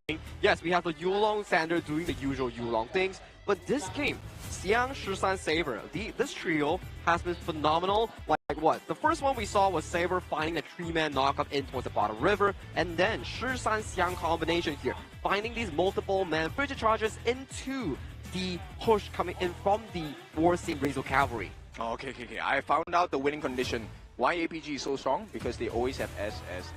And I want more S for that. So that's four S's. 4 S tiers. I mean, that's why it's so hard for Blacklist to find that opening. And it's hard to see the opening. Blacklist, this was a great drop. We talked about this during the fan pick phase, right? There is no way you cannot find an opening. But the way that APG executed the drop, it's so hard to play this game. So hard. And it was like the perfect kryptonite to this Blacklist International lineup, which is, again, their bread and butter. This is what got them there. But it was completely outclassed, and it was just too much control from Shisan and, of course, Xiang, as well as Saber. It's looking very difficult and desperate so far coming in for the side of Blacklist International. Game 1 and Game 2, we could say that yes, it was an expensive draft, but Game 3, hella expensive, but the execution wasn't even there as well. The team fights has been always in favor of APG, leading into a 9.7k goal lead with everything. Only one tower drop into the favor of Blacklist. I want you to watch the replay of this particular game between APG and Blacklist. And this is the definition of forced errors. Did Blacklist make a mistake? No, they did not. The errors were forced by the side of APG. They had no control. Alpha Gaming just took the game to them. I mean, he brought the dish and said, eat it. This is your buffet now. Okay, I feel like somebody's done that to you. We're going to have to talk about that trauma later. But I think that, to your point, I mean, APG right now, unwelcome guests, right? I think that the way that they've kind of dismantled Blacklist have made them look not great. And they've been completely outclassed. And Blacklist are trying to make things happen. And yeah, talk about outclass here, Kim. And also Holler. Shisan definitely outclassed whatever Dragon brought to the table here, because this is his one-man show in this game. If you feel like this graph is scary, wait till they add control time. That is the scariest part for Shisan. But of course, we will take a look at the MVP, because the one that in full control of this game, it has to be Saber. He was the setup, right? So yes, we have the perfect plays coming in from the Princess Frost, from the Guan Yu as well. But Saber, he opened up the game for the side of Alpha Gaming. He was the one that started the ball rolling. That's true. We're in the bottom side of the river after the side of Blacklist International got a decent win in those exchanges. This man found a 3-man knockup on towards the Lapu Lapu, which set the tone for his team into the multiple frigid charges coming in from the Princess Frost itself. As we can see towards the highlight here, we can really see this first play here. So this was being achieved by the side of Blacklist International here. But this was kind of interesting because Xiang pushed Champion 1 out of the ultimate. I mean, this is that moment where Champion 1, you think he's going to survive, and then he just gets barely picked off. But again, Shisan with those plays, you're seeing those highlights. And this is that one they were talking about. Ooh, 3-man stun. Oh my god, that was just gravy. That punched me in the gut as well. That was so beautiful. And you can't help but feel bad for Blacklist International. I mean, take a look at it. forced errors chance. He was expecting a different direction altogether. Look at this play here. It really chokes out Joshi in being this tanky frontline Ogren. And this was the one. Take a look at Shizan here. Engage on towards here. 3-man frigid prison. My goodness. Immediately melting the hopes of the side of Blacklist International in any single attempt. Look at the health bars here. It's actually really super duper close between every single player. Imagine he didn't hit that. That would be an easy fight for the Blacklist. Easily, for sure. But Shizan hits that frigid prison because Xian with that Razor Cavalry makes it very easy when they shuffle him into that little area where that winner is here on that one point. And that's why they're professionals. A professional's job is to make it look easy. The execution of this is insanely hard. This is really peak quality for the side of HOK. And because of their peak performance, APG now leads Blacklist International in this lower bracket here by 3-0. One more does it. They need to do every single thing later on into the 5 minutes break to bring whatever strap, bring whatever in the kitchen sink to throw against Alpha Gaming. Because right now, things are looking super dire here. It's not looking remotely close at all. It wasn't close at all. I mean, they look next level right now. I think that they're ready for Nova Esports. They might even be like overthinking it right now and just not like bypassing Blacklist because they seem very comfortable and it doesn't look like Blacklist has any answers. I would argue that it looks close, but the close is a closed door for the side of Blacklist International at this point. I mean, we all want them to perform, but right now APG is just defiant. They don't want to allow that to happen. I feel like they are really just shutting down the whatever hopes they are bringing towards for the side of PKL. Yes, we do say that Blacklist International, their growth has been phenomenal, but right now, the cold hard reality has been slapped on towards their face with a 0-3 scoreline. Everything is possible. We do need them to go into a break. We need a break as well. So after the break itself, we need to see how they come back from this.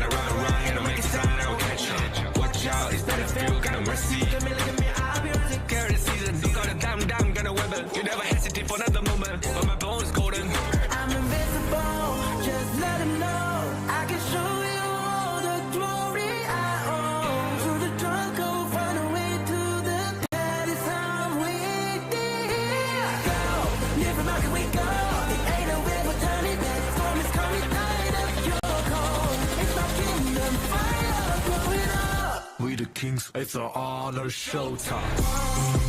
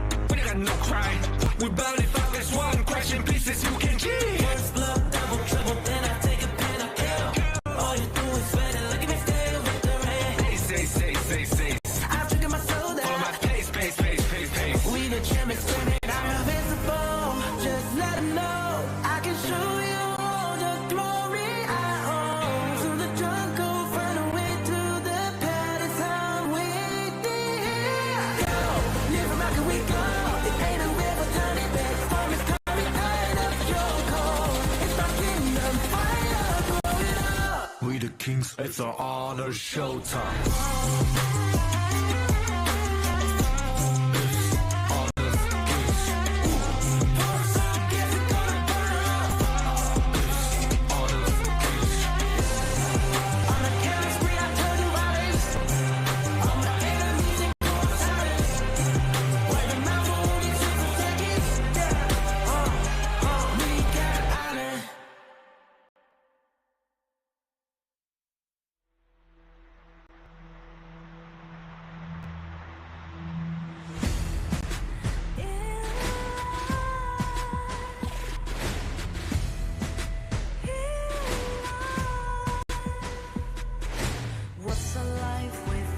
words, compromising with what hurts inside. When you let fear decide your fate, you don't choose which path to take in life.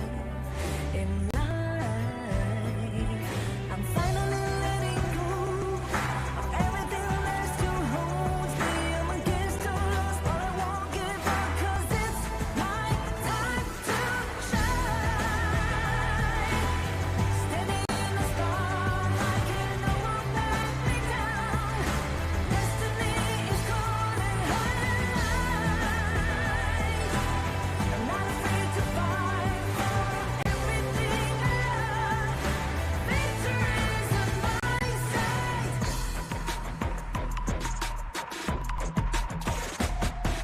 The more we lose, the more we gain. The more that nothing stays the same. In time, can't love ever, can't forget. What you see is what you get. Sometimes, gonna show the world tonight. The light that shines inside us. We're against the loss, but we won't give up, 'cause it's our time to shine. Standing in the spotlight, can no one back us down. Destiny is calling high and loud. We're not afraid to fight for everything we love. Victory's on our side. Takiki-takiki-takita. Takiki-takiki-takita. Takiki-takiki-takita. Takiki-takiki-takita.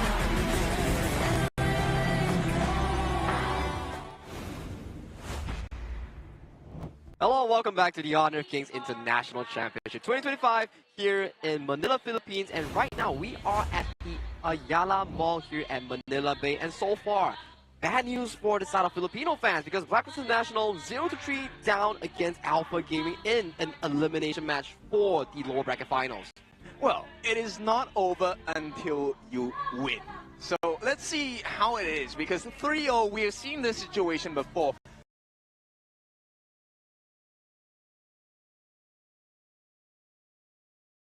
But there are rare occasions, and if there's any team to do it, it has to be Blacklist International. They can come back with a 4-win streak. Oh, a reverse sweep, that's the dream, right? I think that for all of the Filipinos out here in terms of the stadium and this venue, just they need that, right? To be able to pull it off, I think the break could not have been better timed. And they need to just kind of chill out, because right now it doesn't seem like Blacklist are playing the game that they like to play. Exactly, and so far in the history of KIC 2025 itself, there was only one reverse sweep in the lower bracket itself. If I'm not mistaken, it was done by Alpha 7 or Loops, either one of these teams. And for the playoffs, we have yet to have any of that happening right now. I mean, it's only going to get more difficult, right? The opponents are much stronger, they're much cleaner as well. We'll take a look at this Blacklist. They choose the red side again. Now, they have broken this red side 100% win rate today.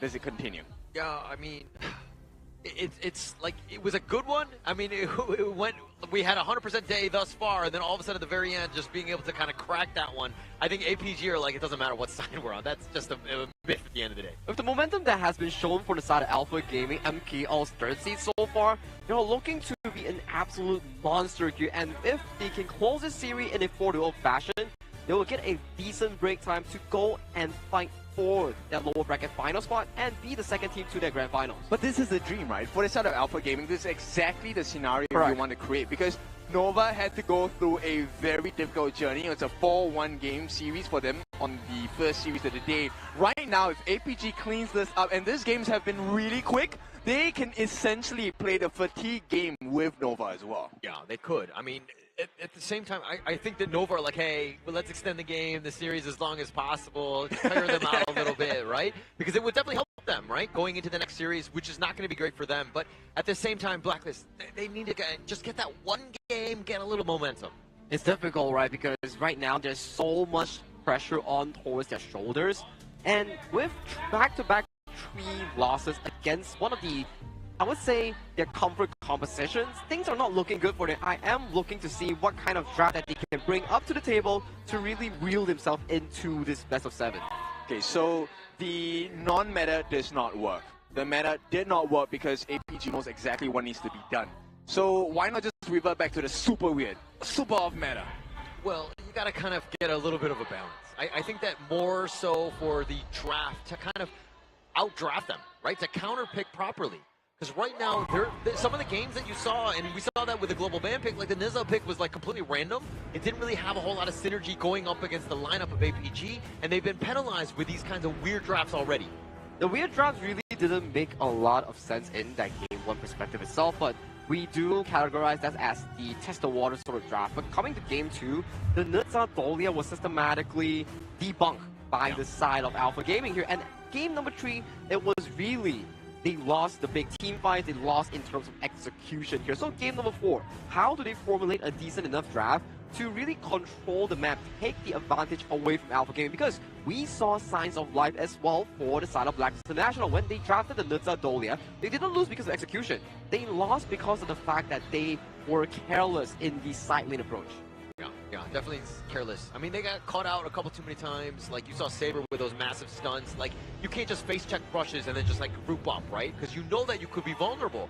So these are the kinds of things where they're losing the vision game. They're not playing smart. They're actually just kind of instinctively moving around, which is not great for this squad.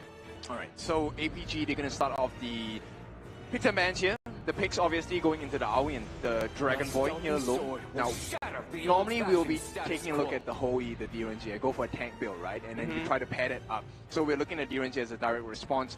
Now, what are you going to be left with? I feel like if you're Blacklist International, go for the DRNG Agudo, play the 10-4 game. Choke out Alpha Gaming and don't let them think.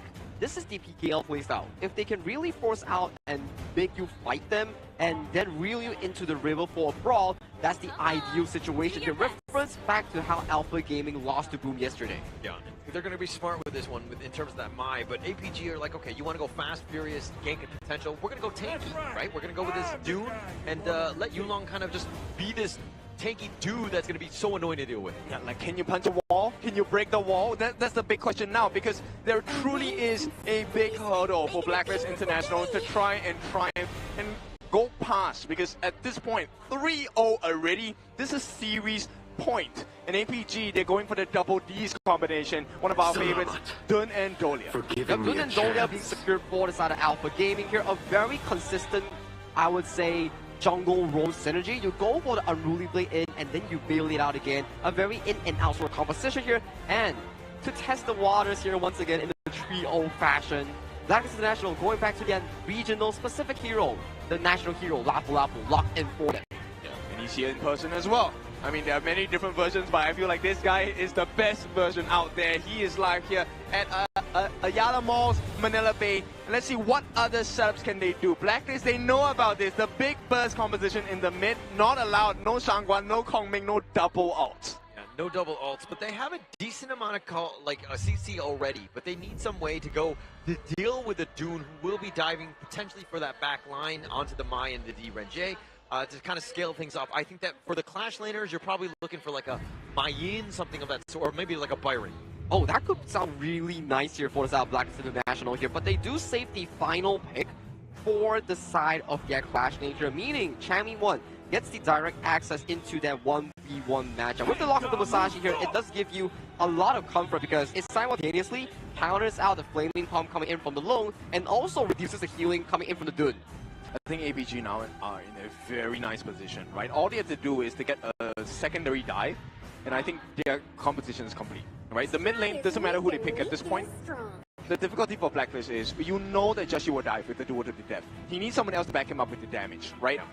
The DRNG, great if he gets a token, but he's not going to be long range enough to be able to help the dive by Musashi. And also my worry for the South Blacklist International draft, you no longer have the Charlotte to go up against the Mayin. If you default towards the Byron, it's really good, but only if you win the game pre-12 minutes here, because this is such an early to mid-game composition for Blacklist. There is no room for error. But what choices do you have left? You need to have the tank, right? Lapu Lapu, great. He is tanky. He is able to set it up. But what happens? You have to prepare. What if the early game does not work out, right? There needs to be a fallback safety net for the side of Blacklist as well. This last pick, Yixing, is going to be a problem, right? He's going to lock you in. You will duel to death. Okay, we're locked in prison. Now what are you going to do? And they have a decent amount of burst and potential control, but a lot of eyes are going to be on Sun on this one, because if he passes away, if he gets picked off, they don't really have a whole lot of damage to follow up. And I'm interested to see what kind of build will Sun really show us today, because he was the first marksman. Although he didn't really win against Nova Esports, he went for the semi-tank lone build before the side of VV did it in the upper bracket final. So it seems that it could be a pretty interesting itemization, especially against these pesky high burst mages like the Maestro Nui. I think once you get your first Eternity Blade, just go for one defensive item, right? Ominous Premonition, Succubus Cloak, whoever is dealing more damage. And I think this is game set for Alpha Gaming, but only if they get the lead. Blacklist International, their job now is to buy time, and time is one of the hardest things to buy in HOK. But that's the problem. With Blacklist International's comp, there is no buying time per se. They need to step on the pedal because there is no late game coming in from the Blacklist International draft. Yeah, they have to go fast. I mean, this Mai is going to fall off like no other. The Musashi will be controlled. D-Renjay is the last guy. So late game, it's not looking good. I mean, they need to go fast and furious, especially early, to really just take over this game here.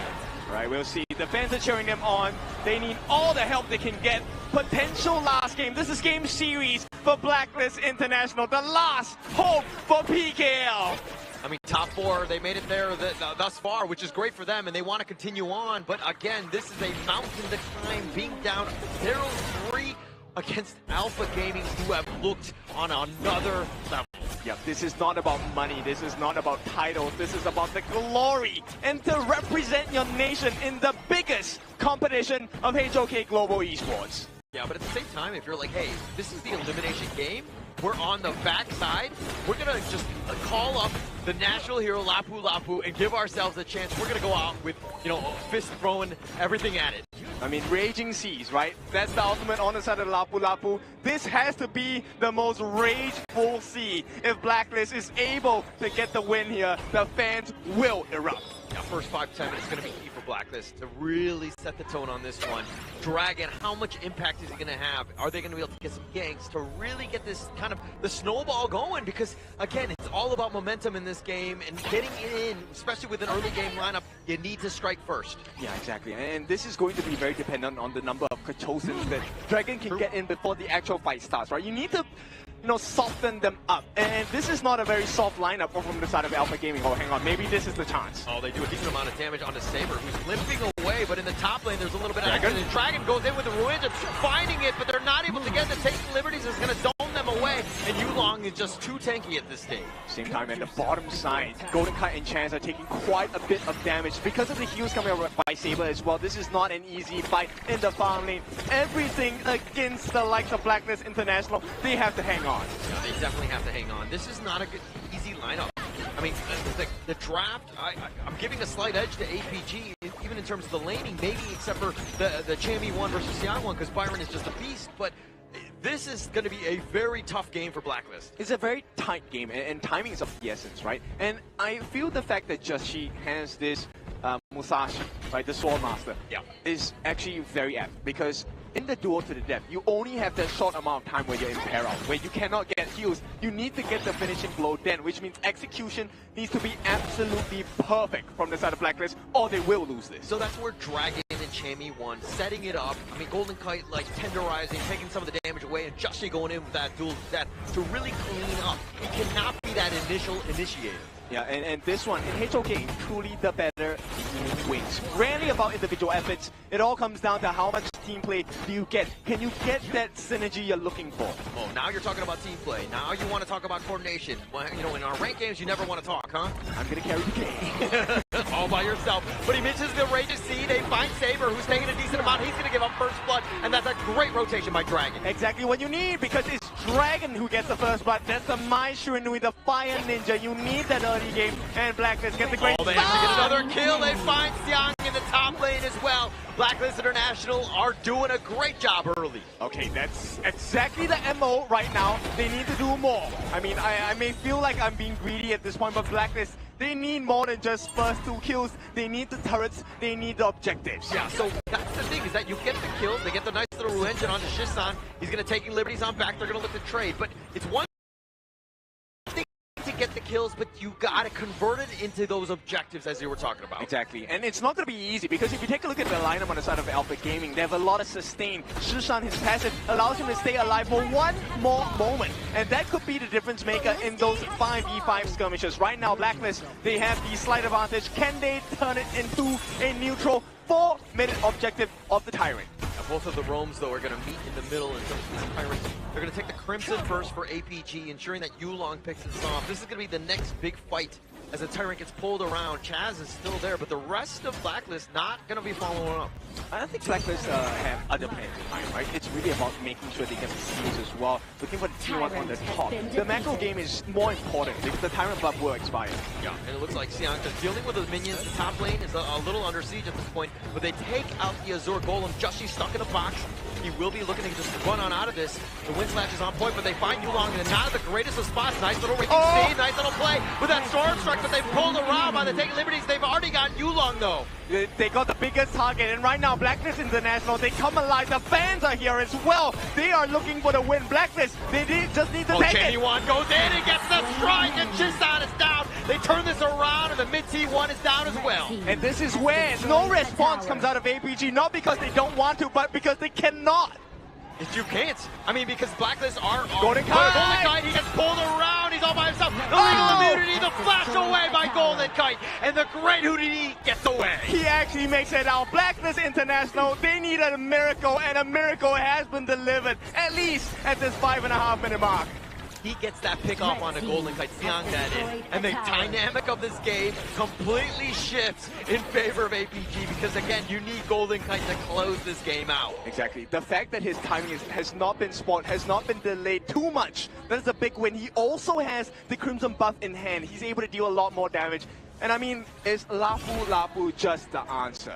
Yeah, I think so. I mean, they've got a 4K net worth lead. When in doubt, call in the national hero, right? Like, we need help, but this is like Superman, right? In that sense of just being able to go in, and they've done such a great job. They built this lead. We have not seen this type of lead from Blacklist in this entire series. Yep, bear in mind, this is 4,000 gold in the space of 6 minutes. Right now, Blacklist International, they're looking for the T2s. If they can break a T2 before the 10-minute mark, this is going to aid them massively in that 10-minute shadow variance. Yeah, that will definitely help them out. But APG funneling from back to the top lane to the mid lane, just dealing. Again, they know that they're behind. They need to stem the bleeding in some fashion. They have, right? Because the goal lead in between and goal differential between Dragon. Oh, wait, hang on.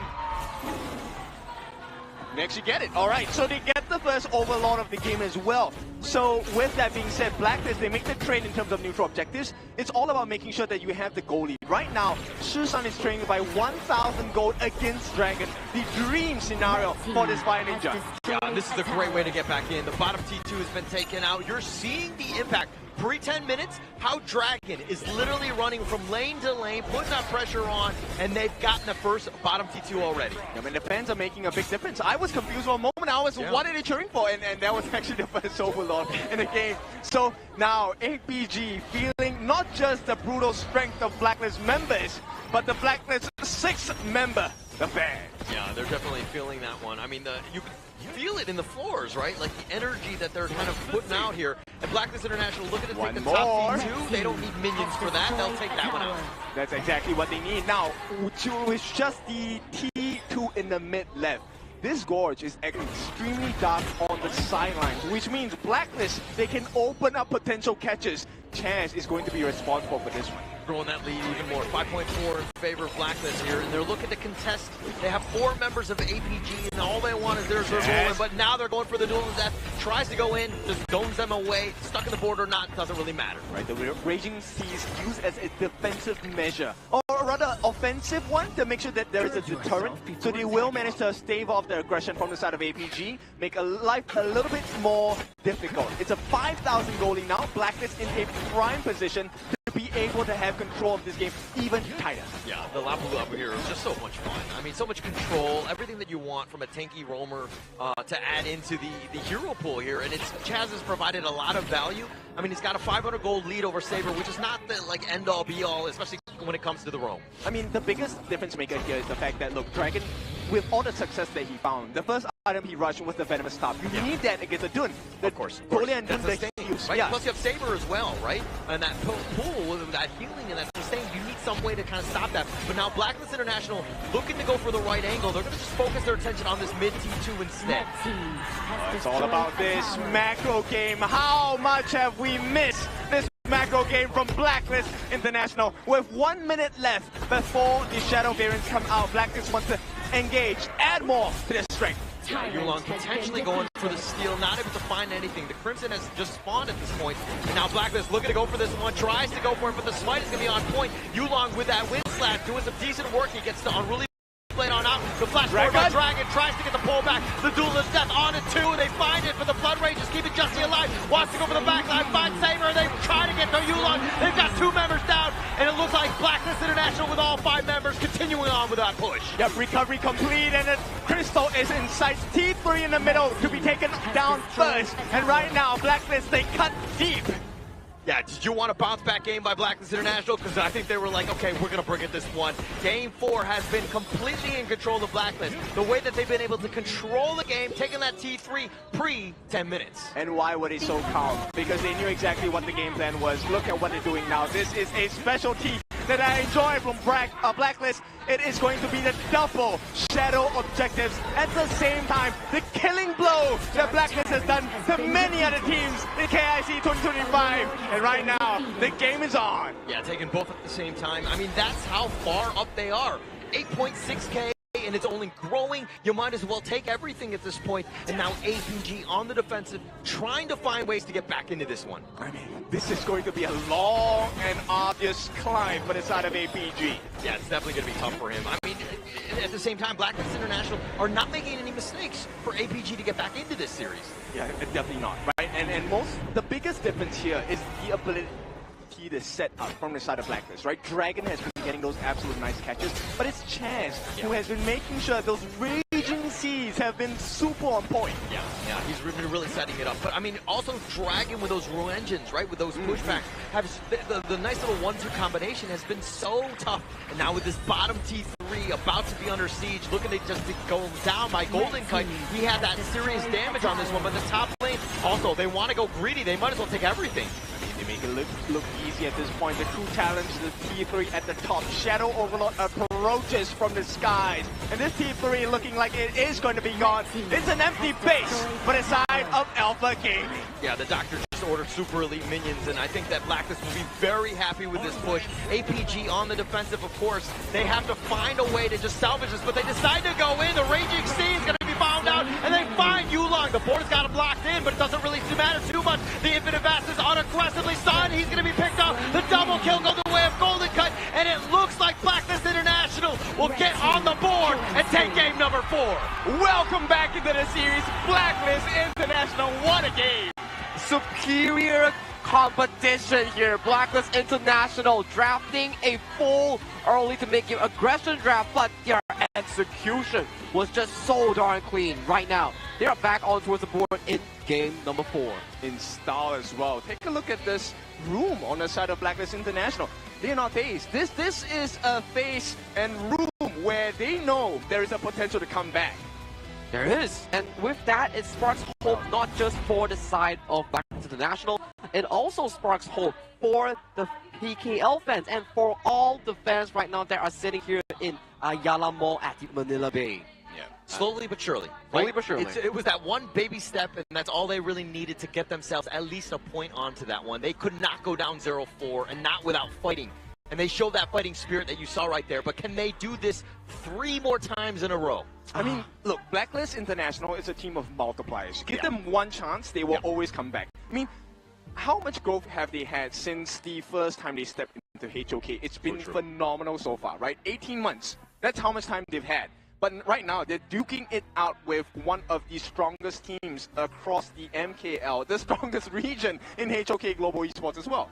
But now my worry is as well, yes, the game itself looked really darn clean coming in for South Blacklist International, but this gave me a bit of deja vu because we were to look back to the upper brackets on how HBSC and Nova series went down. Game 4 was also won by the losing end here, and will that be the same story here coming in for the next game? I mean, I think that APG will also retool, right? They're going to go back into this break, have a little discussion of what went wrong. But Blacklist International too strong in the beginning, right? That early game, they didn't die a single time in this game. Wait, yeah, they did not fall a single time. That's crazy. I was more concerned about the setups. I mean, it was just poetry in motion from this side of Blacklist International. Every move calculated, every stun netting a result. And this is where Blacklist International, I feel like they have found their stride. But Alpha Gaming, there's a reason why they have an Alpha in their name. There is a potential they come in and crush game number 5. But at the very least, this game does spark hope back to the PKL and also Blacklist fans because they really executed this draft into a strong perfection. Because we talk about it, if this draft they aren't able to get that early lead and they make mistakes, they could potentially face off in an outscale position here. But look at this goal lead. 0 mistakes, 0 towers falter. It was a smooth curve for South Blacklist International to take the game in a 12.7k goal lead at the 12-minute mark. High risk, high reward lineup, right? We're Correct. talking about the fact that they're going to fall off hard come mid to late game, but they're like, actually, let's just play early. Everyone understood the assignment, what they needed to do to close this game out and get themselves on that win column. And here's the biggest difference here. Yulong, this is the first time we have seen him struggle so much in the game. Joshi, his communication with the team was so clean.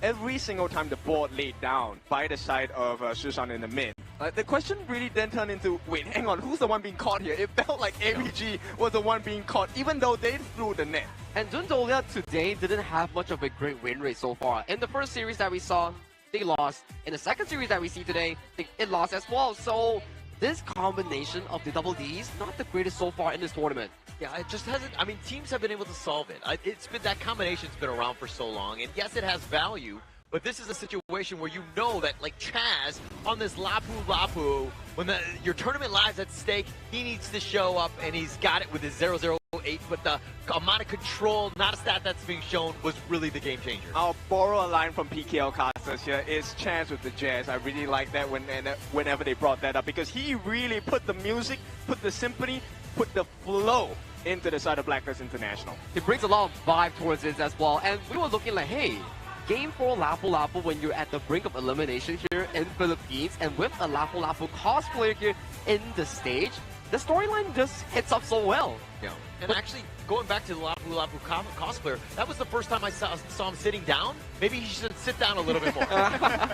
But now, because of that particular situation, let us revisit this dream game for the side of Blacklist International. They just need to do it 4 more times. Are there any 3 more early game-centric drafts available for Blacklist? And this was the early gameplay coming in for the side of Blacklist that really caught Yulong off guard, segregating him away from the Dundolia competition, not allowing any form of refresh in mind here. Take a look at how Dragon plays this. So we see a disengagement, immediately Dragon flashes over the wall, gets a 2-man re-engine, and then Joshi comes in with the follow-up here, making sure no single member escapes from this massacre.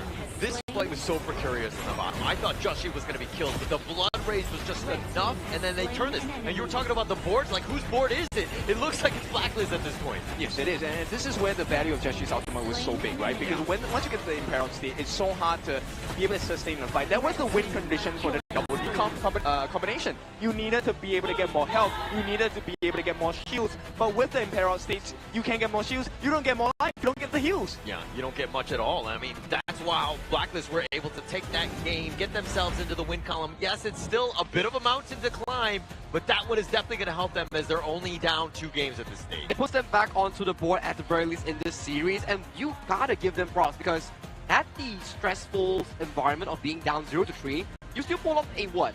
insanely higher tier 1 competition and brought yourself back into an equal footing with a dominant win here. That definitely feels good. Yeah, and another piece is that if you didn't win a single game, like it seems impossible, right? But now that you've done it, you can see that the gods can bleed, and now this could potentially lead up to more. Yeah, literally a glimmer of hope. Now, you can take a bow, but do not bow out just yet. Blacklist International, there is still a chance for them to come back into this game. Now, it's up to APG. Hero pools have been cut, but I think we know that APG still have it in them. They have the grit, they have the perseverance, and it's also up to Blacklist. Can they make life more difficult? For Blacklist, at the very least, if we were to see back the original draft in Game 3 and Game 4, those are the exact win conditions that they want to be executing, getting the proactiveness in their own hands.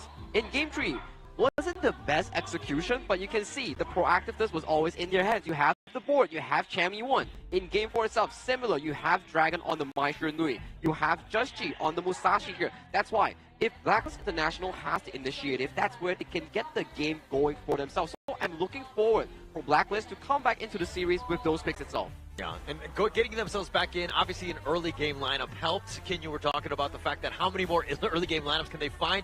We're going to have to see in this another game, this draft here, because it's going to be key. But of course, if you happen to be at home, please do give us a follow on the Honor of Kings global esports sites. You're going to get some freebies, some digital goods and all that. And it's just a great time because you see the lives of the players as well as getting some stats in terms of just getting becoming a better player. Yes, and of course we're going to answer all of your questions online as well, right? So what are they cooking? What kind of compositions will we have available for both ends to try and wrap up this series?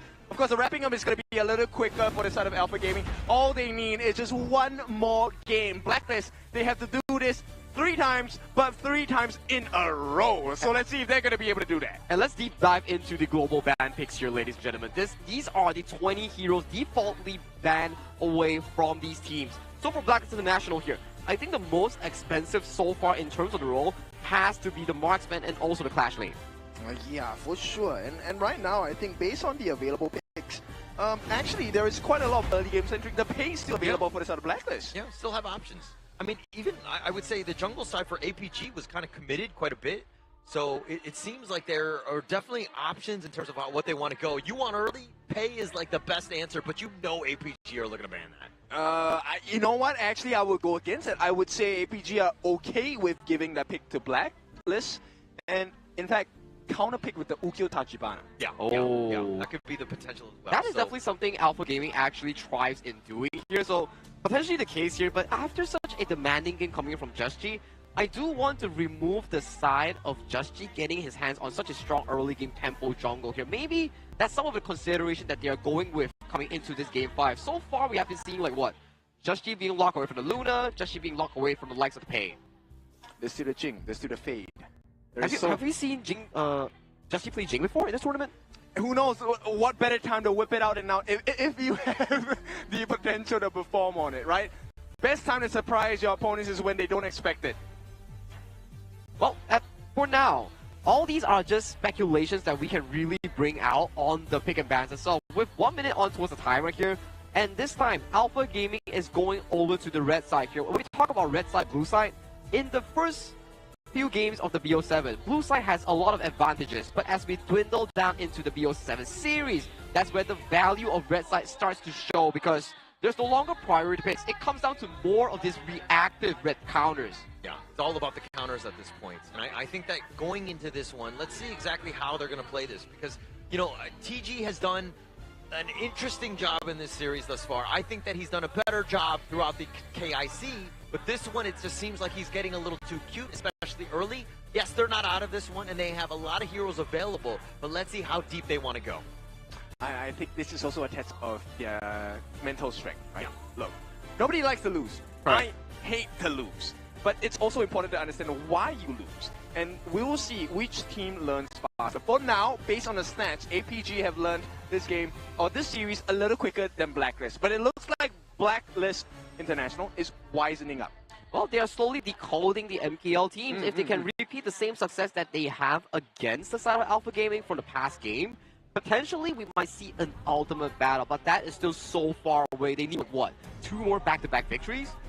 I mean, at this point, I'm not a hacker, but it takes some time to decode a lot of, passwords here. So let's see if Blacklist gets the password into the hearts of APG. The crystal is what they're looking for, and we'll start with them being on the blue side. Yeah, this is the game, right? I mean, just how you got that first one in terms of that win, right? But going into this one, just getting a little bit more momentum. Now is the time. If they win this one, APG have got to be super scared going to Game 6. But again, we still have Game 5 ahead of us. Very well agreed here, and to start out the pick and bans here, the Athena will not be seeing daylight here for the side of Alpha Gaming here. Do they go back with the common bans here of the Pei Luna here? But there we go, Ken.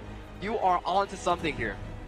Yeah, I mean, you don't want Chemi want to shine, okay? So we have a problem that you want to fix on the side of Blacklist International for Alpha Gaming. Taking out the wall saying, great job, but then do you want to deal with Chaz now? The Lapu Lapu, great hero, but it's also because it was Chaz piloting the Lapu Lapu. Yeah, did a great job on that one.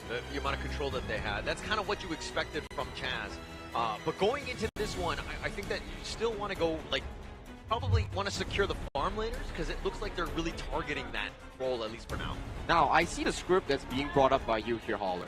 Opening the Pei, and then potentially countering with the Ukkyo Tachibana or Musashi seems to be a available strategy for both of these squads right now. As we see the squads being lined up in towards the audience here, the Lapu Lapu is also cheering fiercely for the teams. I don't know if you really want to pick it now. I think that you don't have to. It seems like a bit of a bait on this one. The Pei? Yeah. Yeah. Well, there we go. They don't have to pick it first because due to the global ban pick rules, APG has already expended the Pei, so they don't really need to prioritize the Pei. They can look for something more aggressive. And I talk about this. When you have the proactiveness in your hand, especially if you're Blacklist International, it gives you more options in this case. Yo, this one hurts. This one hurts. APG. This is a very painful combination. If the bolt lands on you, you can be guaranteed Shishang gets those couple blades. It's gonna be a bit of a problem, like that damage. But like Sun Tzu, for me, it's like, okay, it's a little bit deeper into the hero pool. I'll let that one go, because again, I'm not a huge fan of that one. But those two make life very difficult for the Leon, right? We know that Chaz will probably be playing that one, but it looks like they're gonna go with the Pei here, really set themselves up. But the Ukkyo, obviously they can counterpick. Feels like for Blacklist International, there we go. Liang, Princess Cross, the funnel strategy directly in towards Pei's pocket here. So what is going to happen for the side of Blacklist? Liang and Pei, these two will be a duo to fasten up the jungle clear. And this P-Frost coming in from Dragon will be a pseudo roamer here on towards the side lane here. But APG hovering towards the Zhuangzi here. So this is the idea. When you get altered by the Liang, that is the suppression here. But once it's combo with the freeze, the suppression gets replaced by the freeze, which can be cleansed by the Zhuangzi. Interesting. Okay, I didn't know that. I thought the Zhuangzi was not going to be super effective in this lineup against the likes of Blacklist International. No, I'm joking. But with that being said, I think now we're looking for a very fast-paced jungler, right? If you spoil this Princess Frost and Liang combination at the start of the game, they don't get to level 4, you have the gold advantage. It doesn't matter whether you get caught or not. You will be able to out-sustain this combination. It's a repeat of what they drafted in Game 4 itself. Like, we talk about it, yes, high risk, high reward, but with the execution that Blacklist International has shown us in Game 4, potentially this is something they want to repeat in Game 5. Definitely going to be something that they can go. I mean, the ban for Fatih, Chano as well, Jing on the other end. I mean, you have ways, like, they're trying to protect this Pei, but they didn't really, I mean, are they going to look to ban the Ukkyo? No, they want to go the Huyi. The Fatih was a great answer for the side of Blacklist, actually, because he can actually eat the bolt from the Sun Tzu and cleanse it with his ultimate, right? And immediately go into attack mode. Go, attack, Viking! No. There is still a worry. Blacklist International, are they going for an all-in composition here? Because with the tank of the jungler being removed from the equation, Just is the Pei, right? So where does the clash lane actually pick?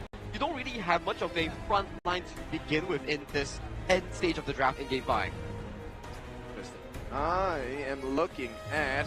Oh, wow, okay, so I like this idea from the side of Blacklist, right? Abrosa, obviously with the Undying State, gets that second life. He will be the one responsible to trying to force out the ultimates coming in. Number 1 from Zhuangzi, right? The Dream Wanderer. Saber, if he does not give extra shields to the rest of his members, they could get melted down. But only on the situation that Chami 1 out-farms his counterpart in the lane. There's a lot of firepower coming in from Blacklist International here. Like, it's the same story for Game 4. Yeah. You make a mistake, you're entirely out. But that's their entirety playstyle here. So this early game matchup here, especially between the K, the Tigers against the Swift Strike Ukkyo Tachibana between the two junglers will be super duper important here. Whoever gets an edge will control and dictate the early game. For me, my vision is all the way in the mid, because I play mid the most. I feel like this is a game where Shishan or Dragon dictates it. The one that gets a better control, the one that gets a better result for their team will influence the result of this game. If Shishan performs like a god, APG, move on. I think that's definitely the case here. And when we talk about the Liang pick as well, this is one of those picks that is, if you don't find the first few ultimates to be in a big of an advantage, you will come to your senses where, so it's late game now. What do you actually do? Because your formation doesn't have a solid front line. So the moment that your first ultimate fails, what's next? But it's the same could be said of the reverse as well, right? If nobody can find a stun onto him, I mean, it's going to be value galore for the side of Blacklist International. Many different lines, many different realities here. Blacklist International, this is the last lifeline. Alpha Gaming, this is the last battle to be had. They want to win. Both sides want to win. Execution is the name of the game here coming into this game number 5. I feel like execution has been the name of the game for the entire day thus far. But I want to save the talk. I want to let Blacklist International and Alpha Gaming show us what it is to mean to make champions here in the Honor of Kings International Championship 2025. This is Game 5 between Blacklist International versus Alpha Gaming. This is lifeline on the line. Thank you so much, Saki. As we go into game number 5 here, again, Blacklist International elimination game yet again. 1-3. Is this draft good enough? Are they able to go fast and furious with this pay? I'm hoping they will. I mean, at this point, Joshi, if he doesn't do it here, APG are going to just be the harbinger of destruction for their dreams here. But for now, it's looking a bit decent. Both junglers will not be super aggressive, but hang on. In the Classic, this is where the action gets a bit spicy. Yeah, but watch the rotation by Saber. He's going to be there. It looks like with that kaleidoscope, zoning him away. Something to take note of. I mean, Xiang will be taking a decent amount, but look, let's talk a little bit about Shisan. There was a lot of eyes going into this draft, and the fact that when you have Chaz, he's like a sitting duck. He has that control, but he is so easy to pick off. Exactly. It's a situation where positioning is so important, right? And the fact that Shisan has taken a gun and more, the Smith and Blade, as you would now know it, was title.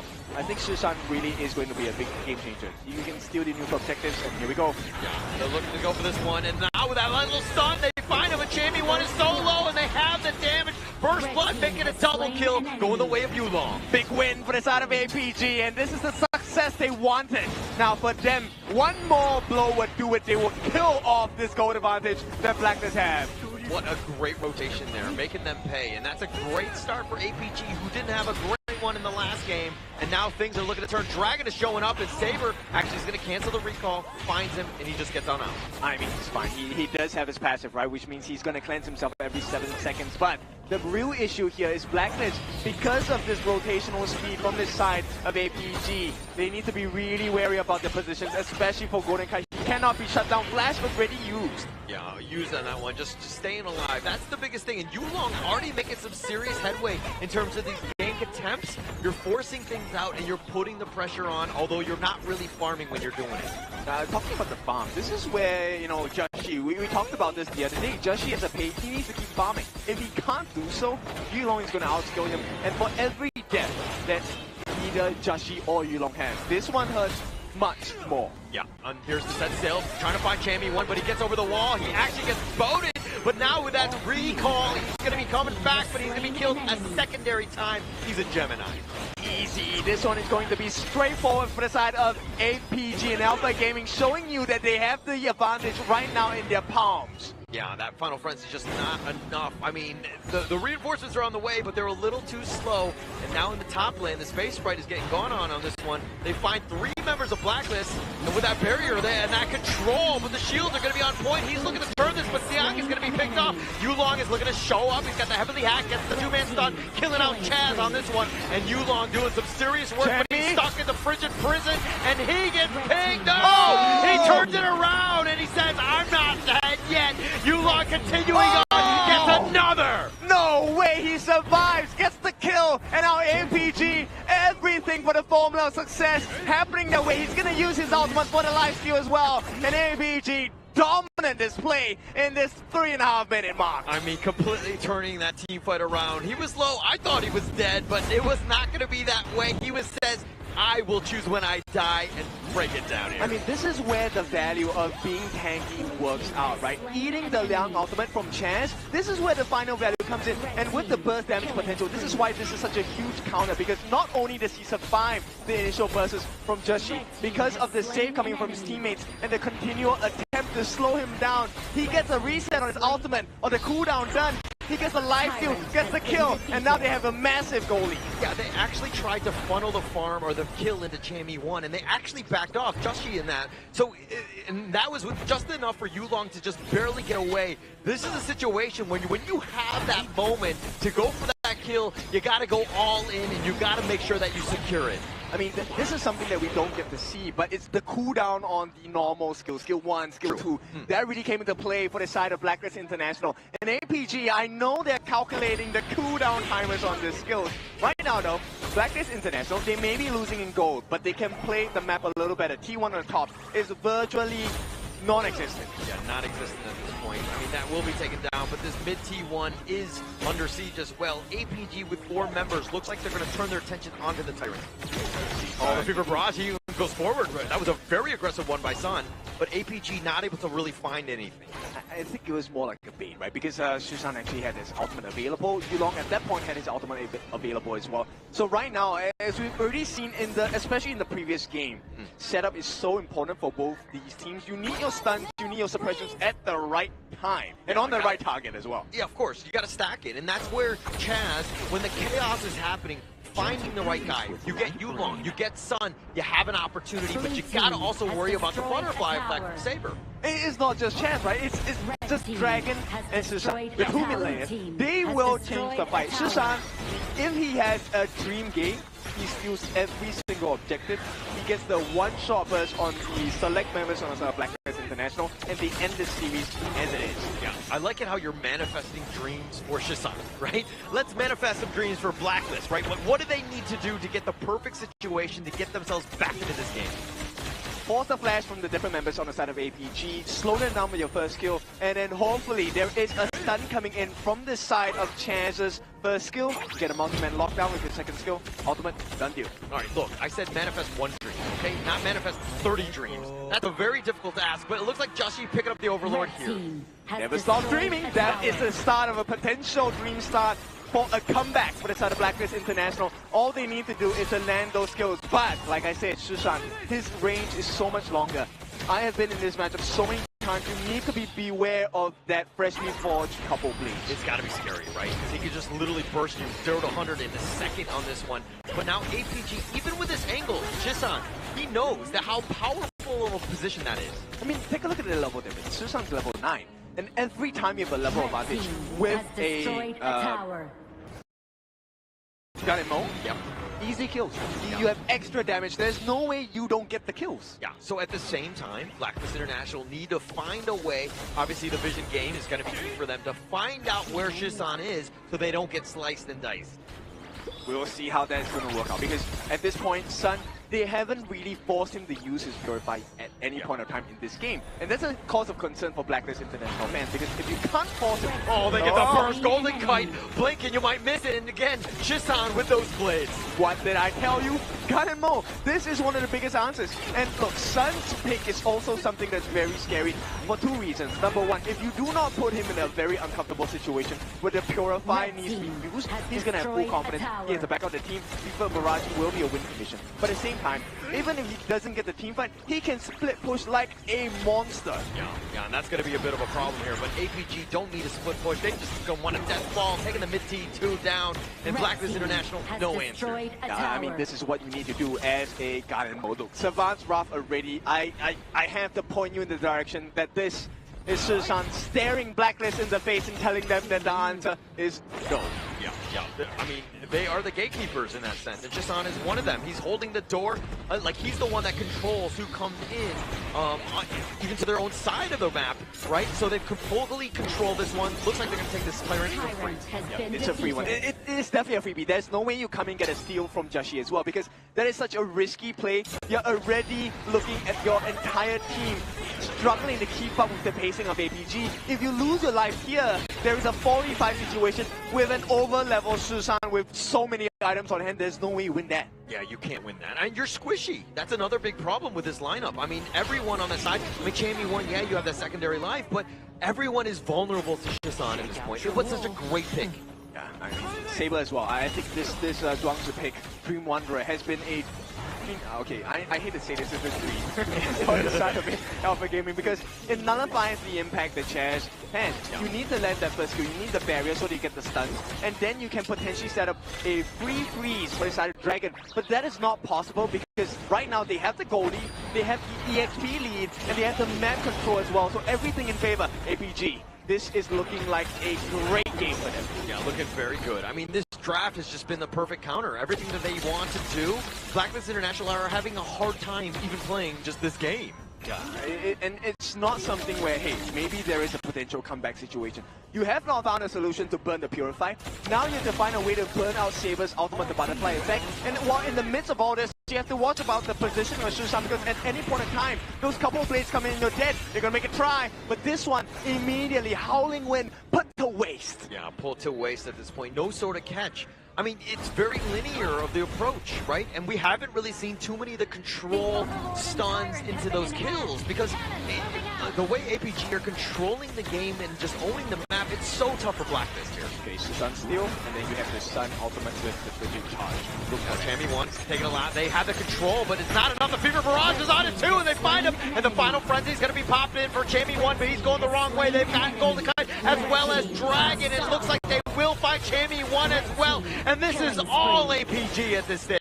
Everything Alpha, and Saber has found the next target is Joshi. It is him against the dreams of APG. One-man army. He needs to clear the waves and do it quick as well. Everyone's surrounding him. Oh, the set sail. Joshi sidesteps it. He's going to be pouncing away, but the blades are unreal. And the wrap around, they find the Tiger and they take him down as well. And APG off of the ace. Looks like they might go on. No, they're going to wait up just a little bit longer. Yep, Joshi bought so much time. They're juking, the weaving in and out now, right now. He has given Blacklist International another chance, but this may be the final chance because this is the Shadow Tyrant.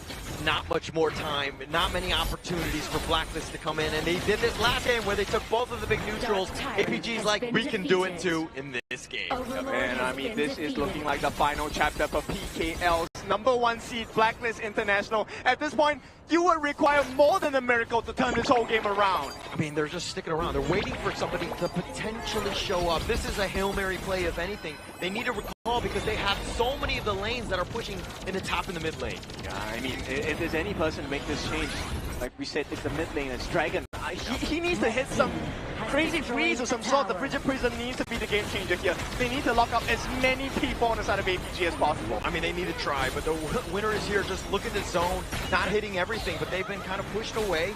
Looks like APG are going to turn their attention towards this mid lane, but the Shadow Vanguard pushing in the bottom. Okay, maybe this is a chance. They have the wraparound. Sun is in danger. Joshi pounces forward, finding Sun. The Fever Barrage on back just for safety. The set sail. He's looking for the target. He finds Joshi. That's going to be the nice little knockup, but they find Golden Kite. That is the prime target that they're looking for. Sun turns it around off of the double kill, and now they're going to continue to chase, taking up top 3-3. All right, they've gotten rid of that big problem of Sun. Right now, Dragon and Chammy 1, they need to hold this. Could this be the game that ends the dream? I mean, the winter is here. It looks like it's not going to be enough. Chammy 1 throwing himself at this one, and congratulations to APG as they will move on into the lower bracket finals. The end the dreams of Blacklist International. APG make it an all MKL final. MKL's fans rejoice as your three back-to-back representatives of all three seeds they march it for, and it is a guaranteed MKL team that will be winning the grand finals here for the KIC. But as we celebrate the victors here, definitely Alpha Gaming put up an alpha of the show today in this BO7. Well, that was a great series for them. They have taken this 4-1 here. A very dominant display in this last game of the series. Well deserved for the side of Alpha Gaming, but the challenge does not end here. After a short break, they will be going up against the number 2 seed of MKL Nova. Well, they will have to gear up whatever it takes to take on that series here, but they get to be happy because with that win alone, they do push forward in towards that lower bracket gauntlet here, and we thank them for their achievement thus far because they will be going up against Nova again with the upper bracket rematch. Yeah, and Blacklist International, props to them. I mean, they had a great showing. Top 4. I mean, it's tough to go into this one. Let's give them all a round of applause for this one because, again, they fought to the bitter end on this one. They really leveled up, and even moving forward, this is going to be a very strong, formidable team. Yeah, they are now the standards that all PKL teams need to achieve. Blacklist International has not just done a lot for themselves, they've done a lot for the PKL teams because now there's a reference. Someone has done it. They have won games against MKL teams. They have put pressure on the toughest region in HOK Global Esports. Now we will see if they can rise once more. We do thank them for their efforts though, because you have to really acknowledge the fact that through spring itself, they didn't make it into the tournament, into the full extent of S3, but they ended as semi-finals here. And then you look into KWC, not their best performance as well, halting as the first exits here, and then you pan yourself to look at the Honor of International Championship 2025. They put up every single marker to push it into the top 4 finish here, and this is the end game screen here coming in for the final time between Blacklist International and Alpha Gaming. They did fall twice in this game. So not the cleanest, not perfect, but hey, we take what we can get. And your standards are high. But I really want to once again point you in the direction of Susan. I think Susan really was that knife at the back of Blacklist. Also Yulong, I mean his play, that was crazy. every time he would make some sort of gank or rotation, and that highlight reel in the top lane where he just barely survived, took down 2 members, and he survives. I mean, that was an amazing play. I think when we saw that play on towards the Clash lane, especially the teleportation portal, I gotta say, I heard some hearts being shattered in the audience there. Yeah. Actually, that was my heart. You heard that one. I was right next to you when it happened. It went through that the one mic. killed me, man. Plus mine as well, add that in. I mean, end of the day, that was a dream, right? We were talking about dreams so much that the APG said, Dream Wanderer, your dreams will be gone. And this one was a very strong turnaround, and it really started straight from that moment in the game where the dive happened, right? They couldn't get rid of the jungler, and this is where the difference started from the start of Alpha Gaming as well as Blacklist International, and it never went away. And it was all about that early game lead. I mean, you were talking about this head-to-head from Dragon and Shisan. I mean, Shisan with those blades, an absolute demon on this one, but the net worth almost double Dragon? Are you kidding me? I think this also goes into the fact that their roster coming in for that Blacklist, the draft is just too high risk, high reward here. One small misstep and it will put you into such a insurmountable deficit. So for them, yes, they did find a Game 4 victory, but Game 5 it was just too difficult. And you know who made it difficult? It was Yulong. That outplay in towards the clashing, just another mass class performance coming in from the APG jungler. The MVPs of MVPs here, using the Ukyo Tachibana, also known as the Swift Strike, and Swift he was. He survived the initial onslaught that Blacklist International threw onto him. 5-0-6, I mean, damage and damage taken, so clean. Yeah, that fight at the top was very anime-esque, right? Like he was like a sliver of life, you think he's gonna die, and he somehow pulls out the double and he survives, and he walks away to see the next episode. Are you kidding me, Yulong? I think the micro mechanics makes so much sense, right? He used the first ultimate in capturing Chaz, and when you use your passive and you refresh it with your spells, you get more of the spell refund here, which we can see in this play itself here. So the first initial ultimate coming in from Chaz has been expended on towards Xiang. And take a look at Yulong here. Spell 1, gets the stun on towards Chaz. First ultimate used here, uses the passive slash, gets frozen, and take a look here. Immediately assassinates Dragon here, plays towards the pit, and uses the ultimate to stall so much time against Just G. And this would not have been possible if he didn't have both the buff as well. And they backed away, but this Fever Barrage on point. I mean, with the way Sun played in this entire series, like, wow. Like, the APG looks on another level with him in that farm lane. for sure. And to make it even easier, Saber had his butterfly effect to make sure that there was no one available to stop him as well. The catch here by the entirety of Alpha Gaming. This is why we say, right, the better team always wins in HOK. This is the difficult part, really, and with a sad part to say, we do have to bid goodbye to Blacklist International in the KIC 2025 itself. We congratulate them in making it as far into the top 4 seed. Yeah, this is not the end for Blacklist. It will Let's not be be. very honest. They've completely leveled up. I think that we've all been impressed with how they've really stepped up, but unfortunately for them, they will be dropping out of the KIC, and now we have the final 3. The final 3 is an interesting one because 3 MKL teams, they can really claim themselves as the best region in the world right now. And so far, the next upcoming matchup, we are not done for today. We have Nova going up against Alpha Gaming for the final series of the day to decide who joins HBSC in that grand finals tomorrow. Yes, it's going to be a very important matchup because Nova, they definitely want to take this series and go back against HBSC, right? They want a rematch. But APG, will they actually allow that? I'm not really too sure. Yeah, I think that that's going to be the piece, right? Because they're going up against Nova Esports, who are, again, a little bit well-rested. I don't know how much time they're going to have in between games and the series here, but it's pretty much, you just got to go next. GG, let's go. I mean, if we were to compare 2 teams' form, the way that Alpha Gaming won against Blacklist International, it puts them into a very comfortable zone. Hands are warm, mental is strong going into the series for the side of Nova. But for Nova, they suffered a very tough loss, a tough cookie coming up against HBSC here. So the mentality will be very different here, but that will be the story for later on of the final series here. We need to know who comes out on top, but without that, we need to go into the winners and losers interview. Take it away. Alpha Gaming dominated that game. Congratulations, Saber. I have to say, Malaysia has proven to be the strongest region when it comes to Honor of Kings. And how was that like, performing in front of the home crowd where everybody is cheering for your opponent, Blacklist International? I just focus on my game performance and instead work around. Just focused on the game performance, and that really helped them out, Butters. Yeah, and now you have to face up against your hometown sister teams. You have Nova Gaming, Nova Esports rather, waiting in the next round. So, what do you have to say to them? We just try our best and enter to the grand final. All right. It's definitely going to be the tough fight. It's going to be the battle of the strongest nation. You know, Saber, you are so impressive, and you have a lot of supporters watching you. What would you like to say to everybody supporting APG and Malaysia? Thank for all support APG and keep support us. Thank you. Congratulations once again, Saber, and we'll see you in the next best of 7. Thank you so much. Thank you. And Butters, it's difficult for us to do.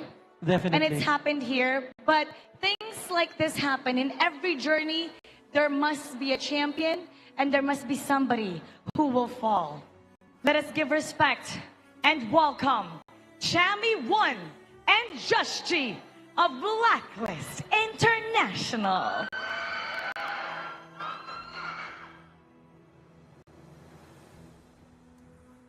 Hello, Chami, Jushji.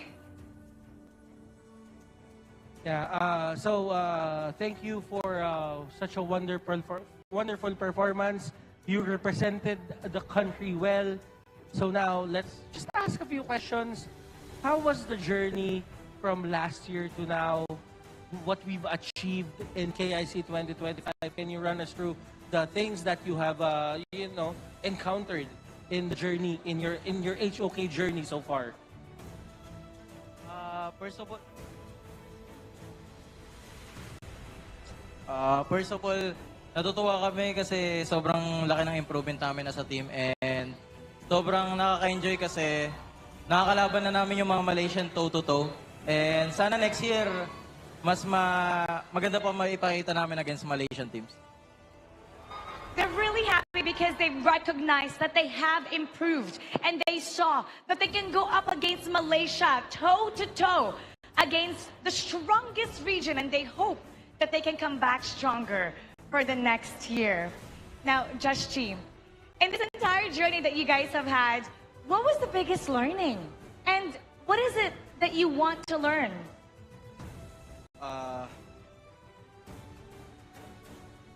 Ano ba yung mga gusto mong matutunan?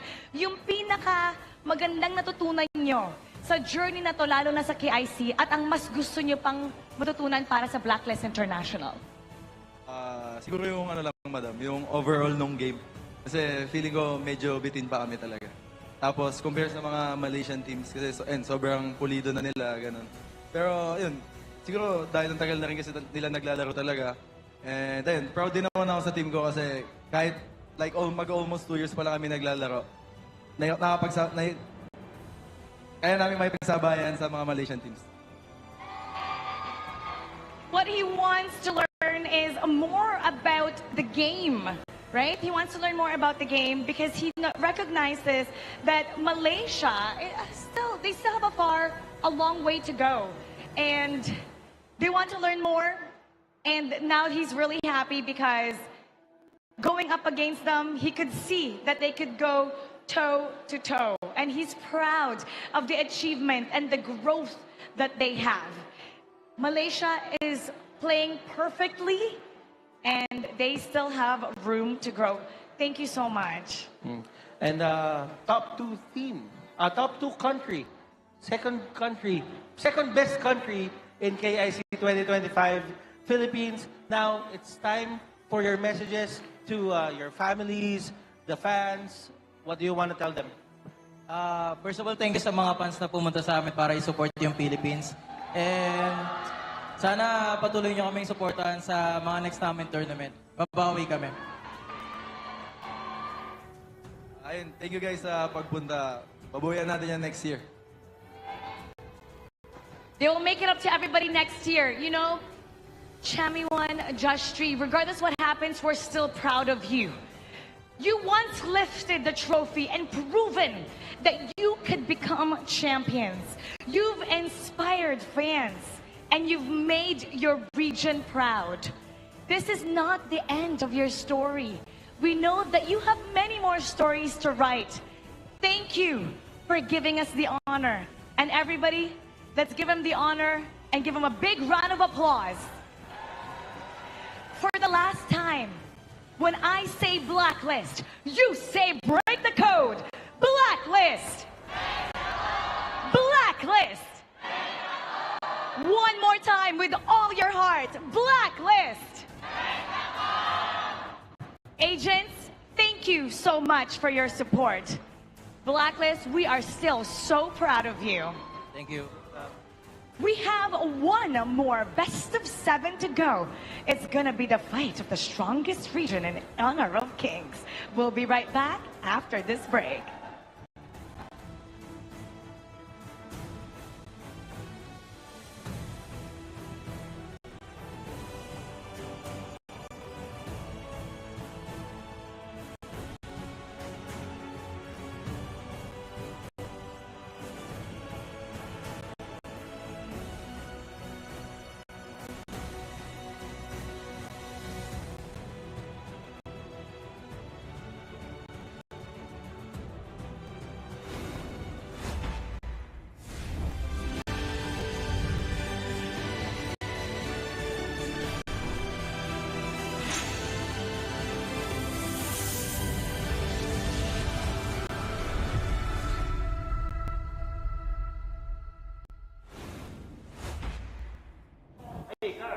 Something? Oh yeah. Hi. I'm gonna show you to my room. Welcome to car. Hi. This is Carl's vlog. I'm gonna go to my room. I'm gonna show you something. So let's go. Let's go to our room. This is Miggy, my roommate. So please. Sorry guys, our room is messy, you know. Because we're both, boys. We're done preparing because we have a match against APG in the lower bracket for KIC 2025. We're very excited because, you know, we didn't expect that we're gonna make it until top 6, playing our game, you know, showing what Filipino can do. So yeah, I'm not expecting for anything for this tournament. I'm just, you know, I just want to showcase my talent to the other regions and my team especially. Like we want to, you know, to prove that PKL is closing the gap to MKL. So let's ask Miggy also. He's sleeping, bro. Bro. Uy. What's your hope for our tournament? I hope that we can prove what PKL is capable in the tournament. So yeah, I'm very happy that I'm with my teammates, especially now in this tournament. So yeah, we're going to the venue now because we have a match. So let's go.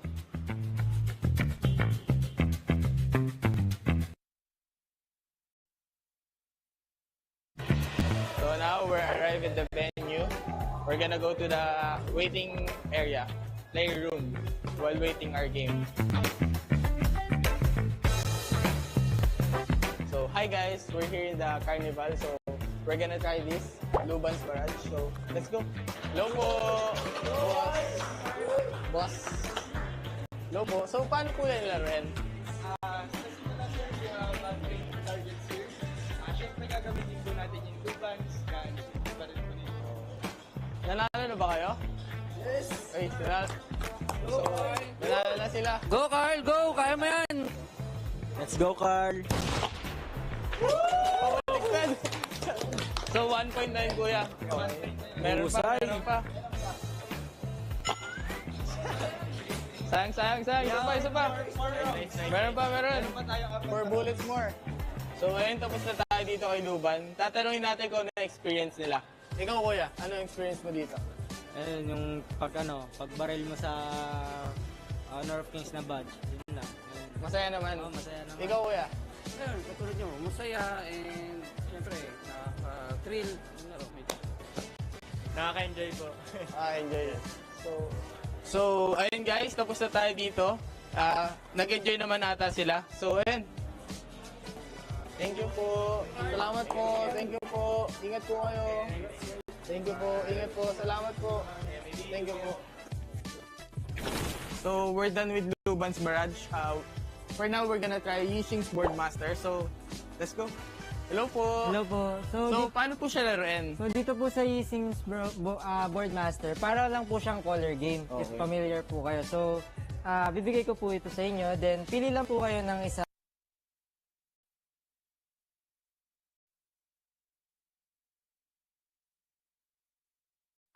Then, if yung pinili nyo pong color is akma po sa color na lalabas po dito, meron po kayong sticker. Sticker na. Then, if hindi man, meron tayong 3 tries. Oh, 3 tries. 3 tries. So, pero isa lang yung ganito ko. Isa lang. Okay. So, yun. Try natin, kuya. Ika. Uy, tatayarin nata sila, kuya. Tatayarin kayo. Dito kay, Agudo. Ang cute eh. Yeah. Uy, manalo ko. I won, guys. I choose Agudo, then 3 greens. So, yun guys, pwede kayong pumunta dito sa HOK Carnival. Marami kayong makukuha. So, nakaka-enjoy. So guys, we're done with the carnival. We're just waiting for our game. So, let's go. We're gonna start.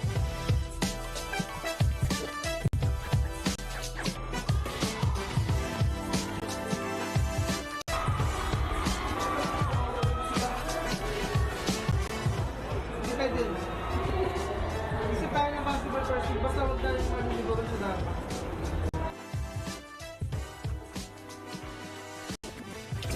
Sadly, we lost the game against APG.